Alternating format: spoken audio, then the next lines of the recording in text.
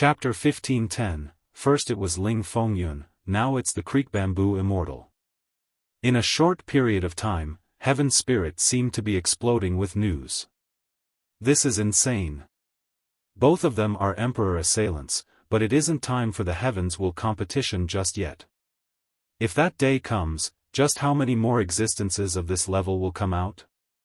Even characters of the ancestor level were amazed. I think the Roaring Conch didn't want to give up and spent a lot of effort to beseech Ling Fengyun.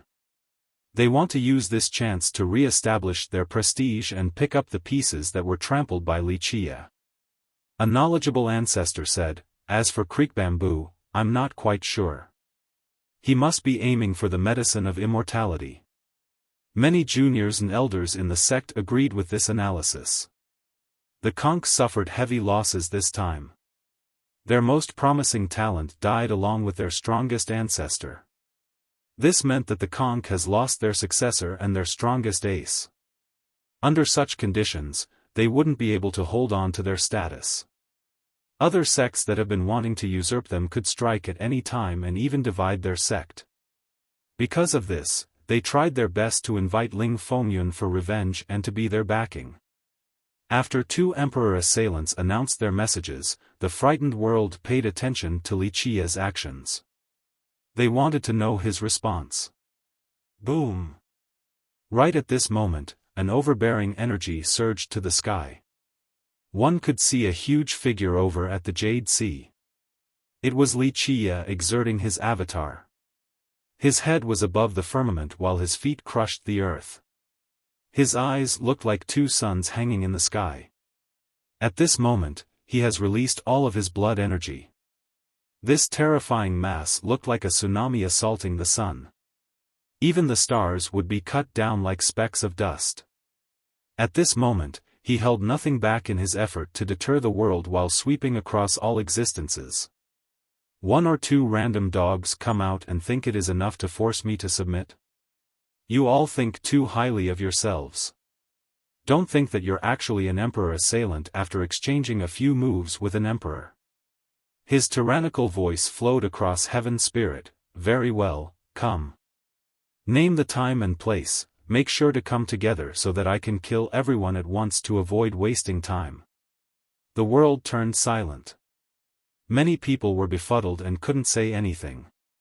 In the past, they had seen just how arrogant and aggressive Wuxia was back when he dealt with Shintian's group, but he was now treating Creek Bamboo and Ling Fengyun in the same manner. Keep in mind that these two are emperor assailants. They're much more powerful than Shintian and the prince. If assailants were random dogs in his eyes, could anyone be considered an expert in this world then? An ancestor murmured, "How imperious. Is there someone more arrogant than him?" Ancestor, you haven't seen Wuxia in person. His overbearing nature is much more than this, a few sentences can't describe it. An expert replied, "I feel that he is definitely strong enough to kill an emperor assailant. His personality is one that stays true to his word. His arrogance is predicated on his absolute confidence and strength. This is Wuxia who will be the eternal prime emperor." Some people had a blind fanaticism towards Wuxia at this moment. No one but him will become emperor in this generation. No one can deter his merciless path. There might only be one fiercest in all of history. No one mocked his declaration. Instead, they became sentimental from his achievements. They felt that this was how he should be acting, the natural order of the world. This was a world of the strong. Once a person reaches a particular level, many people would have blind faith in them and give them their unconditional support. Whoosh! After Wuxia answered Ling Fengyun and Creek Bamboo, a portal seemed to be opening back at God Halt. Boom! Endless darkness enveloped all of God Halt and eventually spread across all of Heaven's spirit. "Count me in." A supreme voice in the darkness coldly uttered, "Killing my descendant is a crime that deserves death." People shuddered after hearing this voice. They felt as if they had fallen into a gap in a glacier that exuded a biting coldness. A devil seemed to be awakening in the depths of the spirit abyss. Everyone could smell the stench of blood in the air. This was the harbinger of death. Who is this person? He feels just like a devil king. Even ancestors had goosebumps once the darkness dissipated. He can be considered a god-fiend. An ancestor seriously replied, he is the Stygian monarch. Like his title, his existence itself brings darkness to the world. What kind of character is he? The juniors had many questions about the ancient beings coming out today. An older ancestor explained, the only surviving founder of the spirit abyss. Among these founders, he might not be the strongest, but he has been sealed for the longest time in the earth, so he has become the strongest there. This prompted the next inquiry, how strong is he? I don't know. The older ancestor gently shook his head. Rumor has it that this old sect has an incredible treasure. The charming spirits believe that this is one of their race's primordial artifacts left behind by the charming spirit progenitor. Back in that era, countless experts in the 9 worlds desired this artifact, and countless charming spirit lineages demanded it, including one sect with 3 emperors. The charming spirits back then believed that this treasure belonged to all spirits, so they demanded the surrender of this treasure. With that, the older ancestor turned silent for a moment. The Abyss founders refused? A younger ancestor broke the silence. Yes, their founders refused. The old ancestor nodded, this artifact is too tempting and powerful. Of course, with their refusal came the outbreak of a terrible war. Blood stained all of Heaven's spirit. Did they win? The experts here were moved by this tale. After all, this was a war involving all of the 9 worlds. I don't know, even my ancestors haven't been born during that era.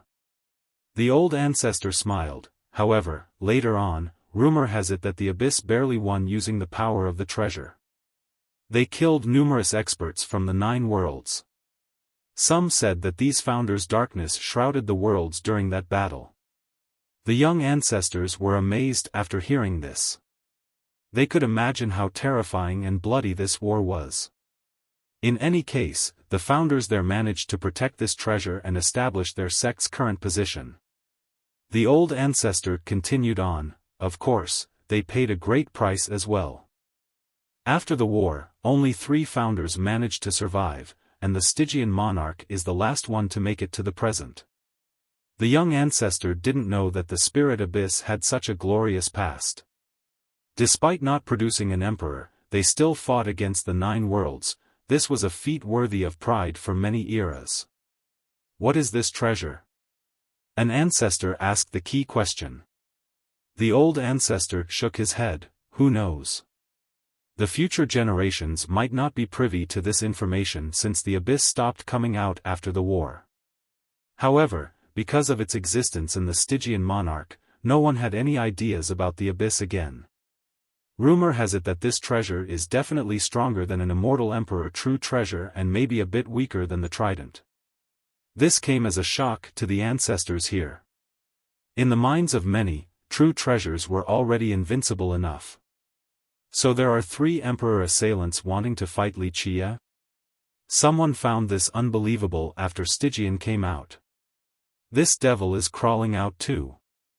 An old undying sneered after hearing this news, looks like he's about to die too, so he wants the 9 leaves. In fact, there was no lack of dying monsters wanting this medicine of immortality. However, because these 3 have shown their faces, these undyings had to give up. After all, they were a bit weaker than the 3. Chapter 15:11. The world was shocked by the emergence of the 3 great masters. Not to mention the other experts, even ancestors of the God King level didn't dare to say anything. This was a confrontation of the highest order. Anyone else?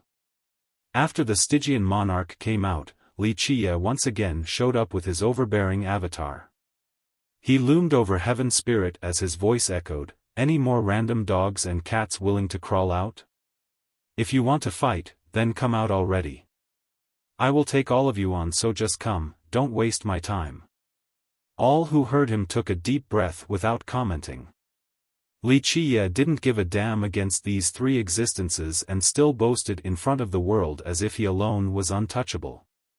The word domineering wasn't enough to describe his current bearing. I alone am invincible. In the end, people could only use this common phrase to describe Wuxia. He might be the only one who would dare to act without scruples like this against his opponents. Even Meng Zhentian wouldn't dare to do so when he was alive.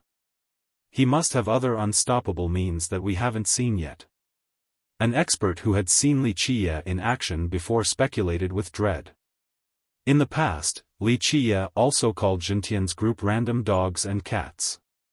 Nevertheless, he stayed true to his words and slaughtered all of them. At this moment, he was doing the same thing against emperor assailants. The crowd had learned that this wasn't due to arrogance but absolute confidence and power. This meant that he didn't use his full strength against Zhentian's group and still had other tricks up his sleeves. This thought scared many people. An ancestor murmured, "Just how strong is Wuxia then? Is he really capable of challenging everything?" Another speculated, "That's probably the case. What can't he do after coming up with 13 palaces?" Boom! An answer came to Wuxia. A divine light soared from the Dream Empyrean and a bright moon emerged.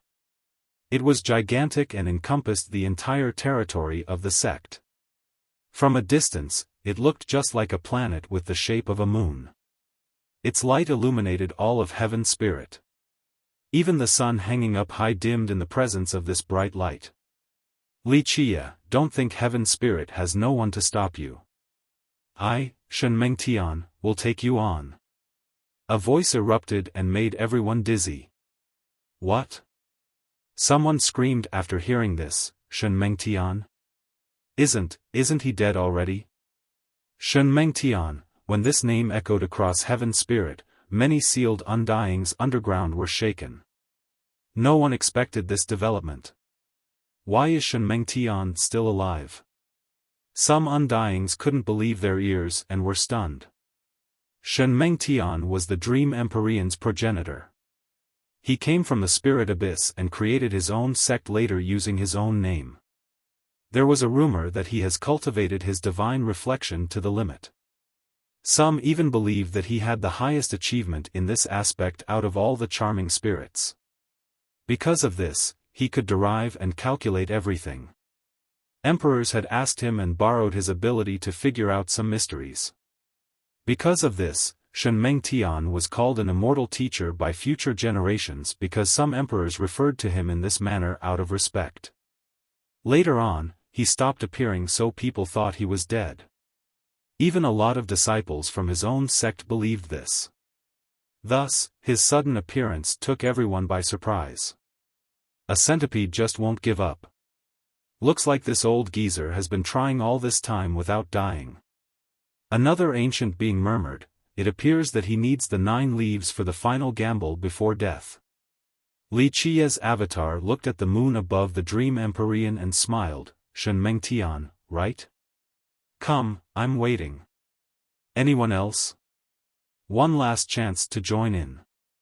Miss the chance today and there will be no more. The people in the world wryly smiled after seeing his eager appearance. Anyone else would be pissing their pants in fear if they had to face this many powerful foes, but he didn't give a damn. Count this old man in. A tired voice came about with the appearance of an ordinary old man. Imperial Dual Child. Many recognized him right away because he showed up at the Reincarnation Valley before. Okay, you're in. Is that it? Anyone else want to fight? Wuxia revealed a carefree grin and looked around once more. In this brief period of time, the world went silent. Everyone knew that only the strongest characters in Heaven's spirit were eligible to participate. These were apex existences, the most mighty experts outside of immortal emperors.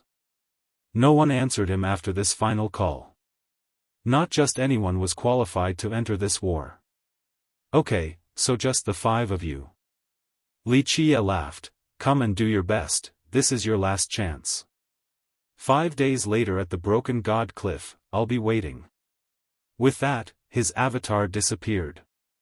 5 days later at the Broken God Cliff.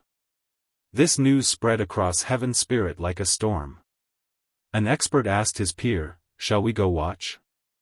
Are you insane? Even if you are standing outside of the cliff, a remnant gale alone will annihilate you instantly. People like us can't watch a battle of this level. Only God Kings can. Focus on the cliff right now. I don't care how many refined jades we have to use, open the heavenly mirror right now and lock onto it." Many imperial lineages and ancient sects hastily made this decision. Come, come. 5 invincible masters against Wuxia. The victor will be determined in 5 days. Many bets surfaced overnight. Going against 5 by himself, can Wuxia do it? They're all emperor assailants. I don't think anyone nowadays can take on all 5 at the same time.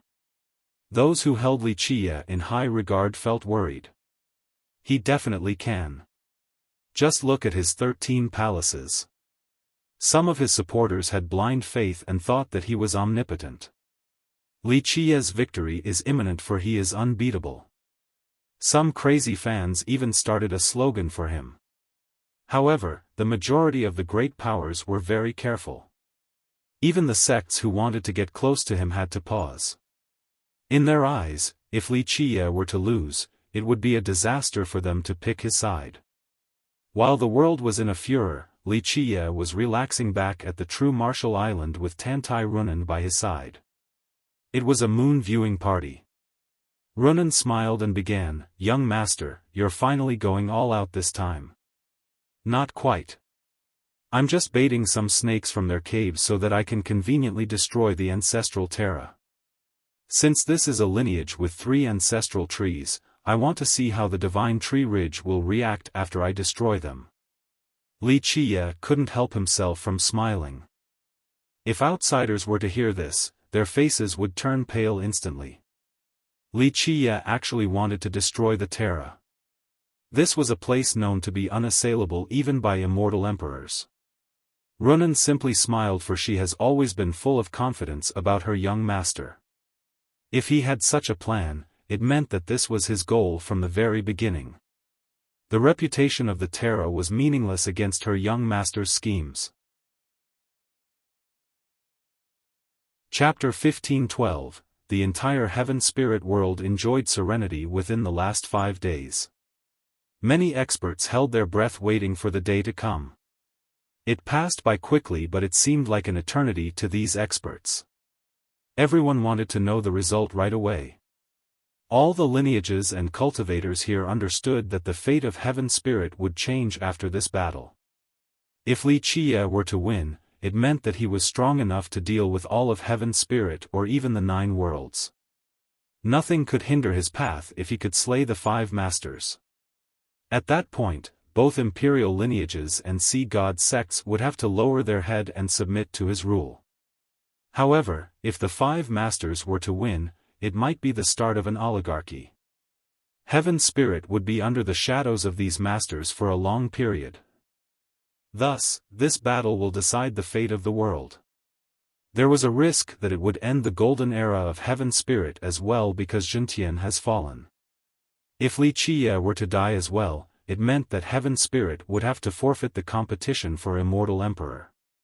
Everyone had conflicting opinions about the outcome. Many sects that had relations with the Spirit Abyss, Roaring Conch, and the Ancestral Terra wanted Ling Fengyun's group to win because it would be their time to reign afterward.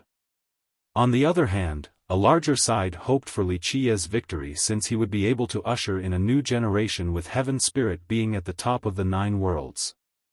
I hope that Wuxia can create another miracle and kill the 5 masters to ascend to the throne. A few charming spirit lineages were very hopeful. Even some powers who supported Zhentian before wanted Wuxia to come out victoriously in this earth-shaking battle. Wuxia's victory is imminent. The slogans could be heard around the world by his fans. Of course, some sects that did want Wuxia to win didn't dare to express it publicly out of fear for his strong opponents. These 5 days tortured the experts of this world long enough despite passing by quickly. The entire world was waiting with great anticipation for the ultimate war. Boom! Finally, the first to mobilize after the deadline was the Spirit Abyss from God Halt. Moreover, they didn't use a Tao portal and directly crossed the world instead. It looked like a huge fortress opening its icy doors. A cavalry rushed out like a tsunami and soared to the sky. The atmosphere was engulfed with a murderous chill. Darkness emerged as if a nightmare was assaulting the world and suffocating its inhabitants. This cavalry consisted of several tens of thousands of troops. They were all wearing full suits of black armor so no one could see their face. A person was seated on a throne raised by 8 old men among the cavalry. This throne was pitch black as if it was created from a supreme draconic rune metal. The old man on top looked just like an untouchable god-fiend. His old face was covered with wrinkles, but his black hair betrayed his other features. It was actually shimmering with a black luster. His eyes were naturally black and flashing with darkness. When he opened his eyes, it resembled the opening of a dark world. This was a dark ruler, the harbinger of darkness. However, this wasn't the most terrifying aspect. Despite being carried by others, everyone saw the illusion that this old man was one with the cavalry itself. The cavalry was an extension of his arms. He could freely control it as if it was part of his body. A knowledgeable ancestor felt a chill as he murmured, "That's the legendary Stygian Legion from the Abyss. Why does he want to take a legion along for this apex-level battle? Such a legion can't possibly stop Wuxia." A few juniors didn't understand why the monarch brought along his legion. Blood energy, they will share blood energy. An older ancestor explained, because it is such a high-level battle, he has to take his legion along. This will be an ultimate and ferocious battle. Their group is older with withered vitality and on the verge of death. After such a battle, even if they were to win, they would die from exerting too much strength after returning. They want to borrow their junior's vitality? A different youth was surprised. That's one way to put it, but it isn't that simple. The ancestor continued, you can't just use your junior's vitality even if they agree. Everyone's vitality is different since they cultivate different merit laws. Forcefully fusing this type of blood energy would lead to contention and even chi deviation. As for this Stygian Legion, it has been carefully trained while each disciple was handpicked. Their cultivation laws are very specific as well. Some were even taught by the monarch so that their vitality could resonate with his own. He paused for a bit before continuing, such a legion requires a great number of resources. Moreover, the cost of replacing a dead member would be quite unbelievable. Because of this, this legion can share their vitality with the monarch. It is the pillar of the Spirit Abyss, its strongest legion and ace. The monarch and his legion traveled forward with a magnificent and unstoppable momentum capable of slaying both gods and devils standing in their way. After the Stygian monarch left, it was Shenmengtian's turn. He was indeed from the Spirit Abyss since his actions coincided with the monarch. Buzz! At the ancestral ground of the Dream Empyrean, a door was opened on the moon hanging in the sky. 2 rows of experts dressed in white completely came out. Eventually, they numbered in the tens of thousands and filled the world with their boundless light.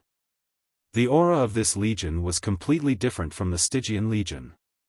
They emitted a holy light as if they were the messengers of the divine race. When they appeared in the sky, holy totems showed up as well. These totems seemingly bathed heaven's spirit in a holy light. A divine race was descending to the world. Next, Shenmengtian came out of the moon. The astonishing part was that he only looked around 40 instead of being old and feeble. His aura wasn't earth-shattering. On the contrary, he purposely hid it so he looked very scholarly. Nevertheless, each of his actions still seemed incredibly dominating as if he was the ruler of gods. He was born to be unreachable. Aren't people saying that Shenmengtian is on the verge of death? He looks so young right now, in the middle of his prime even. Many were shocked to see his appearance. That's only his flesh. A big shot from the previous generation replied, once you are strong enough and open your heavenly gaze, you will find that below this vessel is a withering divinity and vitality. At his level, maintaining his external appearance isn't difficult. It can't hide his weakening true form though. The junior understood after hearing this explanation. Even if he had opened his heavenly gaze, he still wouldn't be able to see through anything because he wasn't strong enough. Buzz. Each expert in this legion opened their divine reflection and pointed it at the same source.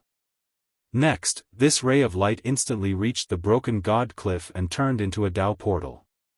The legion and Shenmeng Tian disappeared right away and emerged again at the cliff in the next second. Everyone was amazed by this scene because they haven't seen a mobilization on this scale before. That's Shenmeng Tian for you. A supreme ancestor from the charming spirit race had to admit, he has cultivated these divine reflections to the limit so he can do whatever he pleases. Many charming spirits became envious at this sight. They are bringing their legions along to make up for their lack of vitality. Will Li Qie be able to handle it? Some people started to worry. In the past, all felt that Li Qie's biggest advantage was his youth and vigor, as he could last longer than these two. In other words, even if he couldn't kill them, he could drag out the battle until they died on their own. Alas, the legions they brought along solved this particular problem. Chapter 15:13, The Stygian monarch and Shenmeng Tian have arrived at the broken god cliff. Everyone else was waiting for the others to come. Is Li Qie here? Shenmeng Tian loomed over the world after arriving. What's the hurry? I'm right here now. Li Qie's lazy voice came about. Boom. Before he even showed up, 13 palaces rushed to the sky and became incomparably large to suppress the entire heaven spirit world. At this moment, everyone had an absurd feeling that their world has become a prison while the warden was Li Qie. Each gigantic palace acted as their own fortress at this moment with brimming golden brilliance. Figures emerged within as these strands of light were woven together. They looked just like deities. Boom! Li Qie has finally appeared riding the Tetrawar bronze chariot. Rar! A large Qilin pulled the chariot with wondrous speed. Aoo! A white tiger was maintaining the rear. A true dragon circled on the right side while issuing its cry, followed by a mighty phoenix hymn. The bird was on the left to protect the Grand Dao. Su Yonghuang personally acted as the driver for Li Qie this time while holding the reins. Despite being his master in name, she was willing to take up this role for him. Bang! The palaces began to rotate. Some deities inside were prostrating on the other ground while others slowly raised both hands to the sky. One golden path stretched from their hands. In the blink of an eye, this supreme path spanned from the ocean all the way to the broken god cliff. The chariot crushed through space while traveling on this path. Before this pathway powered by the deities, the lords of this world kneeled in fear, not daring to move an inch. At this time, his prestige subjected the world to an immense pressure. Despite his ordinary appearance and the lack of invincible aura, his 13 palaces have already represented everything. He was the master of the 9 worlds, the tyrant of the myriad ages, an existence above the deities and emperors. The myriad Tao and the Yin and Yang must prostrate before him. This scene shocked all of heaven's spirit. Both ancestors that have been sealed for millions of years and untouchable monsters were completely speechless. Under such a grandiose mobilization, people couldn't help feeling a sense of reverence as if they were greeting an immortal emperor. Such sincere respect came from the bottom of the heart and mind. A man should aspire to be like that, to exceed the ages and become the master of the 9 worlds. Many felt their blood boiling with heroism and wanted nothing more than to join Li Qie's banner, ready to contribute to his cause. No wonder why he is so overbearing and treats others with disdain. Look at those palaces, just this achievement alone is peerless in history. An old undying was stunned before the suppressing palaces. That's him, it's really him. Meanwhile, even a character like the hallowed ancestor was aghast. He had taught 2 sea gods and proudly walked over the 9 worlds before. However, his legs turned weak at this moment with the urge to kneel and a non-dissipating sense of admiration in his heart. For him, this wasn't shameful at all. Fear was normal to face such an existence. This was someone who has slaughtered immortal emperors before. He was not even an ant compared to the being moving in his gaze. Even kneeling before Wuxia wasn't embarrassing at all. The mythical chariot, Tetrawar. That's him for sure. After a long time, emotion still overwhelmed Hallowed. Despite being called a cliff, it wasn't in front of a mountain or inside the ocean. It was part of the sky. For 1,000,000 miles of this expanse were stony debris. The small ones were the size of a finger while the large was as big as an island. At the center of this vast area was a huge cliff. It has been severed horizontally and shattered. One could only imagine how large it was before being destroyed. Judging by the inflicted damage, the rubble floating around in this sky all fell down from this cliff. There were also broken remnant Tao laws around. Some were more intact than the others. A few were still connected. This was known as the largest battlefield of Heaven Spirit. Its origin was unknown. Rumor has it that all supreme battles in this world would take place here. This was the reason why it was so broken. But strange enough, it never collapsed completely even after each great battle. After arriving at the cliff, Wuxia sat above everyone and glanced at Shenmengtian and Stygian. Such fanfare. Stygian coldly uttered. Both Shenmengtian and his expression darkened after seeing a junior putting up an act before them, especially the 13 palaces sealing all of Heaven Spirit. The monarch has fought all over the 9 worlds before. However, his display was one step below this junior today. It made him feel very uncomfortable. So what? Wuxia's eyes darted downward at the monarch. If you want to act cool, then go ahead and show off your 13 palaces. I'm afraid you can't even if you wanted to. Such retort left the monarch furious without a response. At this moment, so many heavenly mirrors were pointed at the cliff. Many great powers and imperial lineages were watching. The disciples from these sects greatly enjoyed Wuxia's retort. These invincible existences have always been imperious, but now, they have been slapped by a junior. How could the younger ones not feel good about it? Whoosh! The ancestral Terra at the Jade Sea was now filled with light. A branch stretched out infinitely from there. There was a leaf growing on this branch of an unfathomable size as if it was a great square with a legion on top. This legion also numbered in the 10,000s. Each of the members was full of life.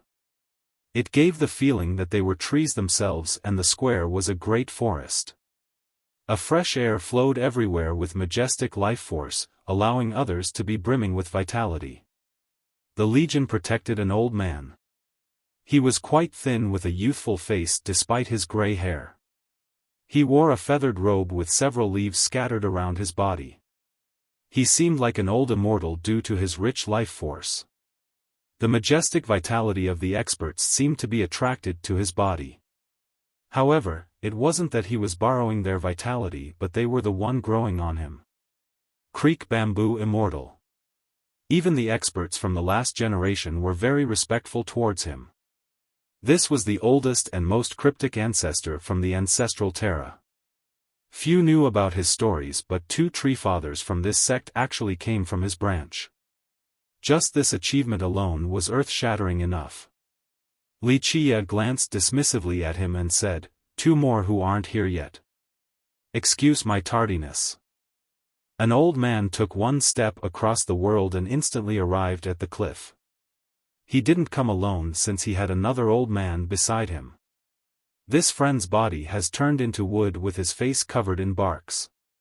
He looked just like a withered tree. There was nothing special about him, completely inconspicuous and unmemorable. Let me introduce someone, this is fellow Daoist Dried Tree whom I invited to join us today. Dual Child slowly said. Shenmeng Tian, Stygian, and even Creek Bamboo nodded their head as a form of greeting. Creek Bamboo had to say, I didn't expect fellow Daoist Dried Tree to come out as well. How could I miss such a fun occasion? Plus, Brother Dual Child invited me as well. The old man named Dried Tree smiled and said. Chapter 1514. No one could tell how this ordinary old man called fellow Daoist Dried Tree was special at all. However, to be considered a fellow Daoist by someone like Creek Bamboo meant that he was extraordinary. However, he was truly too normal looking. Many great powers watching from their mirror couldn't figure out his identity at all despite concerted effort. Dried Tree Divine Ancestor. Finally, the oldest ancestor from an imperial lineage exclaimed. Who is that? The juniors quickly asked. An invincible character from my generation. The ancestor said, rumor has it that he is a withered ancestral tree coming back to life and has the previous memories of the tree father. After hearing this, the juniors gasped. One of them asked, isn't that the same as a tree father coming back to life? It's just a rumor, who knows? The ancestor murmured, it's a pity that he was only one step away from being a tree father back in my time, I don't know why he failed in the end though. Eventually, more ancestors recognized him through the heavenly mirrors. They naturally became shocked. Dual Child was indeed amazing with many connections. In just a short period, he was able to drag out another heavyweight. Like he has said in the past towards Li Qie, if he were to become Li Qie's Dao protector, he would offer him other advantages in the form of resources and connections. It looked like he wasn't only boasting today. However, it wasn't too strange. After all, he was a child between an emperor and a tree mother. Due to his prestigious background, the unstoppable era evaders from that age probably had some relationships with him. Still missing one. Li Qie still didn't care on his throne. He didn't even bother looking at Dried Tree. Dried Tree's eyes turned cold from this aloof act with glittering starlights. They illuminated the entire world. However, he quickly converged them and assumed his calm demeanor afterwards. Boom! After Li Qie finished speaking, a wave rushed to the 9 heavens. A gigantic ship entered the vast sea and set off a vast tsunami. This was the Roaring Conch. It traveled through the sea just like a large drifting continent. One person stepped out to the deck. It was Ling Fengyun. Each of his step was an entire world or an ocean. His pace was so leisure just like a stroll. It didn't look like he was entering a battle at all. The winds and clouds moved with his step. The world was shocked, the sun and moon made way for him while the stars tilted. Everyone could feel heaven's spirit shaking as he walked towards the broken god cliff. He didn't seem to be moving, the broken god cliff was moving towards him instead. This illusion made many experts watching him dizzy and didn't dare to look any further. Ling Fengyun is too strong. One ancestor was convinced by his strength. Just his step alone was enough to daze many people, causing some to fall flat on the ground. Once he actually took action, wouldn't he be able to slaughter everyone instantly? The Roaring Conch was following right behind him. It wasn't only capable of floating in the ocean but could fly freely as well. Its monstrous size didn't hinder its crazy speed at all. If it was considered a flying treasure, it would be among the top 10 in terms of speed in all of Heaven Spirit. Once Fengyun made it to the cliff, the conch finally stopped with some distance in between to watch. The conch wants to let everyone in the world know their position and that Ling Fengyun is their backing. This is another attempt to establish their prestige. The older generation naturally understood why the Roaring Conch also came. After all, the death of the Conch Overlord was a great blow to their sect. They must do something about their reputation, or many great powers would start to covet and even divide their territories. The world became quiet with Fengyun's arrival. In a jiffy, the 6 invincible existences formed a pincer to surround Wuxia. Shen Mengtian, Stygian monarch, imperial dual child, dried tree divine ancestor, creek bamboo immortal, and Ling Fengyun. The 6 of them circled around the cliff like deities. They resembled uncrossable demonic mountains or unsurpassable lightning ponds. Countless cultivators held their breath in heaven's spirit. Everyone understood that regardless of the victor, the direction and fate of heaven's spirit would be changed completely. Another group was hiding right outside of the cliff. These faint figures were hiding all of their auras and blood energy. The experts capable of watching in person were the real deal. Only a personal viewing would be fruitful for this great battle. This was the way to understand each technique's power and the slight transformations. Of course, they were the strongest characters in heaven's spirit. God King was only the entry level in this place. In order to truly feel the profundity of this battle and learn from it, one needed to be an apex God King at the very least. Before reaching this level, it was impossible to learn just from watching the fight. Of course, the cultivators below this level wouldn't even be able to see the attacks themselves, let alone understanding the little intricacies. Most dust-laden ancestors wouldn't come out so easily, but a battle of this level was exceedingly rare.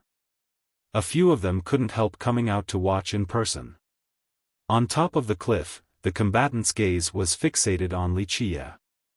Despite not attacking just yet, just their glares were frightening enough with supreme pressure. Anyone else would have pissed in their pants being the target of so many masters. However, Wuxia was still nonchalant as ever on his chariot and continued to look at the clouds. The only sounds left in heaven's spirit were heartbeats. Even the winds, waves, and time itself seemed to have stopped. Young man, one can't help but admire your courage. At the very least, when I was young like you, I wasn't so domineering. Ling Fengyun commented while staring at Wuxia. This is not courage. Wuxia casually responded, in my eyes, all of you are no different from dead men. Why should I be afraid of some small potatoes? His opponents certainly didn't like this comment. Murderous intents rose from their eyes. The experts watching from the mirror could only smile wryly. It was not like he has only started this arrogant act recently. Those who knew him understood that this was his style regardless of who he was facing. Ling Fengyun actually laughed in response without becoming angry. Impressive, the future generation will surpass us. You can't be blamed for being so arrogant due to your achievements in spite of your age. Unfortunately, you are only missing a bit of finesse and wisdom. A wise person would have chosen differently. Wuxia chuckled in response, I actually want to hear what kind of choice a wise person would make instead. Fengyun looked at him and replied, in all of history, you might be the only one who has cultivated 13 palaces. If you could have avoided today, the throne is certainly yours for the taking.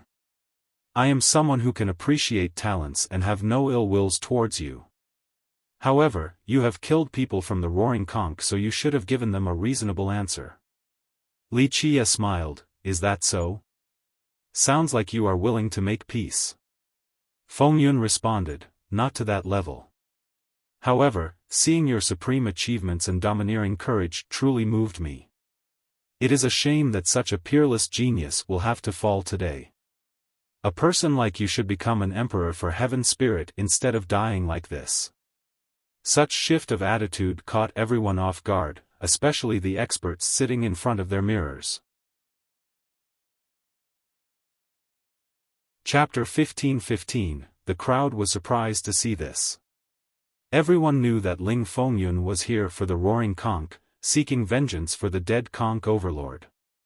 However, he was actually putting in good words for Wuxia with a more pacifistic inching. It took everyone by surprise. He ought to do this. One old ancestor agreed with his view and nodded, the 13 palaces is one and only in history.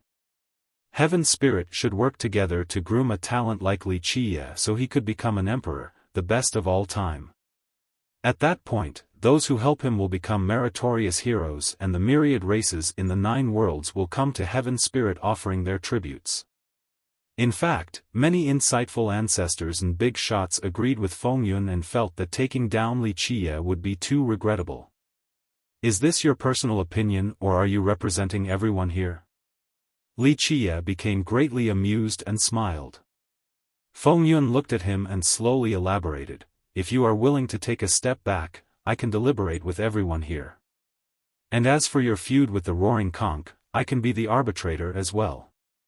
You just need to confess your crimes and sincerely apologize and everything shall be dropped. Fengyun is indeed a wise character, to be so benevolent. Ordinary people can't compare to him.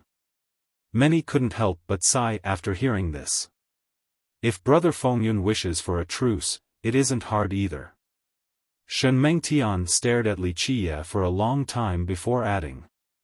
I can also let go of this feud but there needs to be a deal. Dualchild joined in. No animosity lasts forever in this world. Creek Bamboo finally spoke, it just depends on whether you are willing or not. In an instant, the tense atmosphere that could erupt at any moment eased down due to Ling Fengyun's change of attitude. I hope they don't fight. Someone clenched their fist and said, if Heaven Spirit could have solidarity with 6 invincible characters protecting Wuxia, he will definitely be unstoppable in the 9 worlds. Who will be able to compete against him? Thus, many hoped for a peaceful outcome between the 2 sides since it would be very beneficial for Heaven Spirit. What's the condition? Wuxia was not anxious at all in his response. The reincarnation 9 leaves. Dried Tree took the initiative before the others, as long as you hand over the grass, everything is negotiable.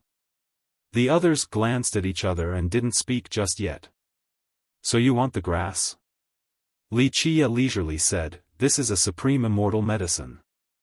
With it, one would have the chance to reincarnate with their previous memories. So many people have coveted this item throughout history. Even emperors want to keep it around as a backup plan for the future. What? This grass can actually do that? Those who didn't know about the medicine was shocked. In Godhalt, everyone knew that it was an immortal medicine. Some even thought that it would grant eternal life but no one knew the exact details until now. Who wouldn't want to be reborn again? Even the most stoic ancestor swallowed their saliva with greed.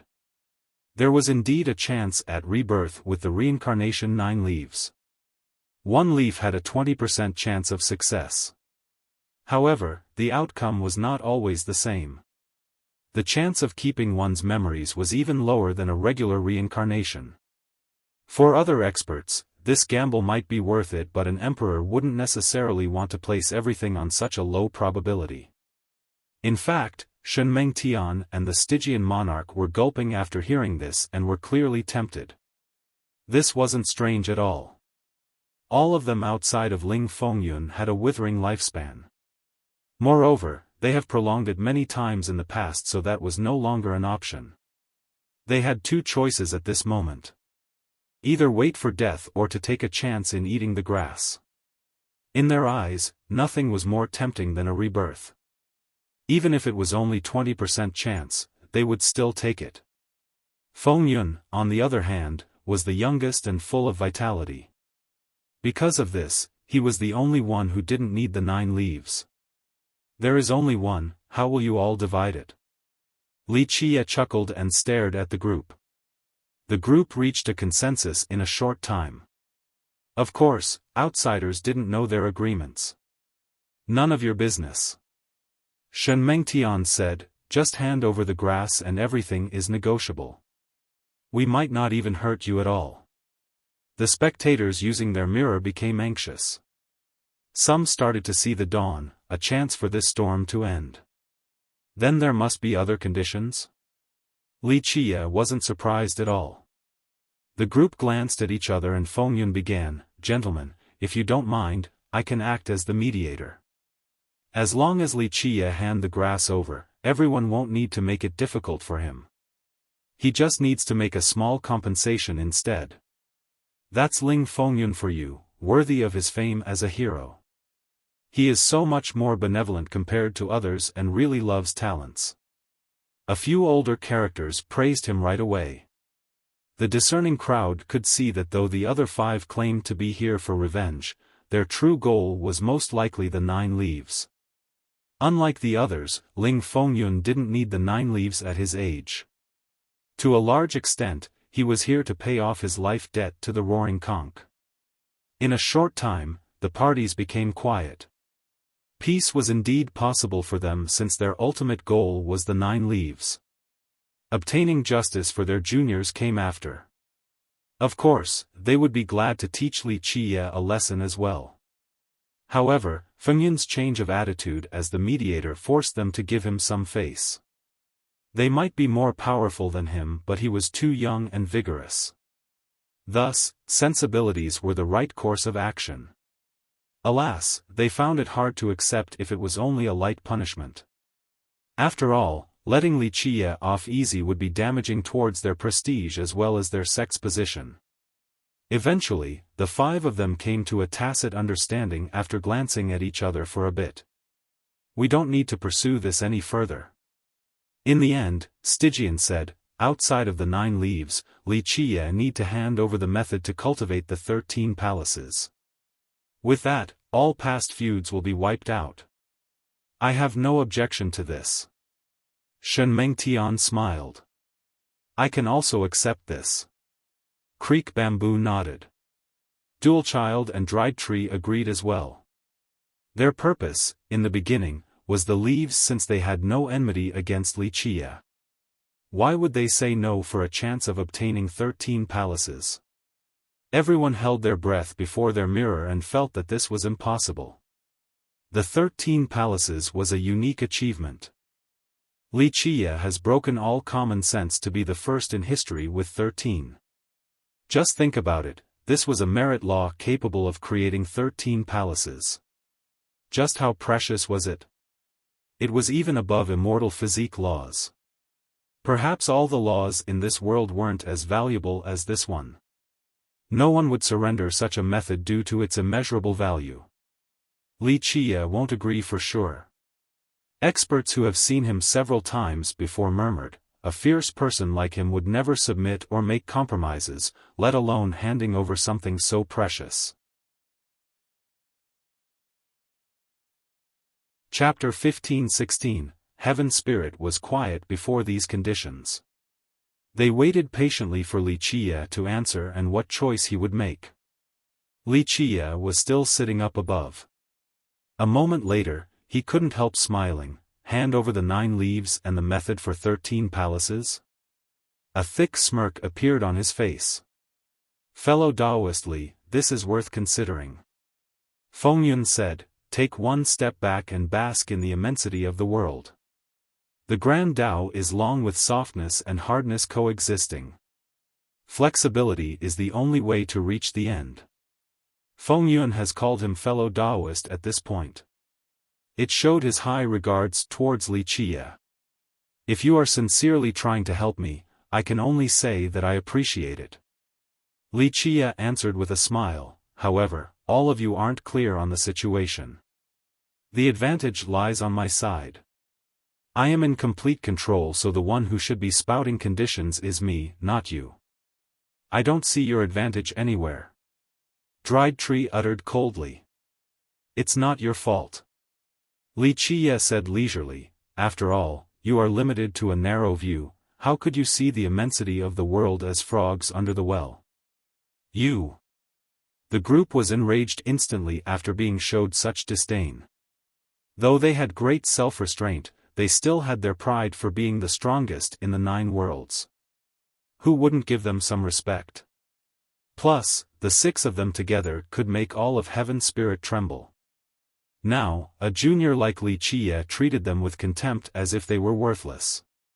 It was difficult for them to remain calm. As the saying goes, even a clay Buddha would become angry at times.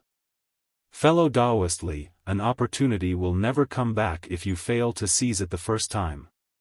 Fengyun noticed his arrogance and said, "You are indeed strong enough, but even if you have the advantages today, I don't think you will be able to escape. Think carefully instead of following your emotion." To which Li Qiye responded, "I have always acted in a cautious manner, never clouded by emotions. But if you want me to make a choice, I will also give you a choice." Having said that, he stared at Fengyun and said, "You are a rare talent. If you submit and work for me, I will teach you a thing or two. It will be a lifetime of benefit." He then glanced towards the others. "As for the rest of you, there is no value to be found here. Too old with withered lifespan, only a bunch of people who are about to die. In terms of strength, not even at the Emperor assailant level, completely useless. But I am a merciful person. Kill yourselves now and I shall spare your descendants and sections. Otherwise, I shall crush them as well." Jaws dropped to the ground before the heavenly mirrors. The world knew of Li Qiye's unbridled aggressiveness, but now, he wanted Fengyun to submit and for the other 5 to commit suicide lest their sects face destruction. There were no words to describe this imperious showing. If it wasn't for his previous illustrious exploits, others would consider him unbeatable right now with regards to boasting. Alas, those who have seen him in action didn't feel this way at all. If this statement didn't stem from arrogance and ignorance, just what kind of killer moves did he have up his sleeve to deal with these 6 invincible existences? People couldn't help but muse carefully. They couldn't imagine such a situation where he could kill all 6. But judging by his demeanor, it was as if he was completely confident in carrying out this simple task. Confusion was up in the air. No one knew what was left in his arsenal. "Is he an emperor?" someone murmured. Of course, they all knew that this was impossible because they would be aware if he has turned into one. Ha ha ha. Dualchild burst out in laughter at this moment. "Crushing our sects? Is this a threat?" He laughed boisterously and didn't care at all because his sects have already declined. Both his father's imperial lineage and his tree mother's sect have deteriorated. In fact, he didn't care for them either since his focus was on himself and life prolongment. He never gave a damn about the welfare of these sections. "Go ahead and make your threats after you leave this place alive, that is." Dried Tree sneered. Just like Dualchild, Dried Tree didn't give a damn. Despite rumors of him being a tree father reborn, his sect has been dead long ago, so this wasn't a threat to him. In this place, only Shenmengtian, Creek Bamboo, and the Stygian monarch still had sections. Ling Fengyun himself wasn't from the Roaring Conch. "Destroy my sect?" Creek Bamboo sneered, "Just with you?" Far from being qualified to say so. He said it with great confidence. His ancestral Terra had 3 ancestral trees and was considered one of the strongest lineages in Heaven Spirit. It was also known as an impregnable location. Even emperors couldn't break through it. Just think about it, 1 ancestral tree was already strong enough. Now imagine 3. Only the Terra can't reach the apex. Nothing hard about destroying it. Li Qiye smirked in response. Creek Bamboo's expression turned ugly. If he was younger, he would have pointed at Li Qiye and cursed. However, he was able to stay calm at his age and simply glared at him. Fengyun simply sighed softly. He truly wanted to protect Li Qiye, but his attitude was all too clear. There was no room for negotiation, only a fight to the death in this situation. Anyone can brag. Dried Tree replied coldly, "Li Qiye, our patience is limited. Hand over the 9 leaves or we'll let you taste a fate worse than death." Dried Tree has lost his patience. He was different from the others who also wanted the method for the 13 palaces. His goal was much simpler, just the 9 leaves. Outside of not being able to say no to Dualchild, he needed the 9 leaves as well. He actually wanted to seize the item alone with Dualchild. On the other hand, Shenmengtian, Creek Bamboo, and Stygian had their own plans and calculations, some for the benefits of their sections. However, Dried Tree and Dual Child could be considered as being unrestrained. They could pay any price for the 9 leaves, including ambushing the others in order to monopolize the treasure. You alone first or everyone together? Wuxia stared at the impatient man and smiled. This dismissive attitude further enraged Dried Tree, since he was a character who deterred the world before. Junior, you are strong indeed, but if you think you can take all 6 of us alone, you think too highly of yourself. Dried Tree sneered, I alone am enough to teach you a lesson and show you the immensity of the heaven and earth. He knew Wuxia was powerful, but he was also confident in his own strength.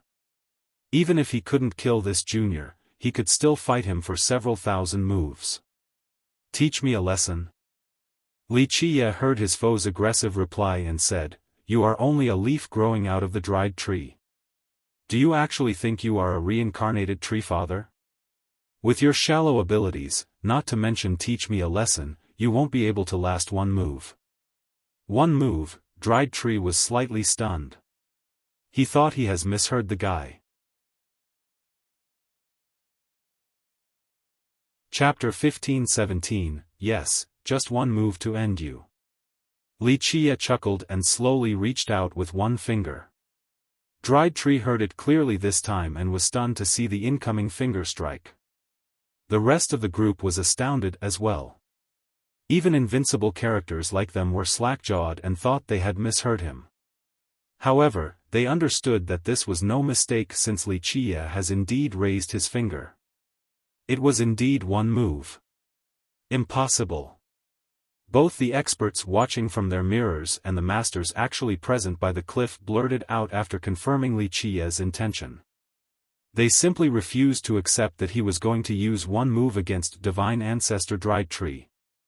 This must be a daydream. Maybe it was possible for an emperor, but definitely not a junior like Wuxia. Dried Tree thought he was insane and reiterated, You are certain that you can slay me with one move? Yes, just one to kill you. Wuxia firmly answered with a carefree smile. One more confirmation let the crowd know that Wuxia was serious. Shortly after, the world was void of sound. Even his opponents were completely speechless, since they shared the same sentiments as the spectators. However, Wuxia seemed so sure of himself. Ha ha ha. Dried Tree was livid and laughed, One move to kill me? Ha ha ha, this is the most arrogant thing I've ever heard in my life. Who do you think you are? Killing me with one move. He went insane from anger and wanted nothing more than to annihilate this foe before him. He could restrain the disdainful act from Wuxia earlier, since he had to maintain his style as a master. There was no need to be picky towards a junior, or it would harm his image. But now, his fury ran wild. Remember that he was considered an emperor assailant, one of the strongest characters in Heaven Spirit. However, a junior just claimed that he could beat him in just one move. Being treated like an ant by a junior, this was beyond his tolerance. Thus, laughing was the only response he had from being too furious. I am Wuxia, who will kill you in one move. I hope you can remember my name before death. Wuxia nonchalantly smiled. These words came easily, but no other statement could be more domineering and shocking. Dried Tree stopped laughing because he realized that Wuxia wasn't joking around. The rest of the group was stirred as well. Could Wuxia really take down Dried Tree in just one move? He coldly uttered, Junior, no one can do so outside of immortal emperors, and it has to be a move empowered by the heaven's will. That might be able to take me down in one move. Even their ordinary attacks can't do so. It wasn't an unreasonable statement, because even if he wasn't a real emperor assailant, a casual attack from an emperor shouldn't be able to take him down. In fact, the people present weren't real assailants. At the very least, their cultivation and personal strength weren't at this level. For example, Dried Tree was quite powerful, but he had some fatal flaws. This was the reason why he couldn't become a tree father. As for Stygian, if he used his progenitor's weapon, he could fight against an emperor for 1 to 200 moves. However, his own abilities alone wouldn't allow him to do so at all. Ling Fengyun was the most powerful here. His cultivation was at the legendary God King level. Alas, his Grand Dao was imperfect and incomplete, this was his weakness. Nevertheless, rumor has it that he didn't borrow any external power and still fought against immortal Emperor Hao Hai for several hundred moves. Thus, his power was widely recognized. Outsiders might think that Stygian and his group were emperor assailants, but the Real Masters looked down on their title. In their eyes, Stygian's group was not qualified to be considered assailants. Ling Fengyun was the only exception. Even if he was a bit weaker than real assailants, he came from a small sect and reached his current level with his own unyielding determination. Thus, the Real Masters recognized his achievements. All in all, even if Dried Tree wasn't a real assailant, he simply didn't believe that Wuxia could take him down in one move since even emperors couldn't do so. You only have the power of a 9 worlds God King, yet you think you're a real assailant? Wuxia chuckled and lightly said, even with the Tree Father's seal from birth that empowers you, allowing you to be a little stronger than an ordinary 9 worlds God King, you're still only a 9 worlds God King. Since you're not even a legendary God King, one move is more than enough. What's a legendary God King? Many juniors have never heard of this title before, so they had to ask their ancestors. A peak God King. The oldest ancestor of a sect put on a solemn expression. Legend states that this is the real realm to be an emperor assailant. People do say that long ago, Ling Fengyun became a legendary God King. Who knows if this is true or not? Dried Tree shouted, even if I'm not a legendary God King, I can still take you on. Dried Tree didn't know where to put his old face after Wuxia revealed his background.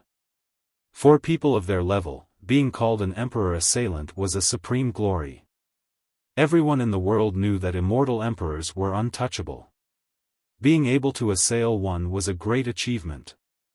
Even losing to them after a confrontation was prestigious. This was enough for the world to sing praises about them for a generation. Although he has never fought with an emperor before, this title gave him glee and glory. However, this source of pride of his was trampled upon by Wuxia's spiel. How could he not become angry? Come, one move. Wuxia ignored his face and casually smiled. Good, good. I want to see how you will kill me in one move. Dried Tree laughed maniacally. However, before he went out to fight, Dualchild immediately pulled him back. Brother, wait or you'll fall for his little trap. You think too highly of yourselves. There's no need for me to resort to traps to deal with your group. Wuxia countered with a grin. Dualchild was still calm and stared at Wuxia. Wuxia, do you dare to make a bet? What if you can't kill Brother Dried Tree? Dried Tree immediately regained his wits after being stopped by Dualchild. He sneered and said, that's right. Junior, what will you do? Looks like you want to be tricky. Wuxia smiled, don't you want the 9 leaves? Fine, if I can't kill you in one move, the leaves shall be yours. Dried Tree loudly emphasized, really now? Wuxia's opponents couldn't believe it. They didn't think he could kill Dried Tree at all, so they had no problem letting him try. Plus, this was a chance for them to use Dried Tree in order to see Wuxia's real killing moves. I will do as I say. Wuxia chuckled, don't worry. If I can't kill you, not just one leaf but the entire thing will be yours. Everyone was slightly moved, including Dualchild since he was also here for the leaves. He even wanted to participate in this bet, but since Dried Tree was first in line, he wasn't in a position to contend with him. Okay, you said it. Dried Tree suddenly became excited. In his mind, he could obtain the grass with Wuxia's failure, this was completely worth it. Ultimately, this is predicated on him being confident that Wuxia wouldn't be able to kill him in one move. Chapter 15:18, Wuxia smiled and said, don't worry, how can I renege in front of so many people? If I can't kill you, the leaves will be yours. Such confidence made the others bet their eyes. This had great significance and Wuxia couldn't refuse because it would be a stain in his life. This meant that he was actually confident about carrying out the unbelievable task of slaying Dried Tree in one blow. This made the others feel quite uneasy because it meant that they wouldn't be a match for Wuxia. In just a short period of time, the group's confidence sank. Okay, I'll have a taste of what you can do. Dried Tree crazily laughed and stepped out. In his eyes, he simply didn't believe in this crap, not even if someone beat him to death. An emperor could do so, but Wuxia was no emperor. Brother Dried Tree, you can do it. I'm waiting for your victory. Dual Child instantly cheered for him. In his mind, it was 100 times better for Dried Tree to get the leaves compared to the other people here. After all, they had a deep friendship, so he could benefit from this as well. Boom! Dried Tree released his energy. Despite being on the verge of death, someone at his level was still frightening even with just one drop of longevity blood left. His one drop was enough to match the full energy of many cultivators. As the ancestor channeled his own longevity blood, a terrifying storm swept through the world. His eyes erupted with a horrifying light. In this split second, his pupils turned into the eye of storms. His glare could destroy everything in the world, a power of countless stars exploding. At the same time, countless Tao laws rose from his body. Each of them resembled a heavenly vein.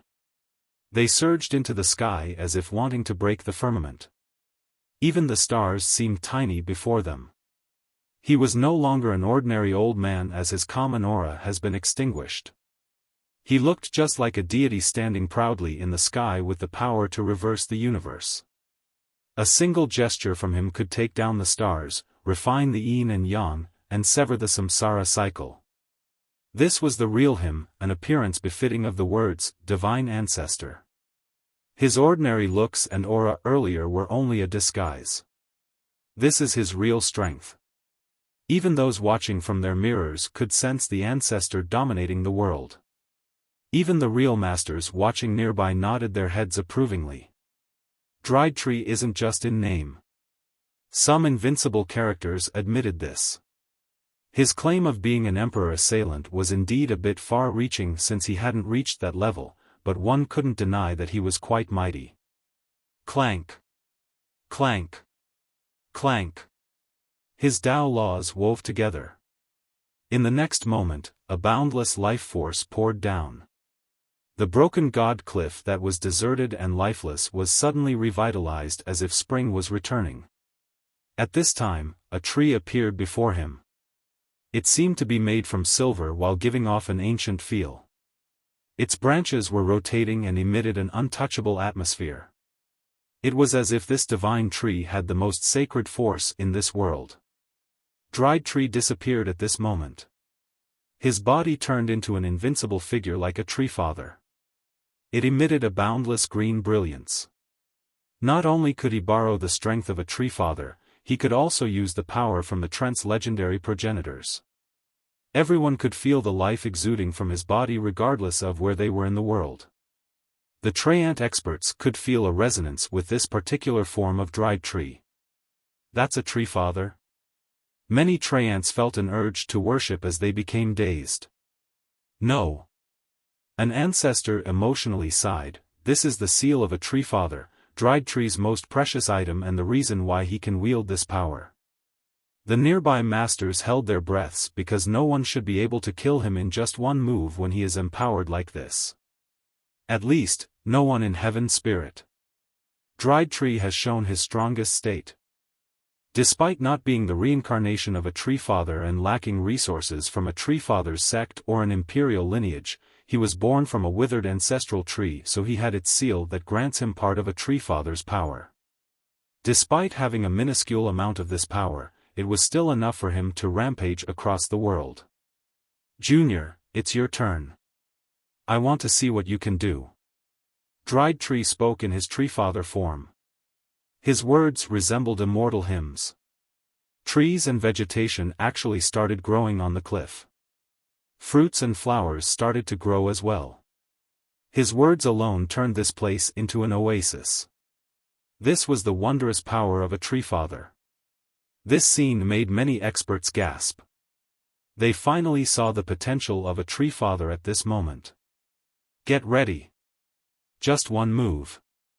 Wuxia was still all smiles against this particular form. Whoosh! The 13 palaces that were suppressing heaven's spirit emitted an endless golden light. It permeated across every nook and corner of the world. The 7 martial pavilion back in the Dragon Demon Sea, the Golden Owl back in the Jade Sea, and Gu Chun's 4 branches in the Abyss Sea. All of these spaces in the world were saturated by this light. Bang! In this split second, the vessels of life, Genesis, and Athanasia appeared above his head. Bursts of explosions detonated. The vessel of life poured out enough blood energy to overfill heaven's spirit. The vessel of Genesis seemed to be opening a new world inside by destroying heaven's spirit first. Lastly, the vessel of Athanasia exuded an eternal power that exceeded time itself. The mysterious legendary era suddenly came to the present with its everlasting and never-changing force. This is Wuxia's real strength. The world was shocked by the vessels. Even the real masters here turned silly. The power of 13 palaces combined with the 3 vessels have exceeded their imagination. Clang! The Tao sword was in his hand. It was pitch black as if it was the Tao itself. It vibrated just when Wuxia attacked with a resplendent break. Boom! All of his blood energy and the power of both the 13 palaces and 3 vessels gathered in this resplendent break. They crazily empowered the Tao sword. Clank! One slash came out without any technique or variation. It also lacked the power of the Grand Tao and laws since it was only a simple slash. Simple and direct, nothing else was present. However, it was so natural that resistance was futile. Under this one slash, gods and ants and even the world and time itself would be split into 2. One cut, 2 halves, it was that simple. This was the natural order of the world and completely impossible to thwart. The result was already determined regardless of what existence his foe may be. A skull sprung up high before rolling on the ground. Chapter 15:19, Divine Ancestor Dried Tree's head rolled on the ground with his eyes wide open. It was still blinking during the rolling process. Even at the moment of death, he didn't understand what transpired. He had some power from a tree father, yet he couldn't resist the slash at all from decapitating him. It was confusion about the sword's power. It cut down everything of his vitality, power, and cultivation. There were too many questions at the moment of his demise, an end without closure. Poof! When his eyes closed, the severed neck finally squirted out blood up high like a spring as the headless body fell straight down. In the next second, heaven's spirit fell into a deathly silence. All existences felt suffocated. Even the strongest experts and 9 worlds' god-kings felt as if they were being strangled. They couldn't move or resist at all. Tao decapitation, the ultimate attack of the Tao sword. It was prohibitively difficult to unleash this move. Perhaps this was a privilege for an immortal emperor after exerting all of their power. Even Wuxia was greatly affected after using this attack. His blood energy was exhausted, so he turned pale. Without the 13 palaces and 3 vessels supporting him, even his resplendent break couldn't unleash the Tao decapitation. In his mind, using an imperial massacre and heavenly annihilation wasn't overly difficult. However, for a weapon like the Tao sword, its ultimate attack was harder to activate than reaching the heavens. Everyone was robbed of their voice and breath. Just a second ago, they were skeptical about his claim. Such a battle achievement would go down in history, something completely comparable to those of emperors. It simply couldn't happen. But now, It was the reality. Wuxia has decapitated Dried Tree with just one move and deterred everyone in the world. Thump, thump, thump. Shen Mengtian, Creek Bamboo, and Dual Child all took several steps back in a daze. In fact, the masters outside of the cliff were jolted backward as well. These characters have experienced countless storms. They have met emperors, and a few have even trained emperors before. There was nothing in life that could scare them. But at this moment, they felt a sense of dread. It was real and lingered in their minds. After making a name for themselves, they have long forgotten about fear and thought that they were the masters of their own destiny outside of dying from old age. But today, the long-forgotten feeling has returned because of Wuxia. Oh mother, many were scared out of their minds in front of their mirrors and dropped but first to the ground. They were paralyzed completely, and some almost pissed in their pants. Those who wanted to oppose Wuxia were even more scared. After today, he would forever become their shadow. In the future, they might not even have the courage to stand straight before him and would have to kneel upon his sight. A master outside of the cliff murmured, "Hey, what is that move?" No one knew what kind of slash it was or where it came from, not even someone like Ling Fengyun. Man, the most insightful thing I have done in my life is to not mess with Wuxia. An ancestor was aghast while watching from his mirror. That's it? Too weak. Wuxia put away the Dao sword and smiled, just a treefather's seal, not the source itself. Dried Tree was strong indeed. It was a shame that he only had a portion of a treefather's power, so it wasn't sufficient. After calming down, Dual Child exclaimed, "An ultimate attack." Due to his upbringing, he was knowledgeable and understood what was going on right away. Rumble. He seemed to have turned crazy and took out all of his weapons, including an immortal emperor true treasure. He didn't mind exerting all of his blood energy on these weapons. The true treasure woke up and a majestic figure came out. Imperial auras assaulted this world and made Heaven's spirit tremble. In this world, there weren't that many people who could wake up these weapons, especially a true one. However, as the child of an emperor, it was much easier for him to wake up his father's weapons. Boom! Ling Fengyun and the others quickly released their invincible weapons as well. Shen Mengtian's divine reflection appeared with an antique item floating inside. No one knows what it was, but its aura could collapse the heavens. Ling Fengyun didn't have an imperial weapon, but with the wave of his hand, many sea god weapons from the roaring conch flew out. Shortly after, these weapons floated around him and acted as protection. As for Creek Bamboo, many weapons left behind by Treefathers poured out their endless life force and sealed the space around him. At the same time, Stygian unleashed his ancestral item as well. This thing was surrounded by primordial energy, but it could still scare gods. In just a split second, these people understood that regardless of how powerful and untouchable they might be, they couldn't block Wuxia's sword with their bodies. Perhaps even their weapons wouldn't be able to do so outside of the imperial ones. Because of this, they created powerful barriers with their weapons. Even if Wuxia wanted to kill them, he must go through these divine weapons first. An imperial weapon could perhaps be destroyed, but several of them could definitely outlast a single attack. This was especially true for a true treasure that would never go down to one blow. Despite making ample preparations, the group was still pale and shuddering on the inside. All at once or one at a time to tire me out? Wuxia smiled at the group. Everyone watched with bated breaths. Wuxia's slash earlier has deterred Shen Mengtian's group and made them feel fear. They glanced at each other and found themselves riding a tiger.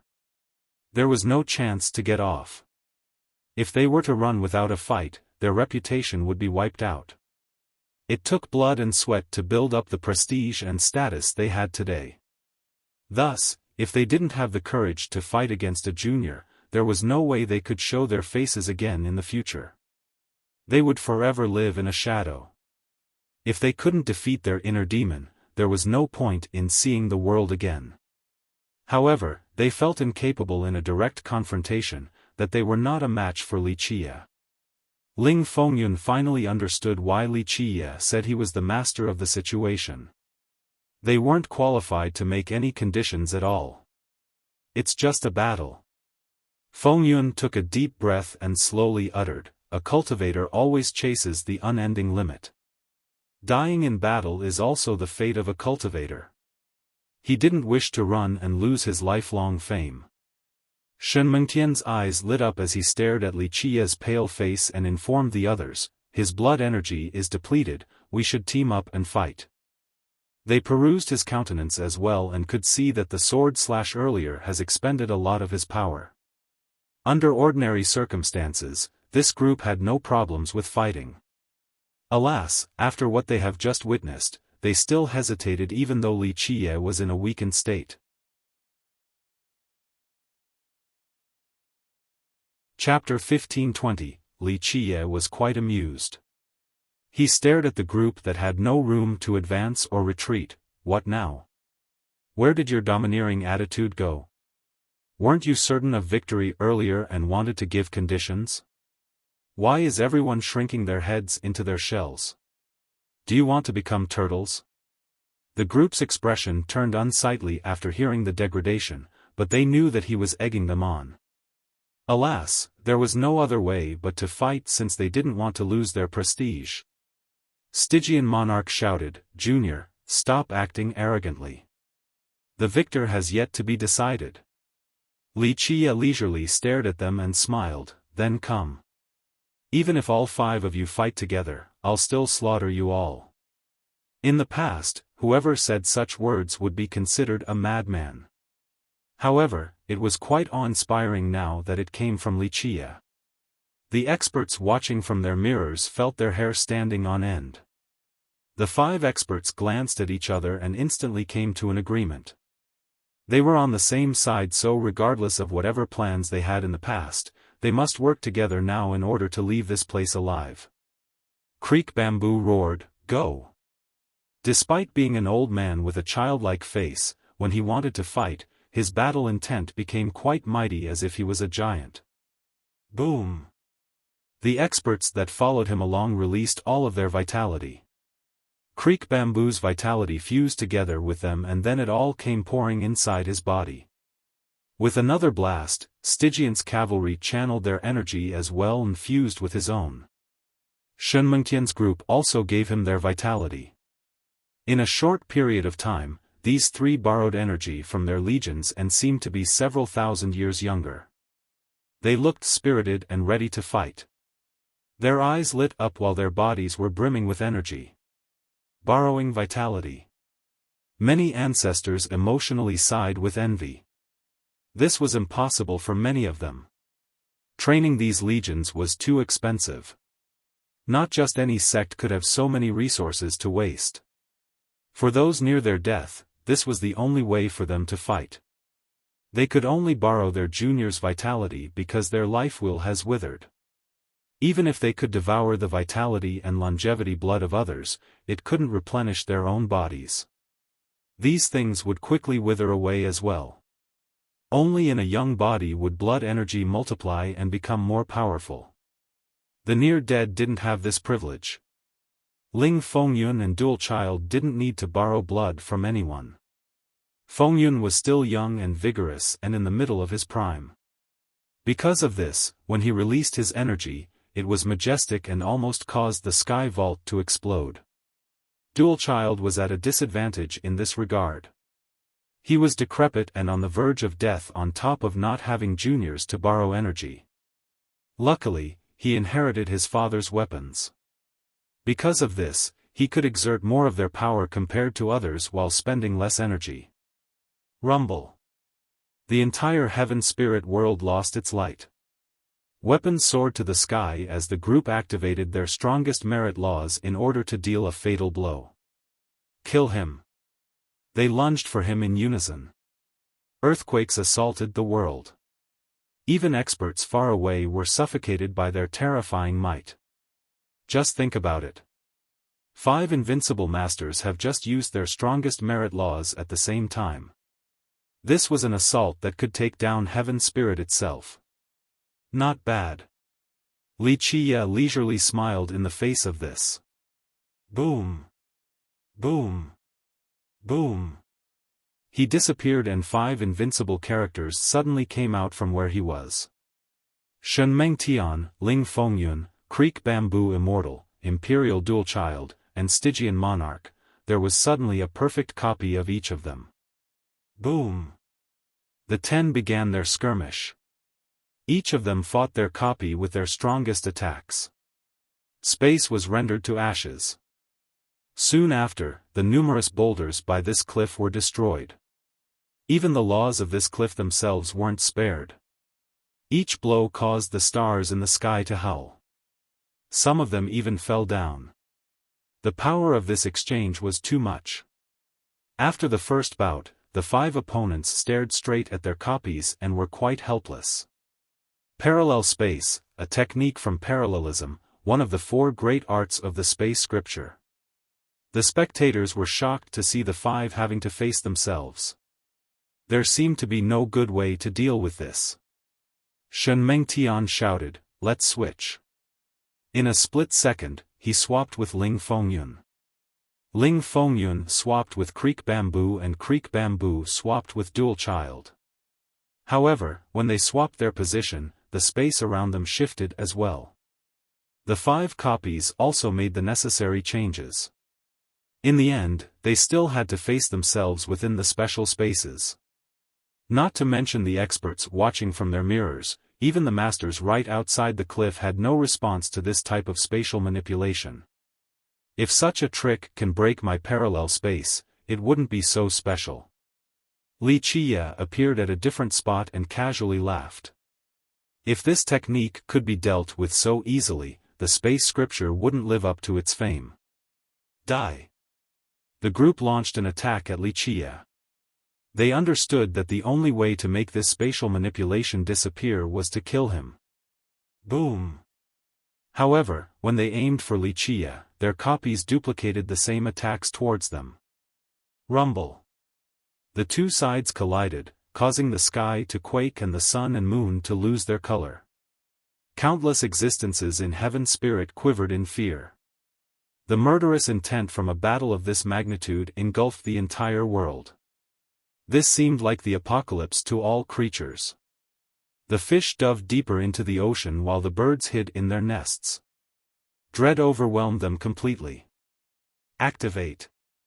As the battle was heating up, Dual Child crazily howled. He unleashed an ultimate attack from his true treasure. This might not be at the level of a heavenly annihilation, but it was infinitely close. Even though Dual Child's copy also replicated the same ultimate attack, it actually lost in this exchange and had to take several steps back. In this split second, Dual Child understood right away and shouted, "Use your weapon's ultimate attacks, they can't replicate a true treasure's full power." With that, the other 4 quickly unleashed their weapon's strongest moves. The auras of Tree Fathers, Sea Gods, and Immortal Emperors rampaged across Heaven Spirit.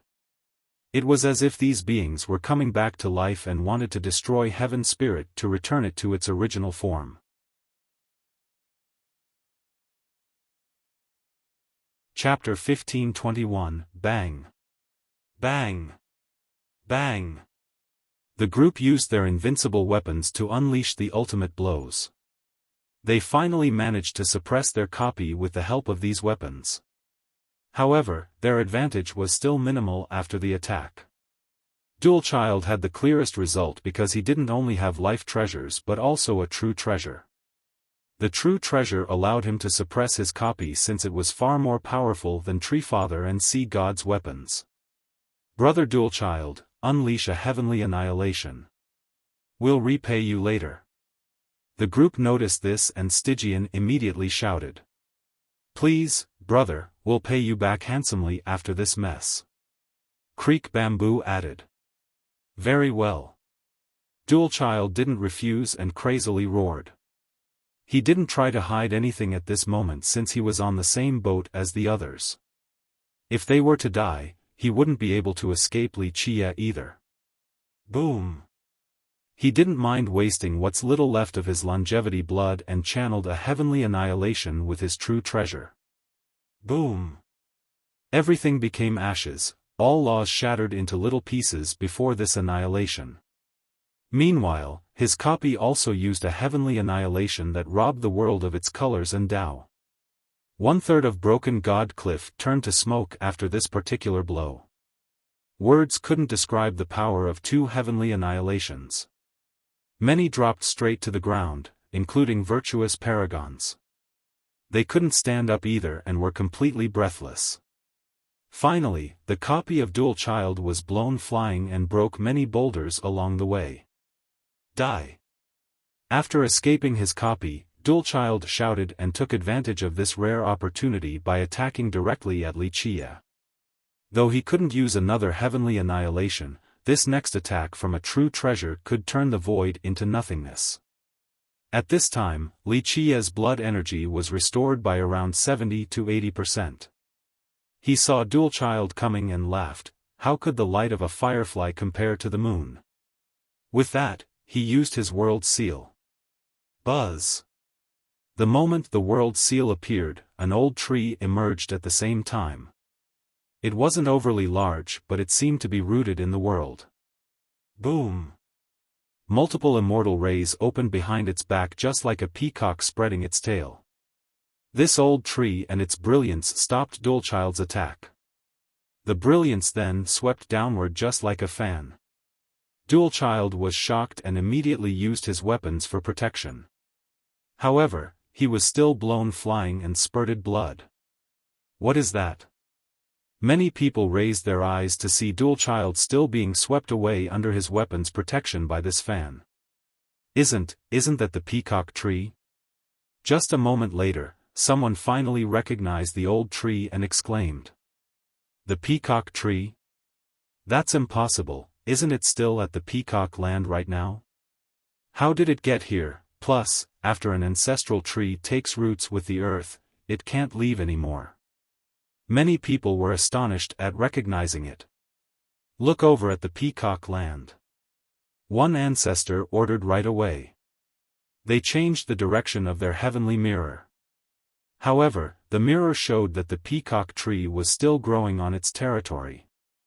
Alas, the peacock tree back at the Broken God Cliff was completely identical as well. Two peacock trees, what is going on? People became quite confused. An identical tree came out of nowhere, even the masters couldn't tell which one was real or not outside of their location. The 5 copies earlier of the masters were already shocking enough. This addition only added to the crowd's astonishment. Is this a Tao avatar of the peacock tree? One expert wondered. I don't think so. A Treant ancestor replied, once an ancestral tree takes root, it is just that. No Tao avatar is available. Of course, people didn't know that this was the amazing property of the world seal. After curing the tree, Wuxia has garnered its agreement, so he made a mark of the tree with his world seal. This meant that he could summon it to fight for him wherever. There was still a disparity between this copy and the real thing. After all, peacock was an ancestral tree. Nevertheless, this copy was still stronger than an immortal emperor true treasure, so Dual Child was still blown away despite having a true treasure's protection. Stop, don't attack anymore. At this time, Fengyun shouted while looking at the peacock tree in the sky with a grave expression. The group immediately stopped and their copies stopped as well. This was the weakness of parallel space. If one were to stop fighting or run, the copies would stop. Of course, this clear weakness isn't present in the higher level technique, parallel displacement. The group stopped cautiously and stared at their copy. They slowly retreated and maintained a sufficient gap. At this time, they didn't dare to act recklessly at all. Though the copies wouldn't attack them, their expression wasn't good either since they were staring at the peacock tree in the sky. Okay, warm-up is over. Time to take it up a notch. Wuxia smiled after seeing the group stopping their attack. He recalled parallel space and the 5 copies disappeared instantly. At this time, his foes had nothing to say. Even a legendary god king like Ling Fengyun remained quiet. They understood that they were in a precarious situation today. Li Qiye could casually take out methods to suppress them like this so his killing move might end with their doom. They felt a tinge of regrets. If they knew he was so terrible, they wouldn't have crawled out at all. It was better to obediently tuck their tail between their legs back in their cave. Alas, it was useless now. The feud knot has been tied, they were arrows that have shot from the bow. There was no coming back. The quiet spectators everywhere had no ways of solving this circumstance either. Li Qiye had the absolute upper hand. What other methods could anyone use to subdue him? Even the invincible characters mused back and forth. The only way was to prostrate and beg for forgiveness and mercy. Other than that, there was nothing else the group of 5 could do to leave the broken god cliff alive. What else is Li Qiye capable of? The masters outside the cliff were creeped out by his ability to summon another peacock tree. At the same time, many existences were drowned in fear while others celebrated the fact that they weren't his enemies. This was when everyone realized that Li Qiye was still holding back when dealing with Meng Zhentian's group. How do you all want to die? Li Qiye smirked while staring at his foes and their stoic demeanor. Shen Mengtian and the others were silent. They had the courage to fight a bit earlier but that was gone now. Alas, it was impossible for them to beg for forgiveness. Giving up their pride was even more painful than dying.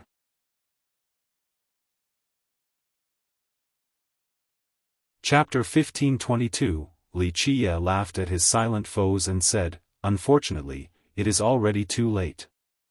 It depends on your own abilities if you will live now or the true resources of your sect." Having said that, immortal rays swept down from the peacock tree. Time seemed to have stopped completely with their coming. Activate. The group all took action at the same time and used their weapons' ultimate attacks. They wanted to disperse the tree's power and shatter the temporal stagnation. Rumble. Even these weapons failed to stop the descending immortal rays. All were blown away while vomiting blood.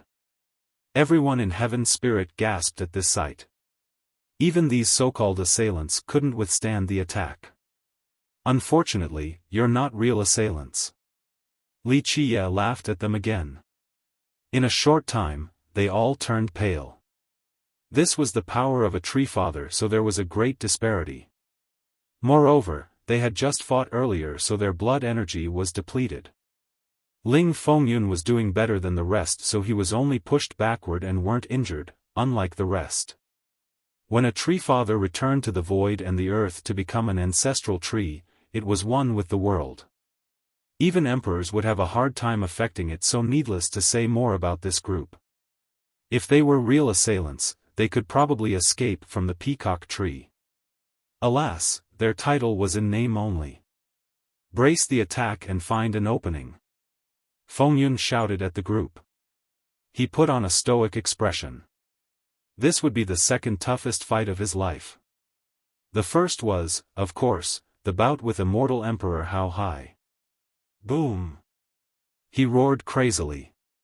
His vitality surged like a waterfall, and at the same time, he used his longevity blood to wake up the sea god's weapons around him.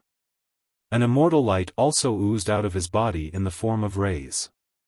They came together to form a wondrous flame with the appearance of a pair of wings supporting him. He looked like a giant at this moment, as if he was capable of shouldering the world. At this point, he didn't care for anything else. If he didn't go all out right now, there was no chance of leaving this place alive today. Come, show me how strong you really are. With an engulfing aura, he was much more powerful and ferocious compared to his allies. His domineering presence had no bounds. This was the temperament of an emperor assailant. Once again, he wasn't a real one, but many accepted his title and achievements, including the peak existences. This is Ling Fengyun's true power. Just his cultivation alone could probably take on 2 Stygian monarchs. Even the masters outside of the cliff said with emotions. I heard you borrowed an immortal emperor true treasure from the Gu Chun's 4 branches to fight against immortal emperor How High back then. Unfortunately, you won't be so lucky today. Plus, I'm not the emperor. He didn't use his true fate weapon because he appreciated your talents and achievements, so you were able to make it to 200 moves. I'm afraid your death is certain today though. Alas, Li Qiye paused for a bit before making a proposal. Like you have said before about your love for talents, I have it as well. Submit to me and not only will I spare you life, I will show you the way so that you can become a true emperor assailant. Everyone in the world was stunned after hearing this. There was no doubt that Li Qiye wouldn't spare the others, but he was willing to spare Ling Fengyun. They all waited for Fengyun's answer with bated breath. I shall fight to the end even when knowing death is on the horizon. I didn't die to an immortal emperor, but dying to a genius with 13 palaces won't besmirch my life at all. Fengyun laughed heroically with a rising momentum and spirit. He has realized something and was ready to go all out with no fear of death in battle today. In his eyes, the outcome of this fierce battle might not be as favorable as the one with immortal Emperor How High. In the past, he made perfect preparation to fight the Emperor and even borrowed a true treasure from the 4 branches in order to exert his strongest battle potential. Moreover, that was the year when he was at his highest state in Tao enlightenment and vitality. But as Li Qiye has said, the Emperor didn't have his true fate weapon, only his bare hands. Ling Fengyun managed to endure 200 moves before losing to the Emperor. However, the Emperor didn't choose to kill him. He paid a great price because of this battle. Not only did he consume a monstrous amount of blood energy, he also expended a shocking portion of his lifespan near the point of depletion. These injuries didn't heal until a long time after he sealed himself for recovery. Commendable courage. Li Qiye said with a smile, so be it, have your wish. With that, the immortal rays from the peacock tree went straight at Ling Fengyun with considerable pressure. Open! With his cry, the sea god's weapons came back to life. 2 majestic figures emerged, they were the intents of the roaring conch's 2 sea gods. Boom! Boom! Boom! Both figures entered Fengyun's body, making it grow even larger. He looked just like an avatar with sea god's laws circulating around him. In the blink of an eye, he assumed the appearance of a sea god that could soar above the 9 heavens. Bang! Fengyun has finally made his move by raising both hands to the sky to stop the incoming immortal rays. Rumble! The entire world shook as if his palms were actually shaking it. He was able to shoulder this immense mass and the immortal rays from the peacock tree due to his own power and the help of the sea god's weapons. So strong. Many cultivators were stunned after seeing this. That's Ling Fengyun for you, still someone who could fight against an emperor. The masters present were astonished by his power. Creek Bamboo had 2 treefathers from his branch, and Shenmeng Tian was called a teacher because some emperors have asked him questions before. However, in terms of cultivation, the 2 of them didn't live up to their fame. In fact, these 2 and even Stygian, who has fought all over the 9 worlds, have never fought against an emperor. They might have contended against a young emperor before ascension, but not against one with a heaven's will. On the contrary, the youngest among them, Ling Fengyun, has fought against a real emperor before, one of the most brilliant ones at that. Very strong indeed. Li Qiye smiled at this spectacle. Unfortunately, you lack the might in the past since you haven't recovered fully. With that, the peacock tree became even brighter with more rays descending down. They completely suppressed Fengyun's body this time around. Bang! Bang! Bang! Fengyun struggled this time because the peacock tree has exuded its origin power. It wasn't only coming from the tree itself but from the earth itself. This copy from the world seal might be inferior to the real thing, but it was much stronger than an avatar type of technique. It could exert at least 50 to 60% of the real tree. If Li Qie went all out, it might even reach 70%. Thus, it was easy to imagine that regardless of how strong Fengyun might be, he couldn't withstand it any longer.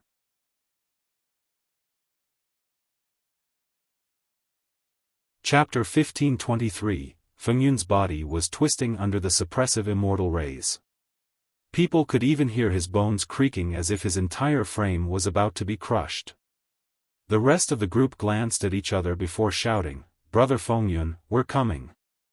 Shenmeng Tian, Creek Bamboo Immortal, Stygian Monarch, and Imperial Dual Child all rushed forward with their divine weapons. Rumble.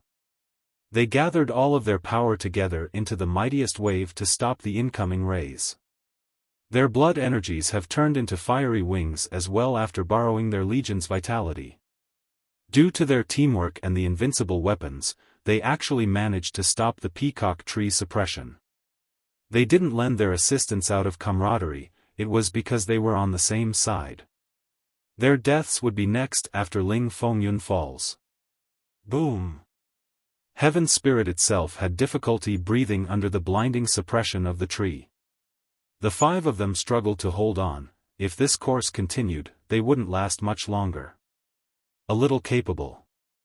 Li Qie wasn't in a hurry to end this after seeing the group manage to resist a bit longer. Although Dual Child's group tried their best with their divine weapons and could stop the immortal rays, they couldn't retaliate at all. Their vitality was gradually depleting. This was the aspect where they were much inferior to Ling Fengyun. He could last much longer due to his vigorous constitution. Even when they borrowed the blood energy of their legions, it still only belonged to a group of juniors with weaker cultivations. This only acted as a temporary form of replenishment and couldn't let them fight a prolonged battle. They were still safe and sound, but the group was actually suffering and turned pale. If this continued, their borrowed vitality would deplete in a short time. Creek Bamboo hastily communicated with the others, "Brothers, we must run." "How?" Dual Child replied, "It's not just the peacock tree. Once we try to run, Li Qie will seal the area." They knew now that Li Qie hasn't used his full power. This peacock tree was only part of his arsenal, yet it was already enough to leave them helpless. Once they tried to run, he would use even more means to kill them. Creek Bamboo gravely responded, "I have a backup plan from the ancestral Terra, but I need Brother Shen's divine reflection and your treasure, Brother Stygian." The two were moved after hearing this. Shenmeng Tian didn't use his reflection fully just yet while the monarch was using a different weapon and not the ancient weapon from the spirit abyss. "Okay, brother, go for it. We know what to do." The three of them reached an agreement. Creek Bamboo emphasized, "We must pay a heavy price to leave this place alive." The other two's eyes darted at each other. They understood what this heavy price meant. "Just do it. As long as we can live, there is still a future." Stygian nodded solemnly. Boom! Creek Bamboo's body shot out a bloody light. A supreme law was created within just like an all-devouring vortex. "Ah!" Screams echoed left and right. The experts who came here with Creek Bamboo began to break down. All of their essences were devoured by him. "Ah!" More cries of anguish came about. Both the legions from the Dream Empyrean and the Spirit Abyss collapsed into bloody mists. These essences then entered the respective leaders. Such a development shocked the spectators. The juniors were here to lend their blood to their ancestors, but now, these ancestors instantly took everything from their legions. It was the same as dissecting a chicken for an egg or draining a pond for the fish. Ling Fengyun quietly sighed. He understood what they wanted to do. Buzz! After devouring the essences of the legions, the three's vitality erupted several times. They were greatly replenished at this moment. However, they didn't attack Li Qie right away. Bang! At the ancestral Terra, a divine ray shot to the sky. A tree swayed back and forth before shattering the sky vault in order to open a door. At this critical moment, Creek Bamboo screamed, "Now!" Boom! At the spirit abyss, a treasure covered in primordial chaos jumped out. With its appearance, the treasure currently in Stygian's hand oozed out primordial chaos as well. He relied on this treasure to form a chaotic Tao platform. At the same time, a treasured gem flew out of the dream Empyrean and instantly lit up. This made Shenmengtian's divine reflection radiate with a blinding light. It shot out many laws as well. Clank! Shenmengtian constructed a Tao portal inside the chaotic Tao platform. This Tao portal then latched onto certain spatial coordinates. Boom! Suddenly, this portal emitted a terrifying and unstoppable siphoning force. Go! Creek Bamboo reminded everyone of this fleeting opportunity. Buzz! The 5 of them were sucked into this Tao portal and teleported away. Bang! Just a split second after they disappeared, the immortal lights crushed both the platform and the portal. The 5 reappeared back at the ancestral Terra. They had no color in their complexions due to the great amount of energy they expended for this escape. They were still shaken with fear and couldn't speak at all. They got away? Many were astonished by this swift escape. They didn't expect the group to be able to do so at all. Extraordinary, they managed to escape. The masters nearby nodded their heads. Wuxia wasn't surprised at all. He softly smiled and stared at the treasure doused in primordial chaos in the abyss as well as the gentle gem near the Empyrean and stated, "It wouldn't be so easy to find them if they remained hidden. Not bad, it is time for me to destroy the ancestral Terra and harvest." Soon after these words came out, the group who made it back to the Terra were speechless like dogs that have lost their masters. They didn't dare to leave this area at all. There was no location safer than here right now. After all, it was still under the protection of 3 ancestral trees. If it was any other place, Wuxia might be able to penetrate the defenses easily. Wuxia's declaration shocked both the experts watching through their mirrors and the masters nearby. At this moment, they realized that he was aiming for the Terra and Abyss as well. He took one step forward with deities paving a supreme path for him. Multiple phenomena emerged with divine followers worshipping him. The 9 heavens and 10 earths were moved, the yin and yang, as well as the cycle of reincarnation, were reformed. He was the current master of the immortals, the Lord of all. As he stepped towards the Terra, the mountains and rivers lost their brilliance. All existences trembled in fear as if all of heaven's spirit was faltering beneath his feet. Many people could imagine a scene where all the disciples from the Terra were quivering in droves, squeezed into a corner where their clothes rustled.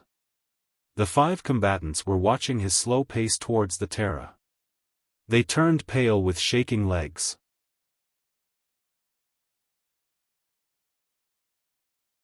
Chapter 1524. The ancestral Terra was a lineage with 3 tree fathers, one of the strongest in heaven's spirit.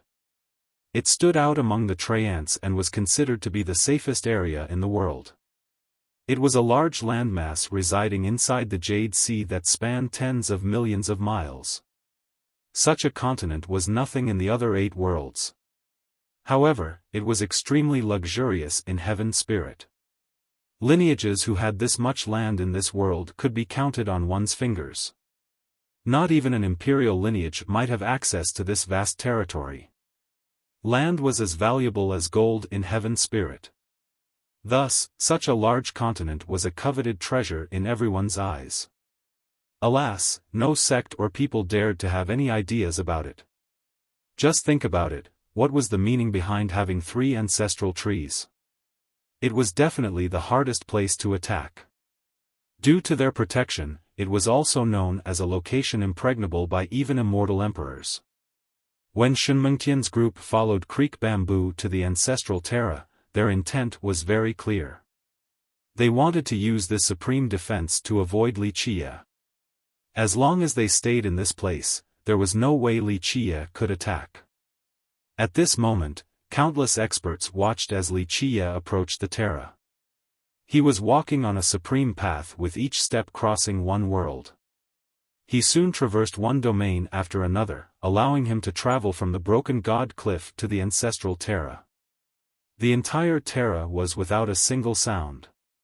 It was as if all of its disciples and creatures were hiding in their nests. Just imagine this scene. This was a mighty lineage with absolute power, capable of calling for rain and winds in heaven spirit. Only an imperial lineage with an emperor present would dare to oppose them. Alas, the imperious sect has turned into a turtle that shrank into its shell. Its disciples didn't dare to exit the main gate. They have never experienced such humiliation before. Fear wouldn't be on their minds unless an emperor were to attack. After all, no one else could even attempt to launch an assault. Today, after Creek Bamboo ran back, these disciples were completely aghast. This was their strongest and oldest ancestor, yet Li Qia completely obliterated him. Moreover, he had an alliance with other masters as well. Thus, they didn't dare to breathe loudly and listened to their seniors' orders. All went into hiding and stayed within their own clans. This is actually happening to the ancestral Terra. The cultivators in the world were in awe of this scene. Normally, the Terra's disciples were pompous, aggressive, and didn't give a damn about anyone. Today's scene painted a stark contrast in comparison. It's about time they get taught a lesson. Some cultivators were cheering inside. Too many in heaven spirit have suffered the bombastic attitude from the Terra, so they were gleefully gloating at this moment. While standing right outside, Li Qia stared at the ancestral Terra and smiled. Should I make my way in, or will you come out and accept your deaths? Even the invincible masters were stricken with anticipation. Li Qia was actually doing it. They wanted to see whether the miracle creator could continue to do his work and break the Terra with its 3 ancestral trees. Fellow Taoist Li, no, young noble Li, it is better to let go of grievances. Creek Bamboo showed his face outside the Terra and surrendered. We accept our defeat in the war today. Seeing him raise the white flag made everyone in the world take a deep breath. This was Creek Bamboo, someone whose line had produced 2 tree fathers. Alas, despite hiding in the safest location in the world, he still chose to surrender. This truly shocked the crowd. No one expected for him to surrender like this one day. As you have said, this is a battle. Li Qia chuckled in response, a war is no joke. The losers must pay a great price. Creek Bamboo hesitated for a moment before acquiescing. What price do you desire, young noble Li? At this time, they had no other choice. It was either to fight Li Qia to the very end or negotiate the conditions after losing completely. Li Qia freely stated, what I want. I'm afraid you can't make this decision or satisfy me. Young noble Li, what do you want? Shen Mengtian and Stygian came out as well. Li Qia smirked before taking his time answering, what I want isn't too outrageous. 1. All of you will commit suicide, this demand is too unreasonable. Creek Bamboo's expression sank and interrupted him, young noble Li, there is no denying that we have lost.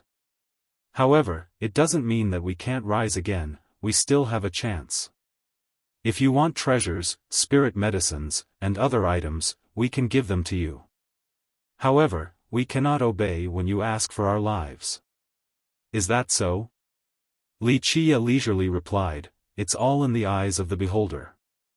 You feel that your lives are valuable, but in my eyes, they're not worth mentioning. I am a benevolent person. He grinned, I'm giving you one last chance right now. I don't mind if you still resist either.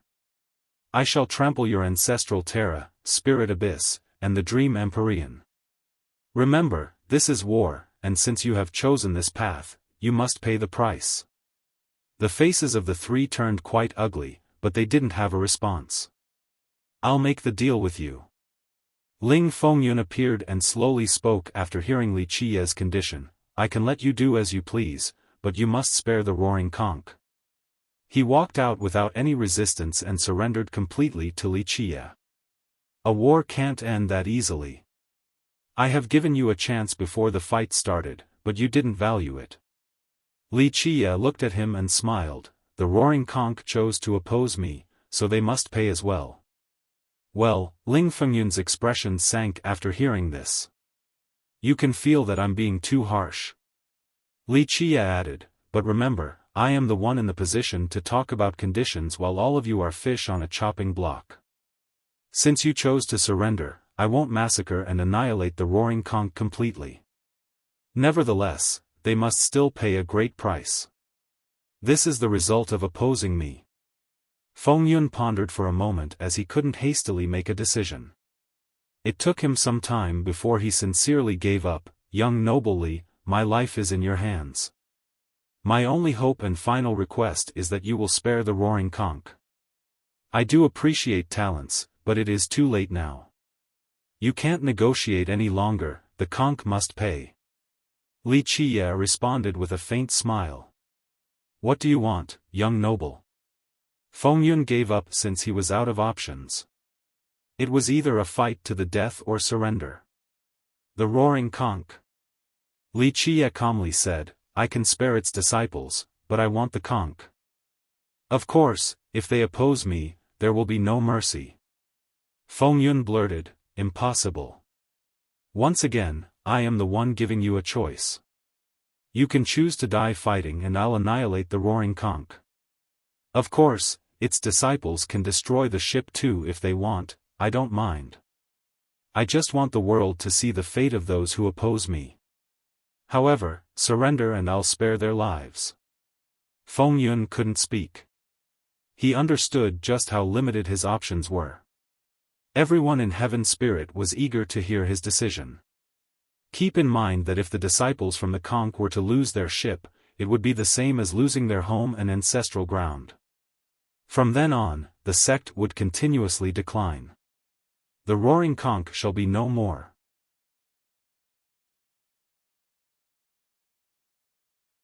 Chapter 1525. Wuxia smiled casually while looking at the hesitating Fengyun. My patience is limited, don't make me wait. Answer now or wait for the destruction of the roaring conch. Fengyun gritted his teeth before answering with a serious tone, fine, I agree to surrender. The roaring conch will be yours as well, but you must spare its disciples. Wuxia flatly replied, I won't trouble the obedient, but any resistance shall be put down without mercy. Fengyun had no response. He wasn't an ancestor from there, so he couldn't force all of its disciples to give up. This was the best that he could do. Heaven Spirit was silenced by this scene. Many people became sentimental at the ultimate fate of this fallen hero. Even though he has surrendered, no one would mock or look down on him. He simply came this time at the beseech of the roaring conch. He still acted honorably before this outcome and could fight to the end if he didn't care for the roaring conch's fate. If he were to die in battle, his name would still spread to the future generations. However, he chose to give up. Everyone understood that he would die anyway, but he still chose this disgraceful exit in order to save the conch's disciples despite not being from the sect. Thus, many found his submission to be worthy of admiration and respect instead of scorn. He didn't say anything else and quietly stood to the side while waiting for Wuxia to make his decision. In the past, his battle with immortal Emperor Hao Hai was only a personal bout. However, the battle today was due to grievances between the conch and Wuxia, so he had no other choice. He quietly lamented. During his youth, the conch saved his life, so today, he shall pay it back to the sect. Have you all make up your minds yet? Wuxia glanced at Creek Bamboo's group and chuckled. I have nothing to choose. Wuxia, if you want to kill me, my only response is to fight. I refuse to surrender. Dualchild laughed and was the first to respond. He didn't have any options either unless there was a place in the world where he could hide from Wuxia's pursuit. Otherwise, Wuxia wouldn't spare him. Compared to Creek Bamboo, Dualchild was able to let it go since he was alone without any worries or restraints. Even if he were to die in battle, it would be his personal problem. A bit brave, not dishonoring your father's prestige at least. Wuxia smiled at him. Time waits for no one. Wuxia then stared at the other three. Make your decisions. The three promptly glanced at each other to read their intents. They cherished their lives and feared death. After all, living a crappy life was still better than dying honorably in their eyes. Alas, it was time for them to make their choice under the eager eyes of the spectators. If you all wish to fight, we can fight together. Dualchild laughed while the three couldn't make up their minds. Among the 5 masters right now, Dualchild chose to fight while Ling Fengyun chose to surrender. However, these three weren't the same as Dualchild since he was completely untethered and the only one responsible for his actions. Young noble Li, very well. In the end, Stygian made his choice, the winner takes all. We have lost today, so I agree to kill myself. However, you must spare the spirit abyss. I'm afraid you misunderstood me. Wuxia said with a smile, before the battle, I could have accepted your appeal via suicide, but it is too late now. Your life is worthless after losing. However, if you wish, I can give you some conditions. First, commit suicide. Second, hand over your treasure. Third, hand over the abyss just like the conch. With that, I will not massacre your future generations. With that, he pointed at the treasure floating above the abyss. That's impossible. The monarch immediately refused. Wuxia elaborated, remember, I'm giving you the choice. None of you are qualified to negotiate with me. I can kill everyone along with your sections. However, since I am a benevolent person, I'm simply giving your future generations a chance. Shortly after, the three's expressions turned unsightly to the extreme. The same goes for you, Creek Bamboo. I will spare you future generations if you commit suicide and hand over the ancestral Terra. Shenmeng Tian as well. Hand over the jade and the Empyrean's ancestral ground and I shall show mercy to your children. Shenmeng Tian shouted, you are pushing us too far. Such conditions made it impossible for him to accept. The jade was a priceless treasure. Even though he has cultivated his divine reflection to its limit, the jade itself greatly helped him. Because of it, he was able to calculate the karmic and samsara cycles. This was the reason why even emperors would ask him about certain things. Moreover, losing the ancestral ground meant that his disciples would lose their home. From then on, the dream Empyrean would be no more. The end result for me is the same regardless of your choice since I can still kill everyone and take your treasures. Wuxia leisurely smiled, the only reason why I am giving you a choice is that I don't want to massacre too many people. Unfortunately. He gently shook his head, as ancestors, you didn't think about your descendants. This is a disaster you brought upon them, so when I destroy your sects, do not blame me for being ruthless. I have given you a chance. Creek Bamboo coldly uttered, Wuxia, not everything will go the way you want. In his eyes, if it was only him committing suicide, he could still accept this in order to barter some peace for the Terra. However, asking them to leave their ancestral ground was impossible unless he killed all of them. You still think your Terra is unbreakable, right? I know, you are still very optimistic with 3 ancestral trees. I think that you aren't the only one either. Even Shenmeng Tian and Stygian might have this thought. Wuxia, strong you may be, but don't forget that you're still not an emperor. Creek Bamboo continued, if you are willing to spare my ancestral Terra, I will agree to some other conditions. Wuxia chuckled in response, since it looks like you have made your choice, it's time for us to end this. Watch as I destroy your Terra. In that case, we'll fight to the end. Dualchild laughed and told the other 2, I don't believe that he can break the defense of 3 ancestral trees. Dualchild wanted to fight to the death from the very beginning, so he naturally wanted the others to join him. In his mind, there was still a chance to reverse the tide, especially with the Terra right behind him. Yes. Brother Creek Bamboo, maybe we can kill him with the 3 ancestral trees. Shen Mengtian bit his lips and made up his mind. They might as well go all out. Since they couldn't accept his conditions, they must fight to the end despite the very small chance of winning even with the help of 3 ancestral trees. At the very least, there was still a glimmer of hope. Creek Bamboo was hesitant because the battlefield was right at his sect, but he didn't have any other option. Wuxia, your aggression is to blame for this. He made up his mind as well, we'll take you on then. Our ancestral Terra has never been afraid of trouble. Come, we'll wait for you. Having said that, the group disappeared back into the Terra.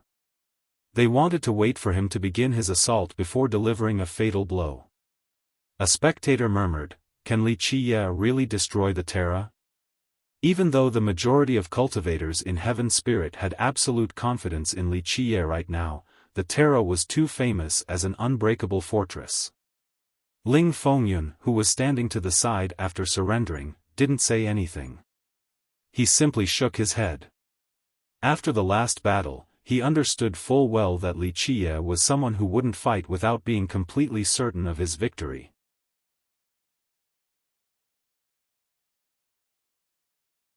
Chapter 1526. At this moment, Wuxia smiled and stepped into the ancestral Terra. Heart skipped a beat and all experts became unavoidably tense. They weren't nervous for Wuxia but for the Terra instead.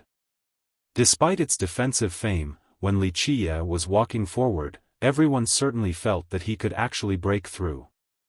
They didn't know why they had such confidence in him though. Rumble. One wave of defensive perimeter rose after another. It resulted in a blindingly dazzling scene. Universal laws poured down like the waterfalls. Treefather's runes drowned the Terra like a protective ocean. Just a minor trick, can't reach the apex. Wuxia laughed. His 13 palaces emitted their golden light and illuminated the world. In a split second, his inner physiques shined as well. The void imperfection and hell suppression physiques erupted instantly. He was able to dodge all the laws and powers while crushing everything else.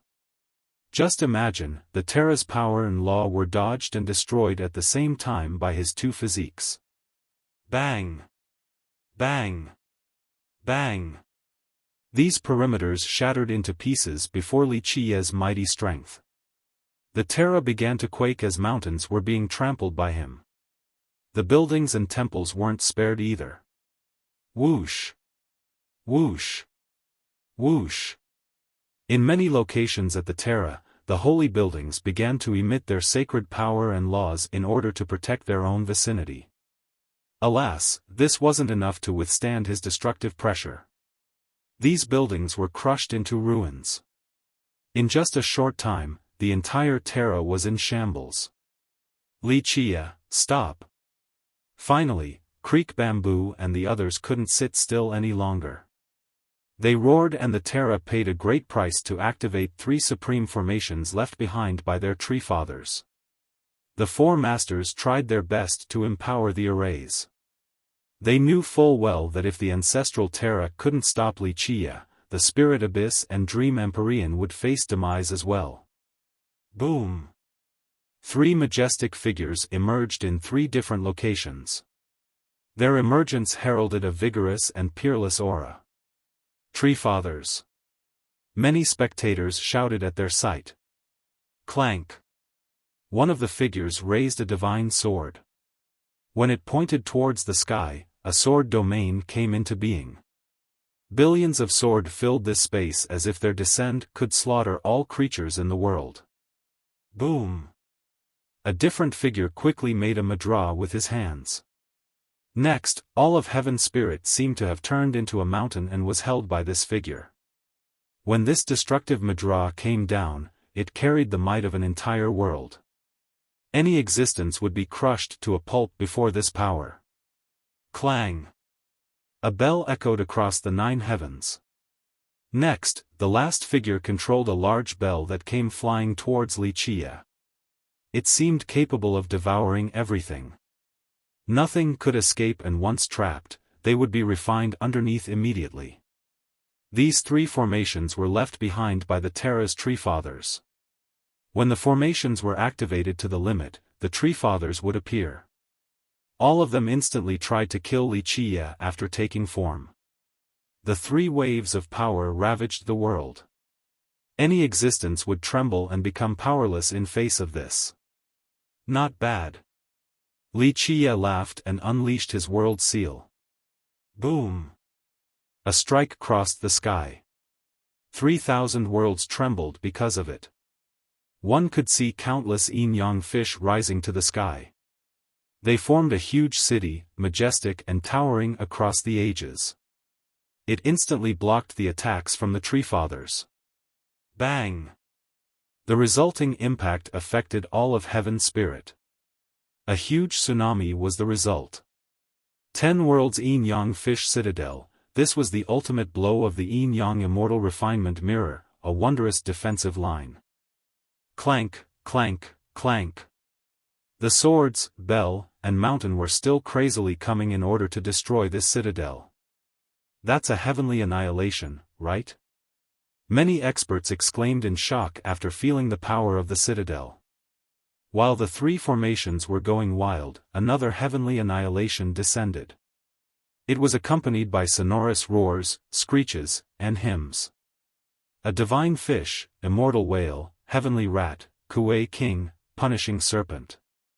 9 supreme figures emerged. These were immortal beasts visiting this world. Their primal and terrible auras engulfed the entire area.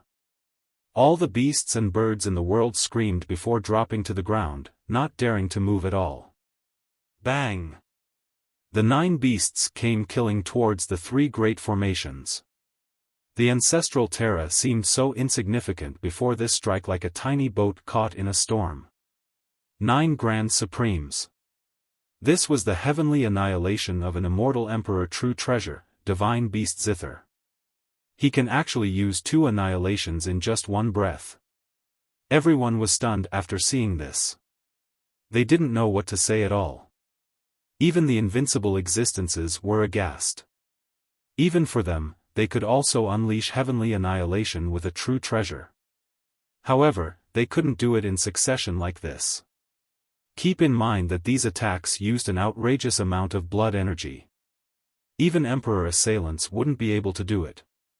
It was something left for immortal emperors. We offer our blood to invite the will of the forefathers. At this time, not only Creek Bamboo's group took action, but the ancestors from the Terra have also made their move. They gathered the energy together and sacrificed their blood to the 3 formations to reach their peak potential so that the 3 Tree Fathers could kill Wuxia. Break! At this very second, Wuxia screamed and unleashed the 3rd. Boom! A mountain appeared in the sky and Buddha was descending. This attack annihilated all evils. The pious worshippers began to pray Buddhist chants.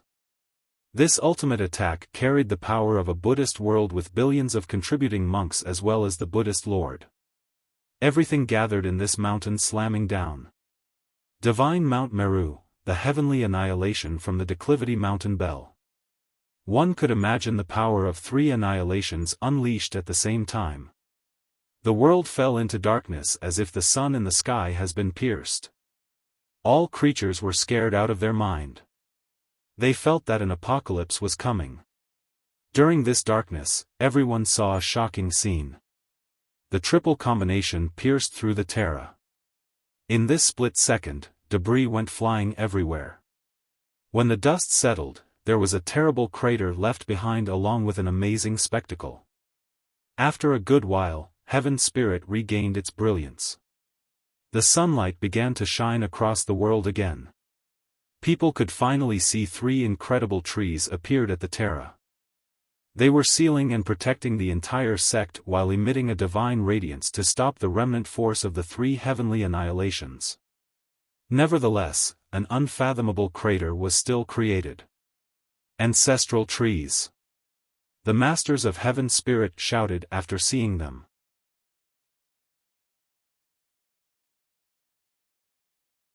Chapter 1527, Seeing the three ancestral trees standing in the middle of the world protecting the ancestral terra suddenly made many people feel relieved.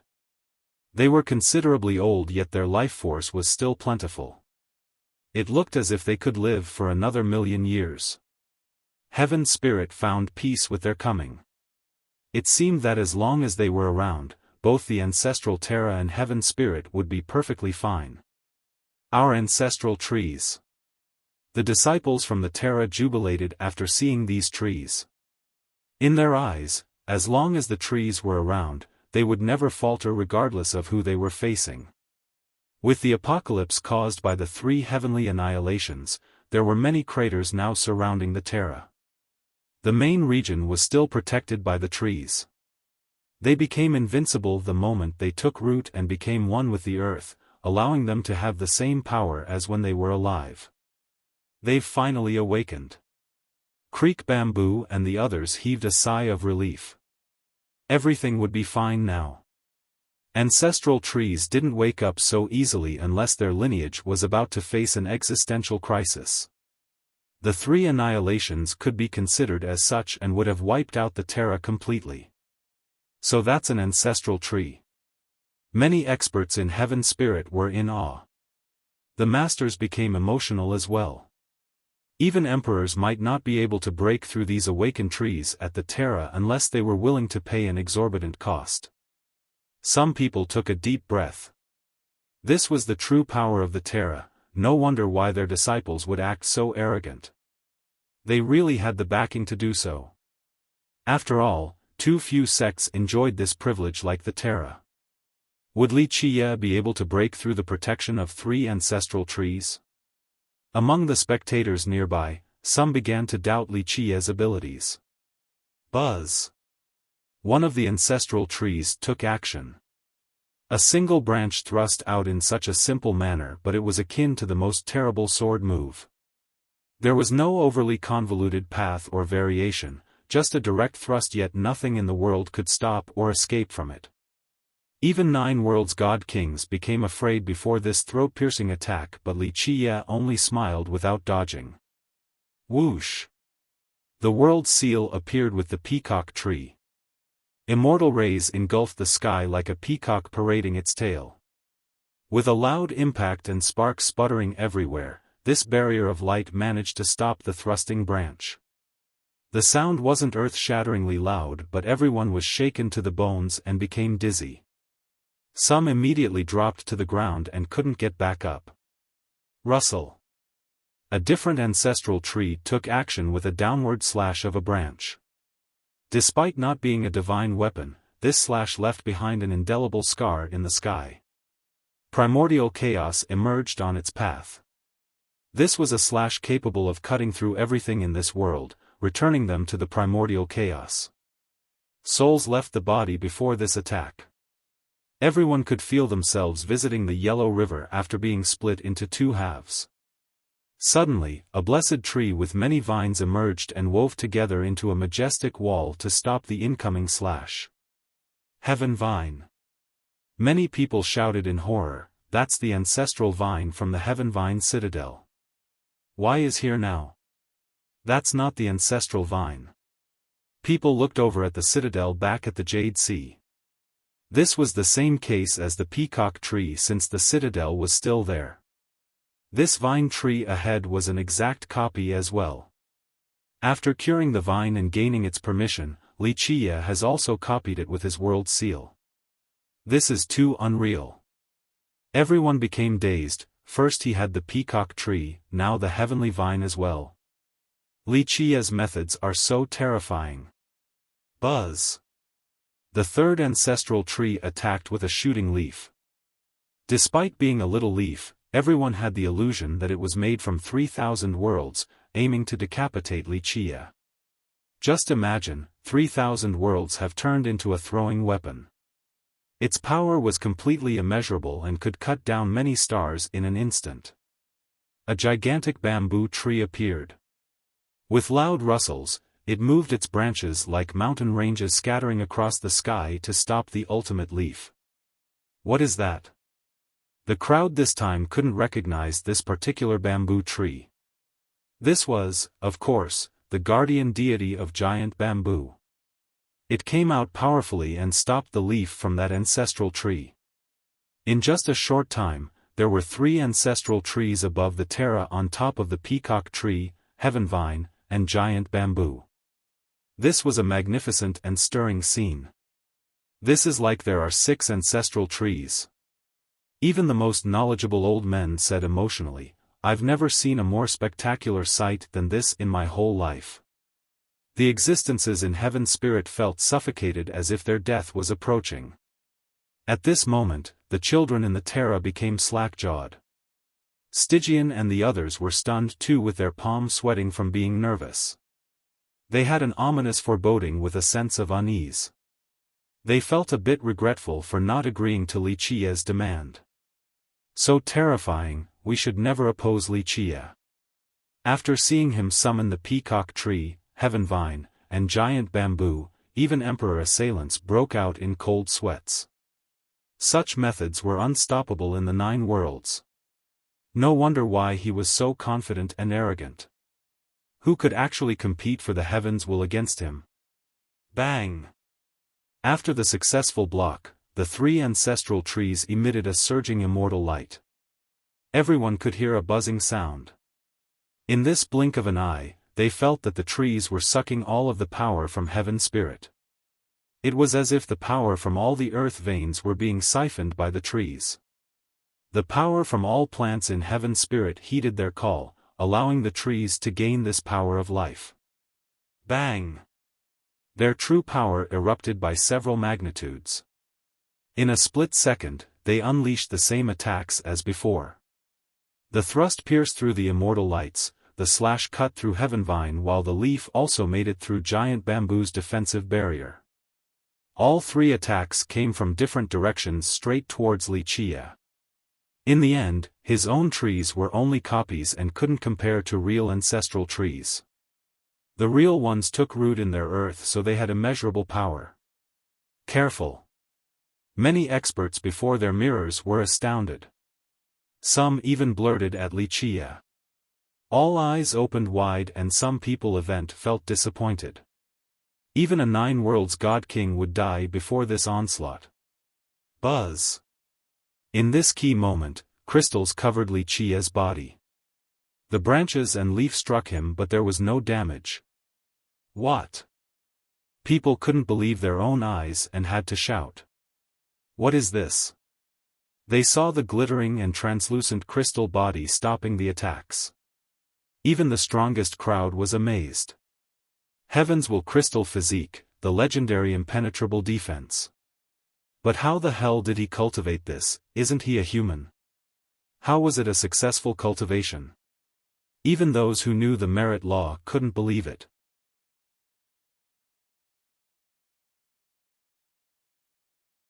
Chapter 1528, The 2 branches and leaf from the 3 ancestral trees could make short work of a 9 worlds god king. However, Wuxia's shiny body under the protection of the crystal physique was impervious even against the ancestral trees. They simply couldn't break through. Whoosh! They tried again with the thickest branches, this time in the most destructive blow. In a split second, it was as if 3 treefathers were attacking themselves. The branches acted like palms deriving wondrous laws to kill Wuxia. The Grand Tao cracked beneath this attack. All of heaven's spirit suffered earthquakes. The strongest wouldn't be able to escape this disaster unless they were an immortal emperor. However, the shiny light continued to flow on Wuxia's body. He was completely unharmed. Heaven's will crystal physique, untouchable even by emperors. How the hell did a human like Wuxia cultivate this supreme art from the golem race? An invincible character exclaimed emotionally. Another powerful being predicted, I wonder how long his physique can last. If it is on the same level as immortal Emperor Jingyu, it will completely surpass even a grand completion indestructible diamond physique. Wuxia chuckled while looking at the trees. Anything else? Go for it. He was completely unbeatable with the crystal physique since the trees couldn't kill him as long as it was activated. The Stygian monarchs group inside the Terra was astonished as well. They didn't expect Wuxia to have such an invincible art like the crystal physique. This allowed him to always be in an unlosable position. Ling Fengyun sighed as well. Wuxia's power has far exceeded their expectation. It looked like they have underestimated him the entire time. Whoosh! 3 more branches stretched out from the trees just like laws. They came together to form a portal. When this portal opened, it looked like a world of primordial chaos. It was profound and dark with primal energy. It was as if this place has never been visited by man before. Banishment, it's a high-level spatial banishment. Even the strongest was alarmed to see this world behind the portal. Once banished to this space, even they wouldn't be able to return right away. While being lost inside, even a 9 worlds god king might take anywhere from 10 to 1,000 years to come back. This was the reason why the strong masters in the crowd were stunned. Bang! A wave emanated from this portal and rushed towards Wuxia. This spatial wave wanted to drown him and left him nowhere to run. The experts understood what the ancestral trees wanted to do instantly. Wuxia has used the crystal physique so they couldn't kill him. The only thing possible in this situation was to banish him so that he wouldn't be able to return. Wuxia didn't bother avoiding this and smiled. Want to play with space? Very well, we'll see who is better. With that, the 13 palaces suppressing heaven spirit quaked. It looked as if the coordinates of the world were visible and they locked onto a particular one. Wuxia slightly pressed down with his palm on space itself. The entire area of the Terra was about to be melted.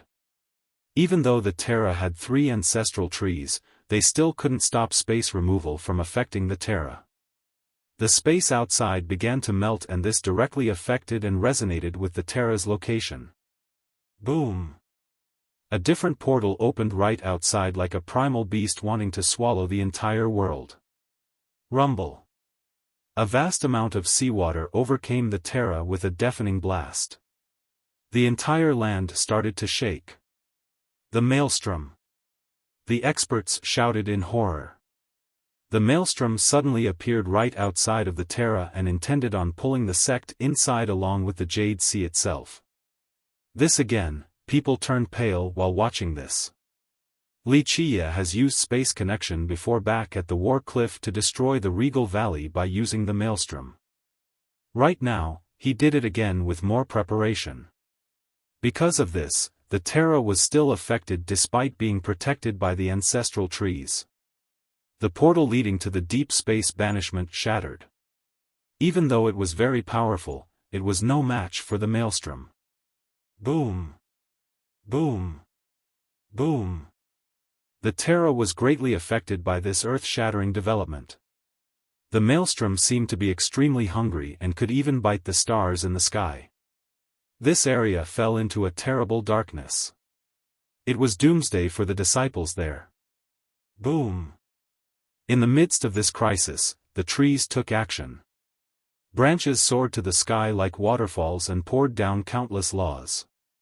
Each of them turned into a chapter with an ensuing detonation. The chapter emitted an unstoppable divinity and left 3 marks from the trees on this space. Buzz! The space ripped open by Wuxia began to close. The devouring power of the maelstrom gradually decreased. Not bad at all.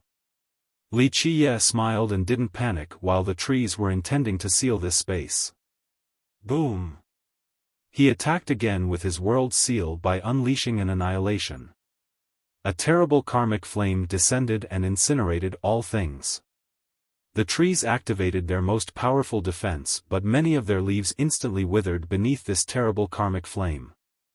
The defensive line failed to stop the fire completely. Though the flame didn't actually make contact with the Terra, the terrible heat wave seemed to be burning the whole place. Many cultivators couldn't escape in time and were instantly scorched into coals. Karmic Imperial Flame. This was the annihilation of the bright flame cauldron. It contained the karmic flames of the 9 heavens and 10 earths with an unimaginable power.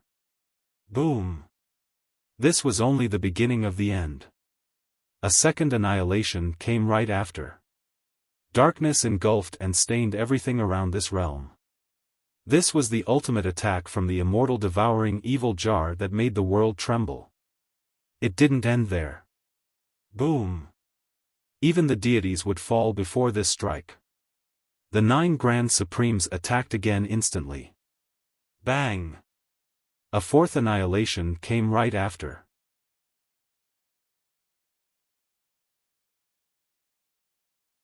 Chapter 1529, Divine Mount Meru. The fourth annihilation came down in the form of a towering mountain as if wanting to shatter everything between the heaven and earth. Clank! A saber hymn echoed in the sky. In the blink of an eye, the fifth annihilation descended with the world seal turning into a one-of-kind saber. Benevolence Prayer. This was the heavenly annihilation of the benevolent saber that had been imprinted to the world seal. One could imagine the power of 5 annihilations at once. It was as if 5 emperors had joined the fray. Is he insane? All of heaven's spirit fell into this apocalyptic scene. The creatures here were scared out of their mind. No one would ever forget such a frightening scene for the rest of their lives. Even a legendary god-king would be rendered to ashes before 5 annihilations. This incoming doom was about to end heaven's spirit. God-kings were mere ants before this attack. Rumble. Compared to others, the disciples at the Terra got a much better view of this world-destroying power. Even with the protection of the ancestral trees, chasms formed in their home. The Terra itself was being ravaged and on the verge of a total collapse. More explosions detonated. As the annihilations raged on, the closed portal opened again with the maelstrom showing its face outside of the Terra and beginning its swallowing process. If the trees were to fortify this spatial coordinates on top of stopping the annihilations, they couldn't protect the entire Terra. In a short time, many buildings were sucked in by the maelstrom. This scene was too magnificent. Tens of thousands of buildings and temples were gone in an instant, uprooted into the sky and twisted into nothingness. Who wouldn't be dazed and frightened by this scene? The Terra itself was helpless in this situation. If this continued on, even if the annihilations didn't do the job, the Terra would be sucked into the maelstrom completely. Is this the end for the Terra? The astonished crowd wondered as the land shook even more violently. Boom!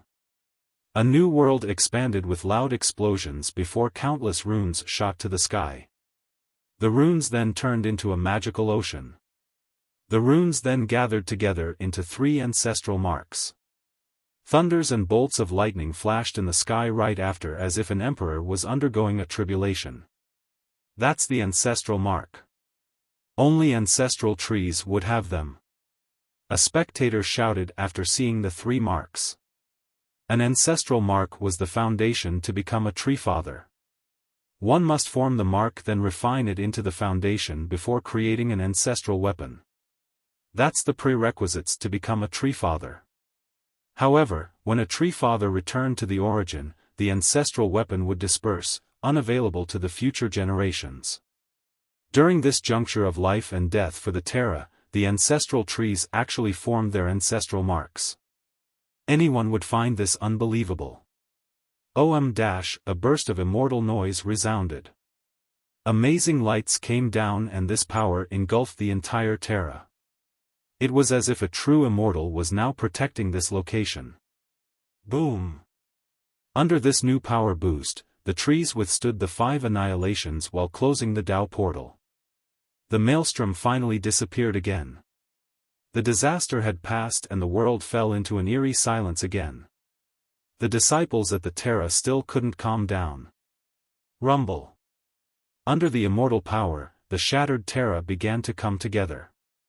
The chasms and craters disappeared in a short time. It had taken on its old and perfect form. Did the ancestral Terra win? One expert regained his wits and asked. Looks like it has survived, but I'm afraid the 3 trees have paid a great price. They won't recover for a while. A Supreme stared at the Terra with a dignified expression. The trees might have survived the calamity, but not without cost. They looked spiritless with many leaves and branches drying up. Only the marks floating above them were fine. Even though it was to protect the Terra, the trees have shortened their lifespan. An invincible character noticed the clues and said emotionally, "Remember that after taking roots with the earth, these trees could live for a long time." However, in order to withstand the 5 annihilations and the maelstrom, the 3 trees exchanged their lifespan to protect the Terra. "I'd rather commit suicide than oppose Wuxia." A different master was quite startled. Chills emanated down his spine as he uttered with a pale complexion. This was a place praised to be unconquerable even by immortal emperors. Though Wuxia has yet to take it down, forcing the trees to pay a heavy price was already an incredible and frightening feat for these masters. Opposing Wuxia didn't stop at their own death. It meant that their sects and future generations would be slaughtered by him as well. Ha! We're still alive, our ancestors are invincible. After a long time, the disciples at the Terra cheered, "Our invincible ancestors shall always protect us." They began to prostrate to worship the ancestral trees. Wuxia wasn't surprised at this outcome at all. He smiled faintly at the trees. "Wuxia, you have lost and will never be able to break our ancestral Terra. Be smart and leave instead of opposing us." Creek Bamboo Immortal was crazily happy and shouted at Wuxia. Surviving this calamity made him completely confident. As long as their ancestral trees were around, their sect would be eternal and indestructible. "Who says I've lost?" Wuxia smiled leisurely. "With our ancestral trees around, you will never be able to take us down. It's not too late to leave, otherwise," Creek Bamboo uttered coldly. "I pity your ancestral trees." Wuxia chuckled in response, "Though people say that 2 tree fathers came from your branch, their achievements have absolutely nothing to do with you. You don't even know what your trees want or desire, yet you are standing here boasting? If they could come back to life, the first thing they'll do is crush you to death." "You!" Creek Bamboo was livid from hearing this and pointed at Wuxia without knowing what to say. "Brother Bamboo, no need to argue with this junior. If he wants to speak nonsense, let him." Stygian consoled. The other masters heaved a sigh of relief. They thought that there was a chance now with the trees around. "Wuxia, I won't waste words with you." Scram. Creek Bamboo took a deep breath and uttered, "It is all in the past, we won't pursue this any further and end this here." Wuxia laughed and said, "End it? That's not up to you. Open your dog eyes, watch how I shall destroy your Terra. Even the 3 great ancestral trees will only act as nourishment." Having said that, he turned around and disappeared. "What?" Many people exchanged glance after seeing him gone. Just now, he uttered ferociously about destroying the Terra, yet he just got up and leave? That seemed contradictory. "It's over like that?" The mass was completely lost about his intention. This was the same for Creek Bamboo. However, Wuxia's fierce words earlier made him feel uneasy. Is he concocting some new plans? He paused for a moment before murmuring.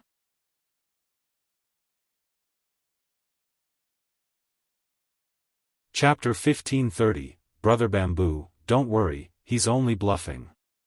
He used all of his methods just now and still failed to break the protection from the 3 ancestral trees. I think he has given up. Dualchild comforted the worrying fella. Creek Bamboo stared at the 3 ancestral marks floating above. He couldn't anything but sigh. There was no other way for him since it was a battle to the death. The only thing he could do was to pray for the ancestral trees to suppress Wuxia if there was a chance. Otherwise, the threat would always loom and he'll come back eventually. In fact, Shen Mengtian and Dual Child had a heavy heart as well. Li Qia's power far exceeded their imagination. In the beginning, they thought that they could kill him by working together. Who would have thought that he would be pursuing them like dogs? After fleeing back to the ancestral Terra, they wanted to see the ancestral trees killing Li Qia. Alas, the result frightened them as well. Even these trees couldn't do anything to him. Despite putting on a relaxed expression as if they have won the battle today, they were feeling very uncomfortable. They could live for now, but the feud had been made. Given Li Qia's current unstoppable momentum, he would surely become emperor in the future. Once he ascended to the throne, he would make his way back here. At that point, their dream Empyrean and Spirit Abyss could only wait for him to destroy them. They felt very regretful at this moment for being overconfident in the beginning. They wanted to do everything possible to capture Li Qia for the reincarnation 9 leaves and the method to cultivate 13 palaces. This was even an attempt to kill a future immortal emperor. Nevertheless, they underestimated his strength. With one misstep, they had lost everything. There was no medicine to cure regrets in this world. This feeling right now couldn't change the current situation. A serenity entered the world after Li Qia left. Even though he failed to destroy the Terra, this battle had still shocked everyone in Heaven Spirit. Even 3 ancestral trees working together had to exchange their lifespan to stop Li Qia. What a frightening result. Moreover, he was completely untouched and left so easily. Just think about it. Who could be his match now given his current power? It looks like he was only warming up and messing around prior to this. He never used his full power or resorted to all of his methods before.